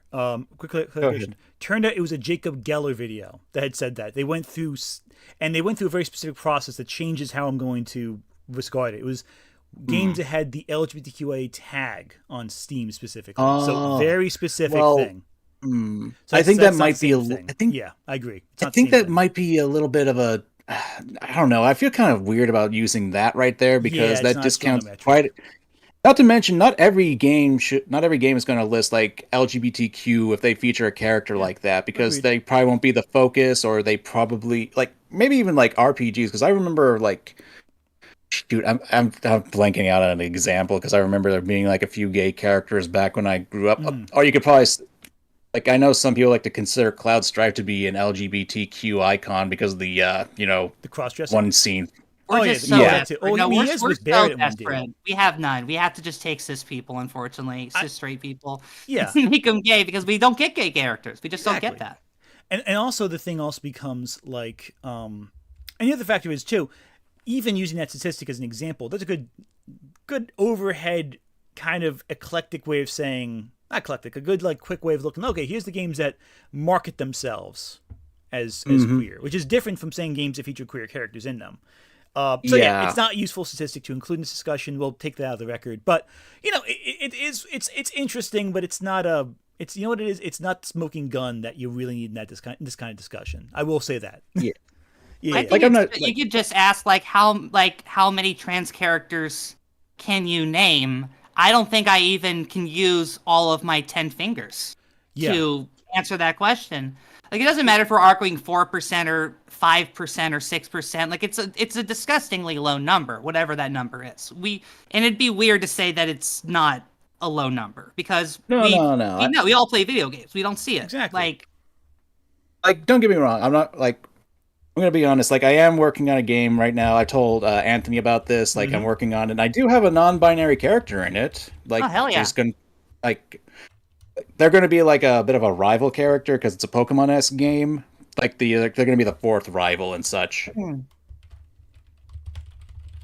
But like, and yeah, I'm gonna be shaky about it because I am just a guy and stuff. So I might.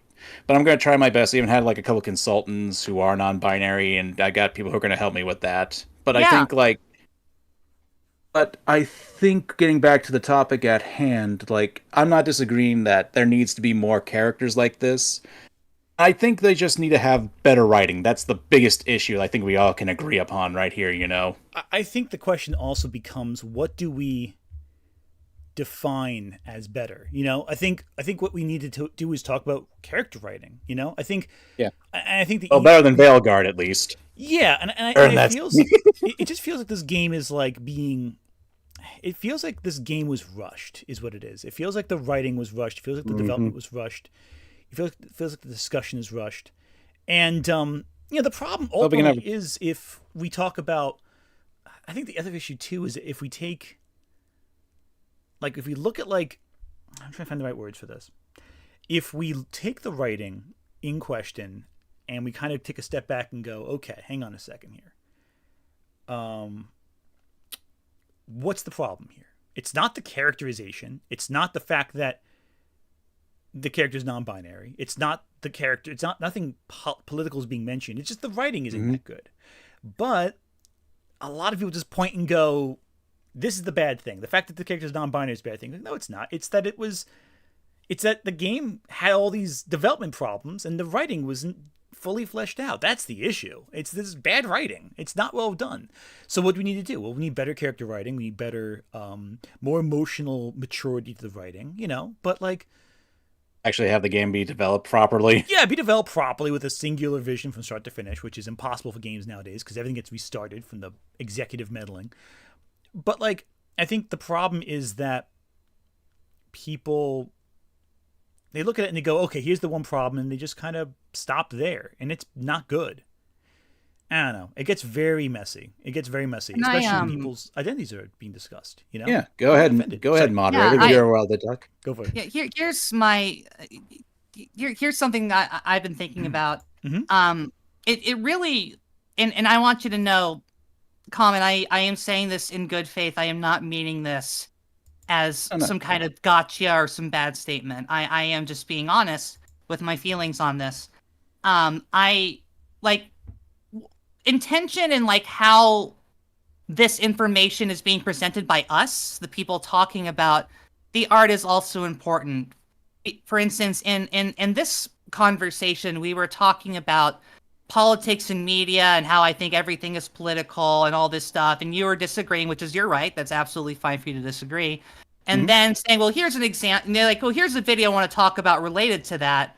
And it's like, that's where it becomes kind of strange. Like, I know that wasn't your intention when you do it, but to me, it's like, why are we bringing this up with this part of the conversation? That would suggest to me as a listener that this isn't the problem with this is the politics.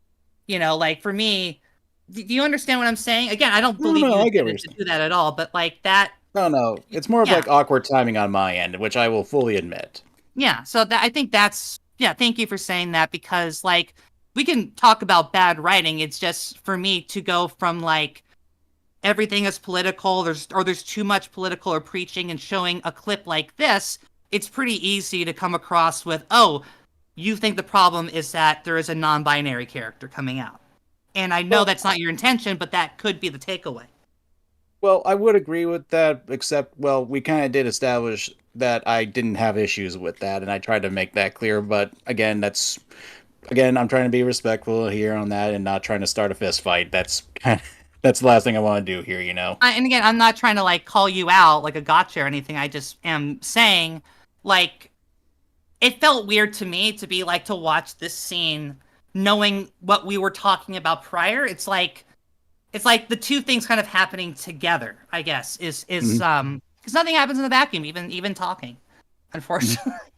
Yeah. Well, I mainly wanted to sit on this clip because I did want to get Ant's opinion on it, and I did want to talk about it because this has been kind of an infamous scene on the gaming scene for a while.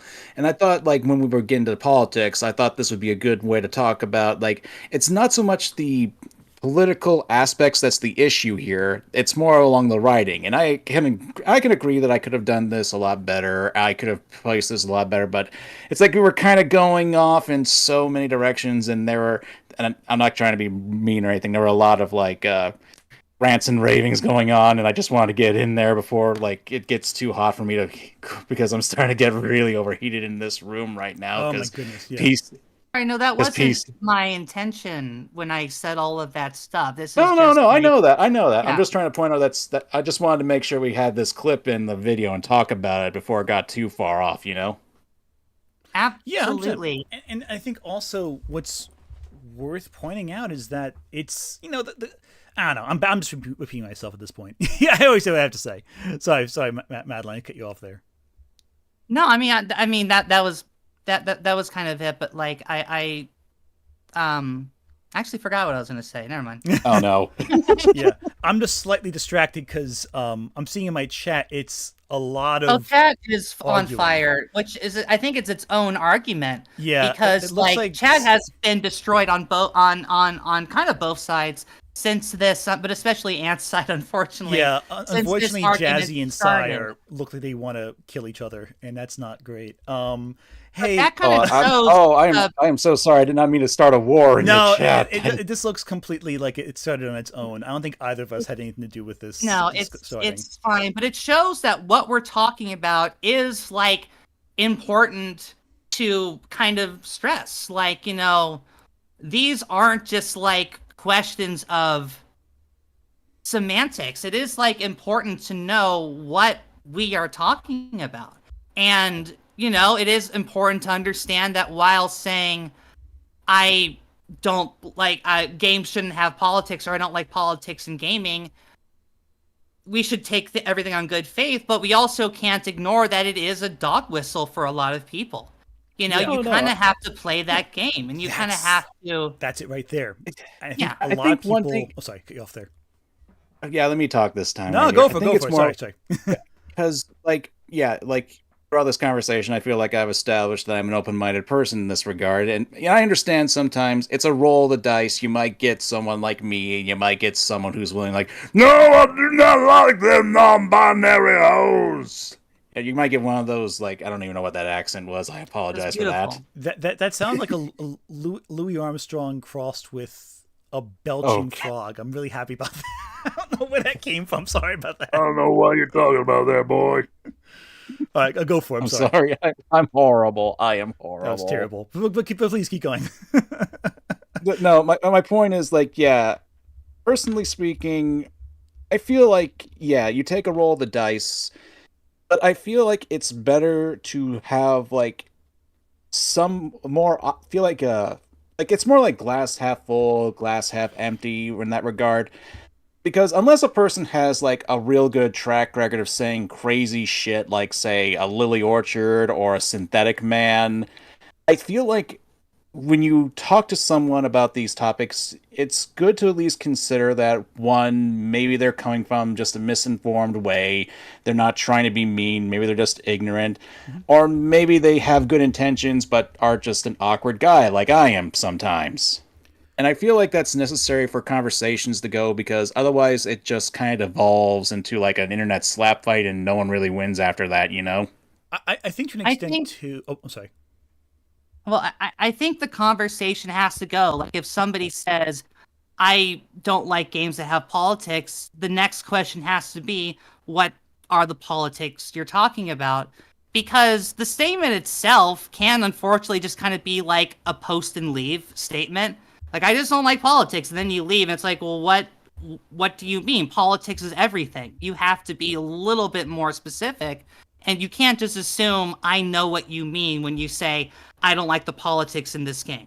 And I agree. You have to prod into that. That's something that people should do. But again, I think part of the reason why we have like this divisive topic and why it's kind of heated is that most people don't do the prodding. They just basically make assumptions. And I'm not trying to say you did that or anything like that. I'm going off a more generalization and going off my own experience online. Mm-hmm. I think also absolutely. I know I'm being bad, but like I am saying, and this is from somebody who I do get a lot of comments that are like, stop making everything political, and it's literally just because I'm a trans person talking about something. Yeah, like when I prod, that is the answer they give me, and it does suck, like legitimately suck.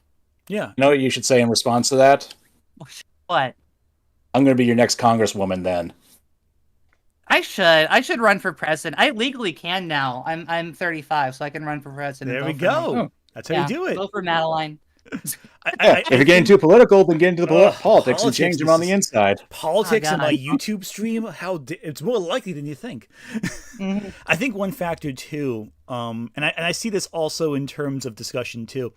I feel like a lot of people who will transplant their own experiences into a discussion where they're like, well, I'm awkward and get misinterpreted. So that means that other people might get awkward and misinterpreted because we're showing empathy towards people. But the problem is that's not always the case. And a lot of people talk in bad faith.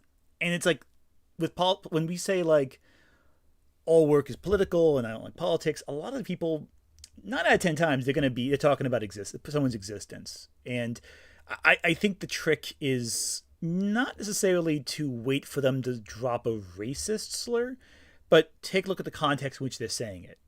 What are they responding to that's political? Are they responding to a scene where a character gives a 12-minute speech about something? Okay, I get what you're saying there. That makes sense. Is it just a trailer where you hear no audio, no plot points overlaid? It's just a black person shows up. Well, if they're saying that sounds like a terrible trailer. No audio? Well, I mean, okay, not no audio, no dialogue, I should say. Well, actually, no audio would be very interesting. Really avant-garde. I think I can explain what you're saying, Ant. Mm-hmm. It's like if someone's saying this is too political, and what you're looking at looks like everything else that's ever been made, but the one thing that's slightly different is a character's gender or race, then I mean, like, okay, I have to ask, like, this all seems like every other thing ever. Maybe it's another shooter or something. So, like, what is the politics? And, if they're wishy-washy, like, I don't know, I just don't like politics. I like that. I start, unfortunately, putting words in. Because, like, you can't just say I don't like politics and expect that to be the end of the conversation, which I think a lot of people do. They just want to have that be the last thing they say before they log off. Yeah, 100%. And that's the factor right there. It becomes like, and the problem is we don't really listen to each other. We just talk because we have our own personal pain that we're trying to communicate. That's the big communication. Issue. Yeah, communication is the key to get through these things because, I mean, I don't know about you two, but I feel like we've had a very productive conversation in this stream. This is fun. Yeah, no, and it's like it's important, I think I'll say one thing fast, then I'll let you talk. I'm so sorry. I'm chopping at the bit to say this one thing, and I'll let everyone talk. I'm sorry. Sure. I think that like the big thing that we get messy with is that we have our own pain that we're dealing with, whatever that pain might be, and that kind of keeps us from interacting with people in the way that's helpful and productive. We get caught up in things, and we see something that's directly in front of us, and it hurts us, and it causes us anguish, and it causes us distress, and then we just kind of we don't see what the other person's saying because we're so distracted by that thing that's bothering us, and we get into arguments, we get into fights, and I think online especially because no one can just verbally say, hey, listen, here's what I'm actually trying to say, I'm sorry, or no one can apologize. We have to win. We can't just lose ground. We have to keep pushing, and I think that's really dangerous in these conversations because no one can see eye to eye, and it's depressing. It really bums me out. Yeah, that's something I've been thinking about this whole time.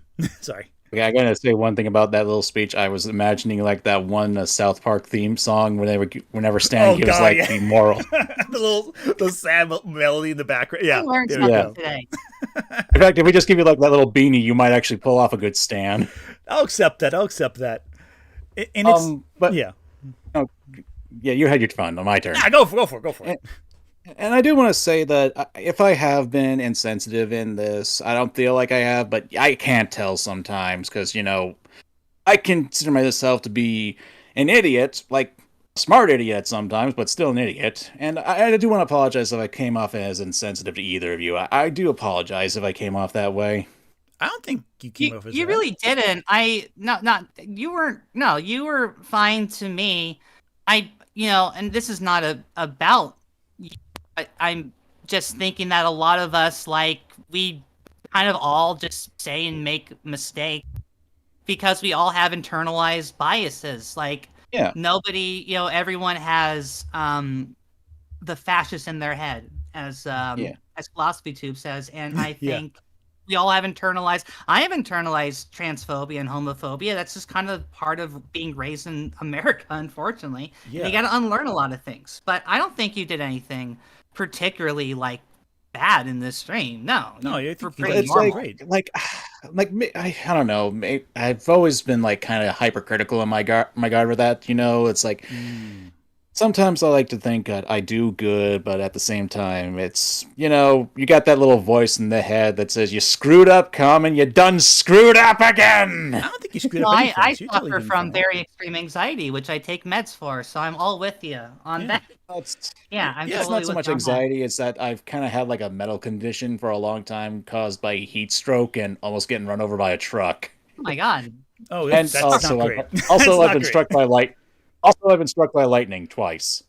That's. So you're just really lucky, is How- what it how- sounds like. Yeah. I mean, you would say that's lucky, I guess. I mean, it's lucky Not- you. not- It's like winning the lottery 5 times. You survived it twice. That's pretty impressive, I think. I kind of wish I did win the lottery instead of that. I think you can get a Wikipedia page if you were struck twice. You should look into that. Yeah, actually, or Guinness, or some Guinness thing. I'm sure. Not the fun Guinness. I the have plain no way of Guinness. proving it. I only have is my own self. Like I can Aw. tell you the story like that if you're interested. It's just a funny story. I would be interested, but I won't say right now before you get onto that. But I don't think you've done anything that's particularly bad at all. This discussion, I want you to know. I think it's. I want you to know this too, because I think it's important to say it. Like I think you're saying your piece. You're saying what you think. I think that's really important to do. Like that's good. I think personally. Yeah. Like And I can be I- awkward at times, but it's not like I'm trying to do it out of maliciousness or anything like that. It's because so fucking what if you're awkward? I'm awkward too. We're in the same boat here. Literally, we can't stop. We can't stop interrupting each other. We're It's all terrible. terrible. It's actually Yeah, it's horrendous. fine. Awful. plus our moderator keeps interrupting and becoming part of the conversation, which is totally Well, fine with me. I brought a moderator to hold us accountable. It's terrible. I love it. Thank you, I'm Madeline. so You're great. bad. I'm never being hired to do this again. I've lost my job All right. forever. I think we've had a really good discussion. We can just wrap it up with a couple of like shooting the breeze Yeah. stuff, like with my stories, and then we can call it there. I think it's a good plan. Yeah, I think it's a good idea. Yeah, tell us the lightning Okay. thing. I'm curious now. I know this. Okay, the first one was when I was like about, I want to say like 10 or 11, and this is the stupidest thing, you're not going to believe it, but I actually had a really awesome badass kite. It was one of those stylized like bat wing kites that was like really, really high end. It was like really a lot of money, and it's like, don't you lose this kite, young man. I'm not going to buy you another one. And unfortunately, being a dumbass kid at the time, I flew it straight up into a tree. And Literal I- Charlie Storm. Brown. no, here's the thing. Like, the kite didn't get me electrocuted. It was the fact that when I climbed up the tree, I was wearing a denim jacket that had a lot of metal in it. And lightning struck me and I fell down. And you won't believe this, but the worst thing that happened to me was a scraped knee there. No broken bones or anything. The current must have flown right into the. Oh God, that's rough. Terrifying. I was up in the tree for one moment, then I came back down and I was having like a mini afro going on right now. Oh God, that must have. Shit, man, that sucks. What did it feel like? Honestly, it just felt like I just drank like, that one scene from Futurama where Fry's drinking all that coffee and such? Hmm. I felt like that for a second before I woke up and go like, what the hell happened? Where's my kite? Oh my gosh, that's so It scary. burned up, apparently. Yeah, oh, I can imagine. I bet it would with all the intense heat. Yeah. Yeah. Otherwise, other than just, hair become frizzy and knee being scraped, I was fine. The other time, it was just like so random. I was out in the middle of a field just trying to, pick up trash because, community service for high school stuff going on. You had to do some stuff in order to get some credits to graduate. Mm-hmm. Nothing big. The really wide field. All of a sudden, I just get zapped. I fell over. And my friend, who was actually, sitting in the back of his truck because he gave me a ride and he didn't want to do it. Mm-hmm. He was just sitting going like, "Damn, you got zapped." It's like, again? Oh my god! Oh my god! This time though, I had like a patch of hair gone. Oh, it actually burned you down to the scalp? No, it was like I had like really long hair because again crossplay at times and such. Aw. It kind of burned off like the side of my head and like got like one of those side crews on just one side. Oh my That's god! kind of cool. If you think Actually, that's not about bad. it. Actually, it is going to be a burned patch of hair somewhere. That's the best way to go, I think.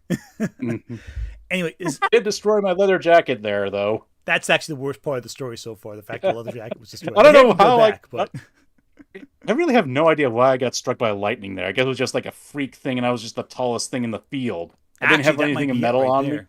Yeah, that might be it. Well, Because that height, The most you could probably say I was carrying like aluminum cans, but I'm not even sure if that really would be the cause right there. if you had aluminum on you, that might actually attract the lightning. That might be a factor, I think. That is just like, yeah, that was the thing my about- store. Yeah, I was holding a lightning rod everywhere I went. I don't know if that's related to the story. I don't know. I had a big stick I was sticking to the air saying, strike me, Thor. And usually, I don't know what happened. It was strange. Yeah, that's just basically my weird tales, and I got quite a few other ones, but I think that's enough for right now. That's valid. I do want to read the rest of the supers that we got just to give them mention. I'll read them real fast just so we can get through them real quick. Yeah, I should do the same thing. I only got a couple more, but we can do that. Yeah, I'll read real fast. Robert first. Cruz, Bridget from Guilty Gear is trans. That's the T.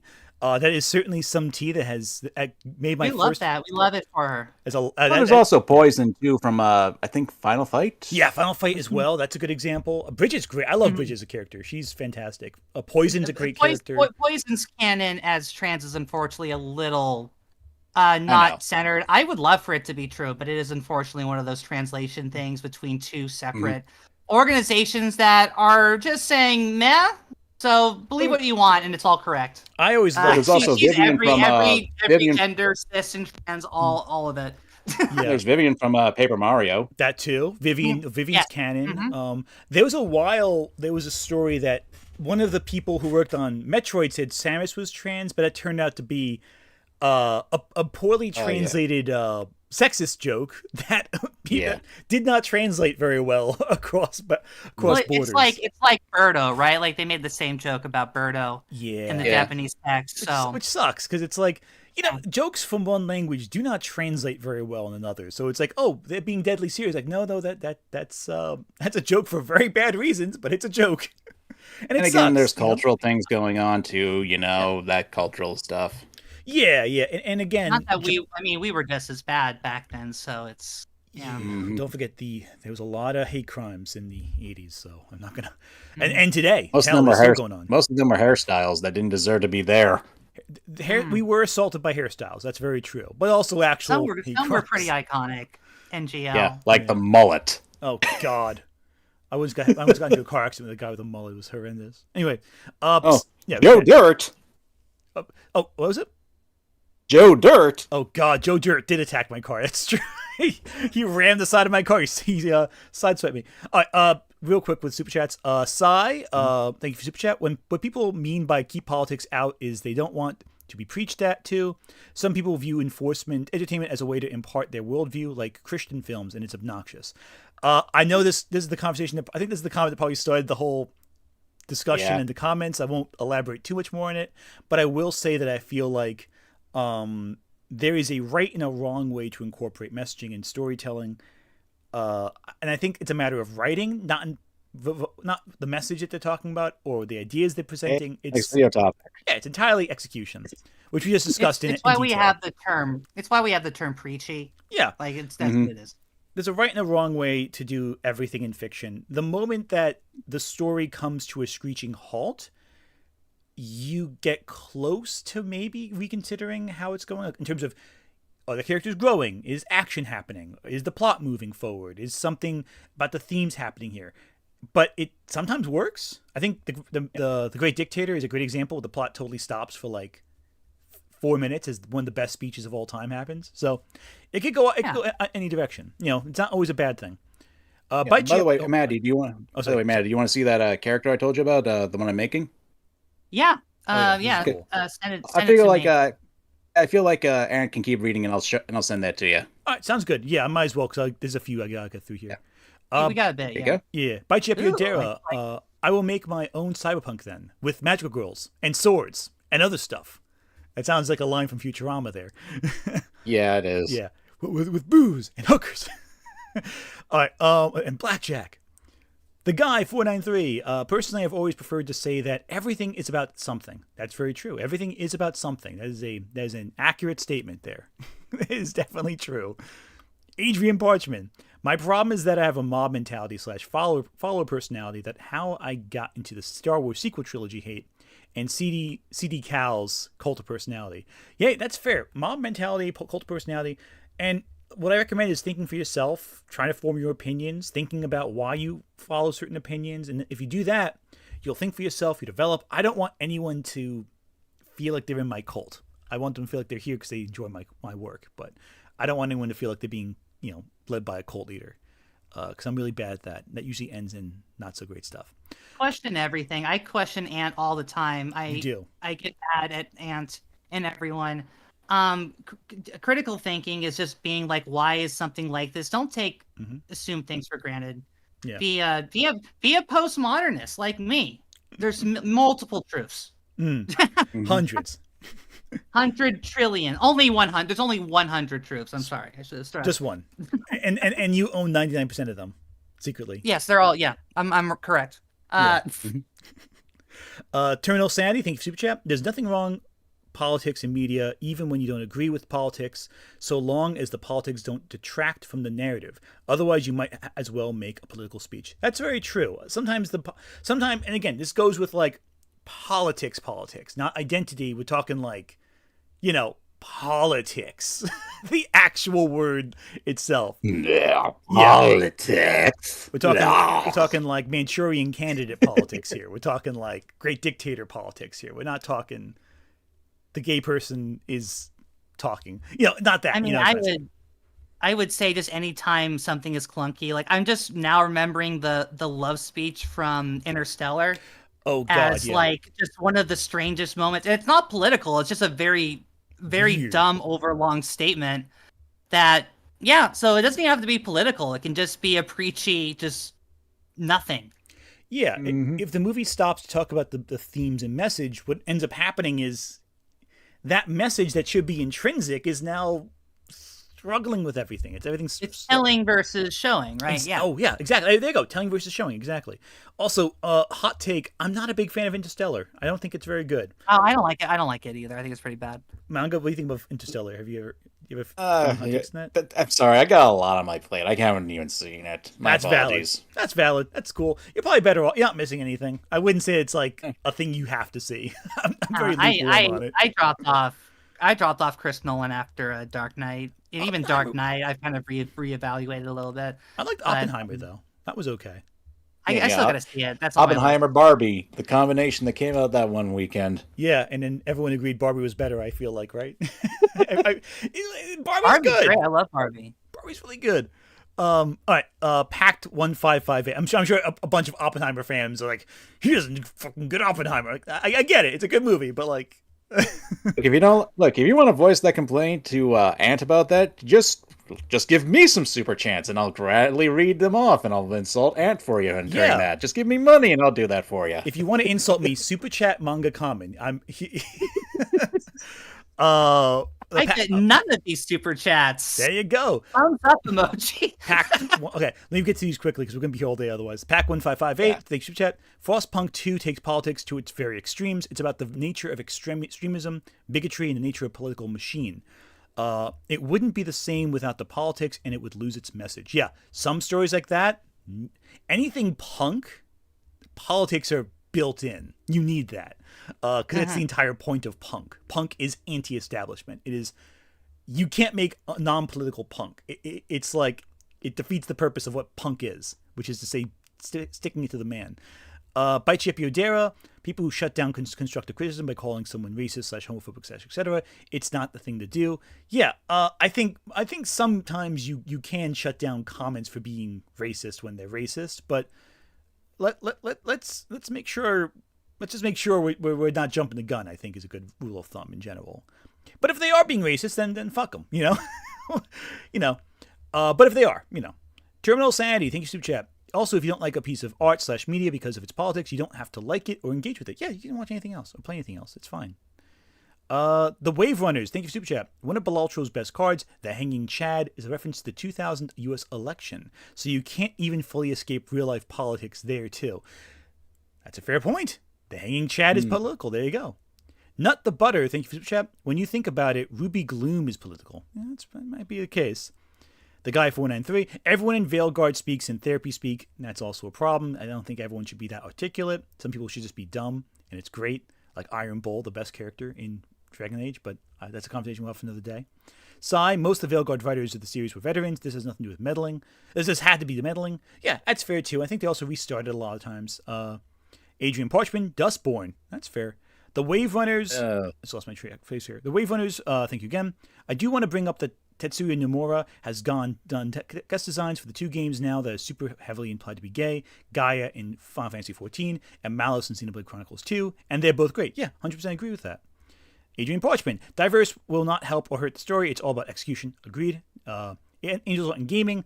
I'm home from a friend's house. How's the debate? Pretty good. Visit Tour Massacre, and along came Zeus. In regards to you being shocked by lightning, there, MangaKamen twice. You pissed off Zeus, apparently. Not the butter. Seuss, not Zeus, but Dr. Seuss, has done political cartoons. That's very true. And we have 3 from 1001 Johnny. Well, I'll read them real quick. In Japan, they have a philosophy for storytelling. They develop a worldview for the world of the story. An example of a poor worldview is how the MCU has regular people not be a presence in their movies. How do normal people still live a normal life, like in Netflix's Daredevil after the events of the Avengers? I think that showed a normal life right there, the Daredevil and all that. I think all of that's very interesting how it's done. I think it's distinct and interesting, but speaking of poor presentations of a gay character, that fucking AA meeting at the Endgame, where it's like, I lost my husband because I'm gay, or so just awful. I forgot about that guy who's the director. We just don't get the Russos are hacks. I'm sorry. We just don't get good representation. This sucks. Wait, I want Madeline, don't you love the Russos' masterpiece, The Gray Man? Everyone saw The Gray Man. It was the most watched movie of all time, according to Netflix. Yeah, I'm going to see that with the Electric Slide, or whatever the fuck their new movie's called. Anyway. Oh, God, so terrible. Anyway, so that's all Super Chats on my end. Manga, do you want to read some of yours? Yeah, I got one from the Wave Runners. Have you heard of Metal Gear Rising? I think you would like it. Jokes aside, I'm a Xenoblade fan too. 2 fan. People use the same out of context clips to criticize it. One thing I've done in the past, what really brought my channel up, is I did a whole bunch of essays about how deep the Metal Gear Rising bosses were. I even went to some literature stuff like that for a couple of them too that they make reference to. The memes, DNA of the soul. It was really before going into, memes were even the original definition of memes, not even what memes mean now. That's how ahead of the game he was. Yeah, he was I believe it was Darwin who made that reference, who made the concept of memes. Something like that. Yeah, it's an old idea. Well, even even beyond that, mimetic ideas are really old. We're talking thousands of years if you really want to go back to it. But yeah, no, it's honestly, I feel like I get a kick out of just watching the scenes from Metal Gear Rising just to see what you can pick up from the bosses for what they speak and what they're referencing sometimes. Oh no, I love Metal Gear. Boss is literally a senator. It's great. It's fantastic. It's not subtle. I was actually going to. Okay, so this is a bit of inside baseball, but I was going to bring up Metal Gear in my like Cyberpunk video I did a while back, but I figured it was too long already, so I just kind of cut all those bits out. But I was gonna go into like Revengeance and all that with like all the subplots and all the cyberpunk imagery into Metal Gear Solid 2 with the simulation whole angle. I love Metal Gear Solid. I think it's a great game series. I've always loved it. So I'm one day I'll actually do a video on Metal Gear Solid. I'll be very happy about that. But I love Metal Gear Solid. That's my goal. Have you played the actual NES games? Yeah, well, I played the NES games after playing 3. It was between. It was the wait between 3 and 4. I had a friend who had like an old NES, and I was like, "Oh, can I play those?" And like, "Oh yeah." I only played the first one, and I think I played part of the second one. Never finished the second one though. Imagine actually might get hands on a pristine copy of the first Metal Gear game too for NES. Love that. Anyway, back to what I was saying. J-Man Productions. Back to the entertainer point. There's a difference between telling a story and lecturing the audience. If you have something to say, tell the story well, or he won't take you seriously. Yeah, pretty much. Let's see. God, the mouse. No, work, mouse, work. Oh, your mouse acting up. Yeah. Sometimes it turns off and I don't really use it. Anyway, Argonaut says, I think people take issue that all media is being catered to a specific morality that is being echoed and applied to products that tends to be the main focus that outweigh the creator vision or previous established lore. You can see that. I think again, it's defining your. I'm sorry. I think it's just again defining your terms. It's a lot of words there that we just like to know the meaning of. Yeah. Adam Unfriended. I think people call something political when ideology outweighs passion for the medium. It's why Metal Gear Solid gets a pass. It shows passion, not ideology. Kuwabara, Kuwabara. Oh my god. I love Kuwabara. Kuwabara's my favorite Yu Yu Hakusho character. Yeah, seriously. Let's see. Another from Argonaut. Check out the Darien scene from Dragon Age Inquisition of him confronting his father as a comparison basically to the scene that we talked about with Veilguard. Yeah. Yeah, Veilguard sounds bad. Don't get it, I guess. Veilguard, again, it's just disappointing writing. It just they didn't have enough time in the oven. All right, same thing from again. He asks, favorite Persona character? Oh, I like Kanji. Chisei. Okay. I've only played part of 5. I'll say Futaba. I mean, that's basically me. So yeah, that's accurate. Do you also live in a tomb? I live in a pyramid, and oh, there we go. I'm sorry. Excuse you. I'm sorry for offending your culture. I'm sorry, go for it. Bloody Eclipse 756. When the crab is underwater and it sees a fish, does the crab think that the fish is flying? I think some crabs swim, don't they? And some float too. I think it sees like, does the crab think the fish is flying or swimming? Does the crab think the fish are birds, or fish the birds of crabs? I don't know. I've never talked to a crab before. I usually eat them with butter. Can the crab tell the difference between the air and the water? Oh, play another Crab's Treasure if you haven't. I just remember that's a good game, so play that game. Oh, if you like Dark Souls. If you like Souls, that's the Dark Souls one. And finally, from the Wave Runners again, Ant Dumb Manga Cool. He talks about non-political games like Metal Gear Rising, Revengeance, and Persona 5. That is true. I do talk about that stuff. There you go. My favorite non-political. Oh, and I just got one more just right now. Alex Tatakai. Heyo, just got home from watching the new Looney Tunes movie. How's everybody doing tonight? Man, that movie looks so good. It sucks that Warner Brothers didn't do a damn thing to promote the thing. And they're ripping it out of theaters like tomorrow. I'm going to try and support it. Seriously? Yeah, they're actually taking it out of theaters after less than a week of it being out. Even though people are seeing it, it's probably made its budget back. It only costs like $15 million, but like I heard it's going at least until this next weekend. Oh, good. Last I heard. I seriously need to ask: do the people at Warner Brothers just hate money because they canceled that Batman Beyond movie that was going to be done in the style of the Spider-Verse? Then they did like all that other stuff with like that one fighting game where they had like all the characters, and they decided to put Banana Guard in before other prominent characters. What the? To say And nothing then of the there's fact they suicide spent $200 million on Joker 2, but I dozen legitimately other think films. the plan is to hollow out Warner Brothers and have the executives make as much short-term money as possible before allowing it to go into bankruptcy, which is generally what happens when buyouts happen. Yeah. The problem is capitalism. It's not capitalism doesn't make good art. Good art comes out in spite of capitalism. It's all about the money, I think. And David Zaslav, I know a few people who used to work for Discovery when he was the sole runner of it. He's just an asshole. Like he's like the exact opposite of what art needs. He just wants the money and that's it. And he'll screw over everyone else to get to it. He's just yeah, I can't stand him. And not to mention Coyote versus Acme, a whole Looney Tunes legal comedy. I wanted to see that. Yeah. Oh, the thought of it pisses me off so much. Oh, anyway. All right, so this has been a lot of fun. I think we're just about wrapping up. I think, right? I think got like one more super chat actually.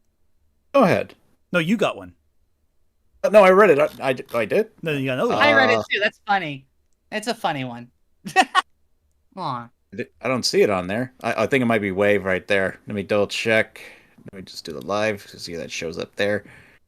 It's not showing up on my end. Huh. It says Okay, here we go. Here we go. Sorry, I just to you. Yeah. There you go. Yeah. Visitor Massacre. To Pain Ant, I shall give money to you. Love it. Love it. Anyway, so that's enough super chats. We're good, except unless you want to send Madeline super chats. I guess she'll take them. What? What? Wait, what? Yeah. Oh my God! Please send super chats right now. I mean, do you have a? Do you have a? Yeah, whatever Ko-Fi or you were something? doing before. Now, this is the next 10 seconds. But yeah, I feel like this has been a very. I feel like this was a nice conversation. I do feel like that we did disagree on things, but I feel like it was done in a respectable manner at the very least. I think it's important to do. Absolutely. I think it's important to have that kind of respect, though. I think, like in general, like these conversations are productive. Like, let's have productive conversations. I'm so tired of these like super negative, super. I don't know if you feel the same way. I'm just tired of these super negative, super angry conversations people have online. I'd rather have a productive one that people see eye to eye with to an extent, at the very least, by the end of it. Yeah. Oh yeah, totally. I really do understand that. I do feel like it's a bit of a pain nowadays where this goes back to the whole communication thing where no one really wants to communicate. They'd rather just shout down that, oh, you're wrong. Oh, you're insert, I don't know, insult here, and then people just go on about their day. They don't really care.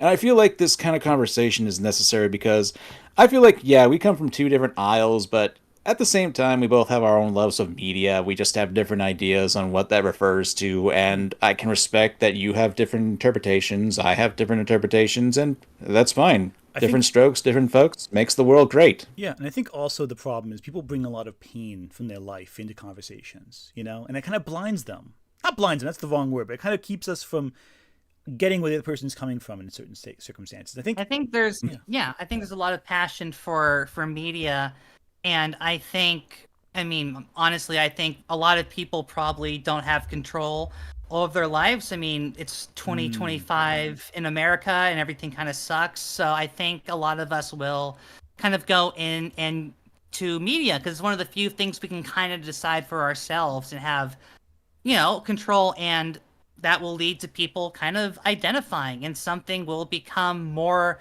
important than maybe it needs to be in a certain way. But I don't think people are bad for that. I think people just need to just listen and not. Disagreement isn't a competition. It should be a conversation. And all media analysis should be a conversation. It shouldn't be winning or losing. 100% agree with that. I think the problem is that we've and again, it's certain people especially who like they need to win, they need to have the right answer. And it's like there's not. It's movies, it's games, there is no right answer. It's just what you think and why you think it. And I think more people need to go out to bars. Is what I'm getting at. Just fucking chill people at a bar. That's my end answer. Get drunk. Yeah, Everyone that get drunk. also. That also too. I might do that after the stream. But Manga, I just want to thank you again for taking the time to speak with us right now. I think this was a great conversation.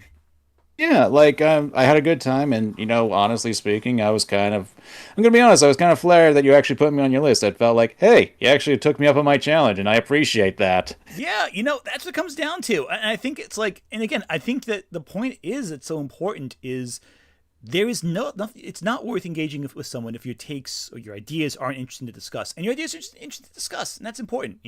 Like there's a lot there, and I think it's important, and I think as we. And your style is different than my own, but I think like at the end of the day, we're still talking about the same core things. I may not get Ruby like you do, or Has Been Hotel like you do, but like I kind of wish I didn't get Ruby or Has Been Hotel the way I do either. I kind of wish. This is valid. This is valid. But is Ruby the RWBY show? Is that Ruby? Yes. Yeah. Okay. Yeah. I was like, what is everyone talking about? That's fair. And again, like, as long as you're passionate about it, as long as you're being respectful to the other, and I mean, within reason, some people, they don't give you respect. You shouldn't give them respect right back, I think. But I think in general, like, I think it's important to have these discussions. What I'm getting at, long story short. I mean, it's obvious that Sorry, girlfriend was laughing like an evil maniac in the other room. Valid. Aww. Yeah, my spouse is asleep, but I can't speak to that one. Yeah, I think the point is, like, one thing I do appreciate with this, and I have to say this to both of you, I do appreciate you guys at least, giving me a chance, because, I too kind of have a bit of a reputation, apparently, online, because depending on who you ask, I'm either a chud, I'm spreading LGBTQ plus propaganda. You tell me how those two things come, how you get that from me. Well, I'll tell you this, I'm either like an arrogant, condescending monster or a raging transphobe, depending on who you ask. So I think we're in the same. And a few people say that you were a simp. There may be some merit to that one. I did a whole video simping on fictional characters, so there may be some.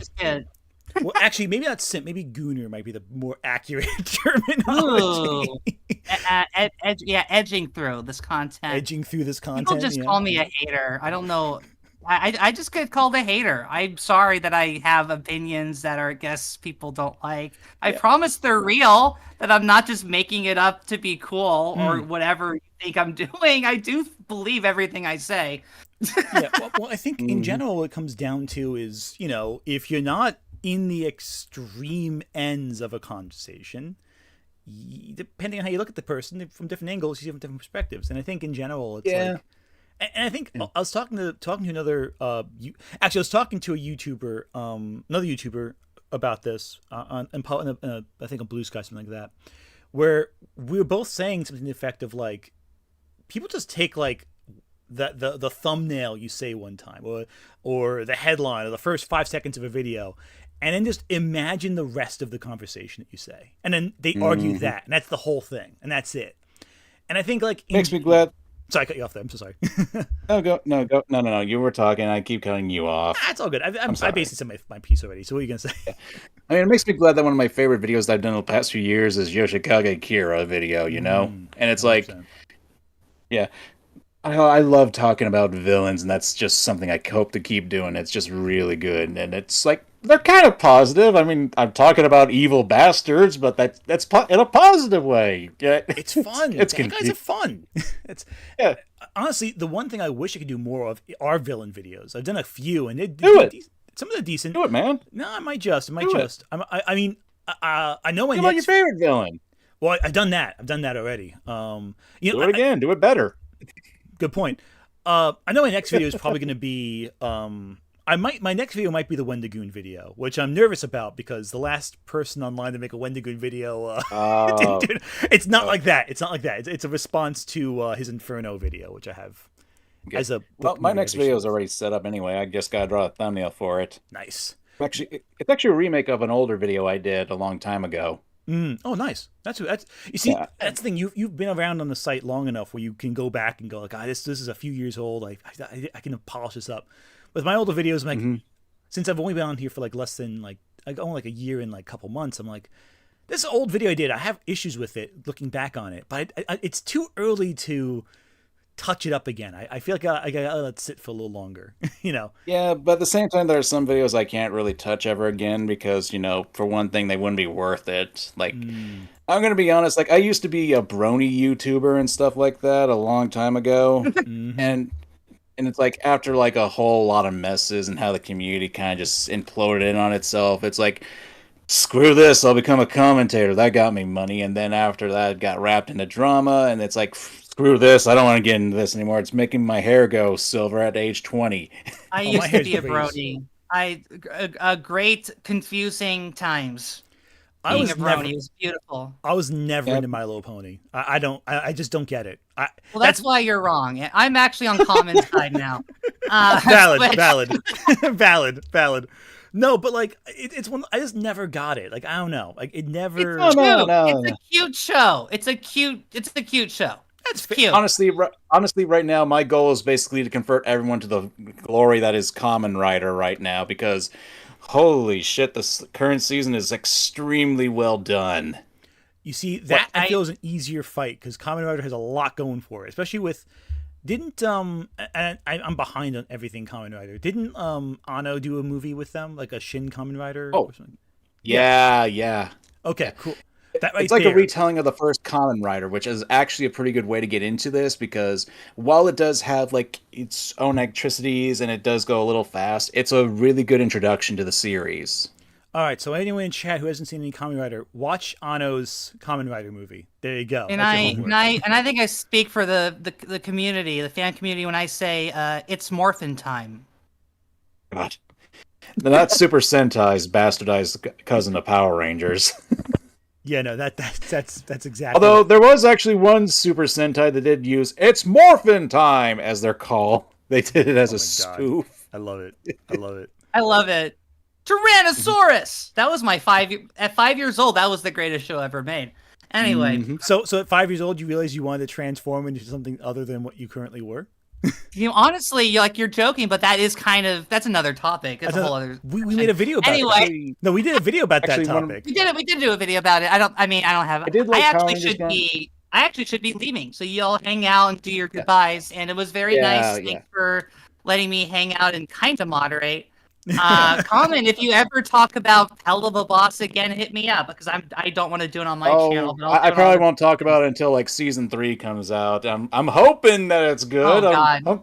Especially after those last 2 episodes, I'm hoping that it's good. I mean, there's a couple episodes I like. I don't think the whole thing's terrible. I no, I think think the it's episodes. just I think it's got that the bad whole- messages. We'll go Yeah, into like it, the but whole anyway. Stolitz thing. It's like It's That it's is- sexual assault, right? Like it's a relationship based on sexual assault. Like I don't know how you can argue against that. At least, but that's all. I say it's more like both. It's like both parties are like really big dicks that I don't really want to look at, and I say that as a guy who's bi. Yeah, It's- there Two you go. dicks I don't want to see.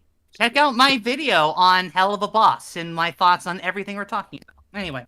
Yeah. Bye, Anyway, yeah. everyone. All right, take Kamen Rider, go. Take care. All right, I'm gonna wrap up as well. I just want to thank Yeah. you again. It's sincere. I really want to sincerely. Words English. Thank you for doing this. It was a lot of fun, I think, and I think that like we need to have more discussion. I think not just you and I specifically, but like collectively as a community on this site, we need to have more just conversations. We don't kill each other. Honestly, and I wouldn't mind having another conversation like this sometime in the future. Maybe have like another guest or something like that. We can like do like just have a good conversation about it, because I feel like this is a really good way to basically offer olive branches to like different aspects of like the analyst community. 100% agree with that, and I think that's the thing right there, because it's like I there's so much fighting. I'm just so I know. I'm and I know I told you this privately, but I'm so sick of like so much animosity. Like with some people it's okay. Like with some people they're striking first. It's okay to be a little back and forth, but most people it's like I think the average person just has the same general opinion on things. I don't know. It sucks. Look, and I'm going to be honest right here. I've had a good time with you. I consider you to at least be, I don't know if you consider a friend, but maybe well-known acquaintance at this point. Like, I'll accept that. I don't know. Like, I'm going to be honest. It's not a you thing. It's just like, Well, you know a couple of how I've been with some friends. Like, I have a bit of a history with friends, so I kind of got friendship issues here. Well, I mean, given some of the people who you've interacted with in the past, I can understand you feeling dicey about stuff. That's understandable. Yep. Like To make it clear, I'm not saying that you're not. I'm not saying you're as bad as, well, you know who, but I hope. I certainly hope not. no, you're not. You're not. You're not. I don't think I've defended any. No. Don't. I'll stop myself there. I'm just saying. I'm just trying to make sure that it's not you. It's my own trust issues going on here, and that's pretty much it. I've had a good time. Mm-hmm. I wouldn't mind doing this again with you sometime in the future. It'd be fun. No, I agree. And listen, whatever. There's no pressure either way. You want to do it again? That'd be cool. You don't? That's cool too. But I think in general, in life, I'm not gonna make a grandiose statement. I'll be concise for once. We're gonna actually play that South Park music again. Yeah, cue the music. No, but I think like you've dealt with a lot of crud in your life, and that sucks. And if you need me to help, if you need any help with that, with dealing with that or pulling through with it, just let me know. I'll give you whatever that needs. I think it's been a lot of fun. I think that you seem like a really cool guy, and I think that you're moving past a period in your life where shit sucked, and I think you're trying to put that behind you. It sounds like it. And I appreciate it. Yeah, I'll let you know if I get struck by lightning a third time, and I'll let you know then how I feel. Yeah, please don't. Please avoid open fields while screaming at Zeus and the All-Father to strike me down while I still stand.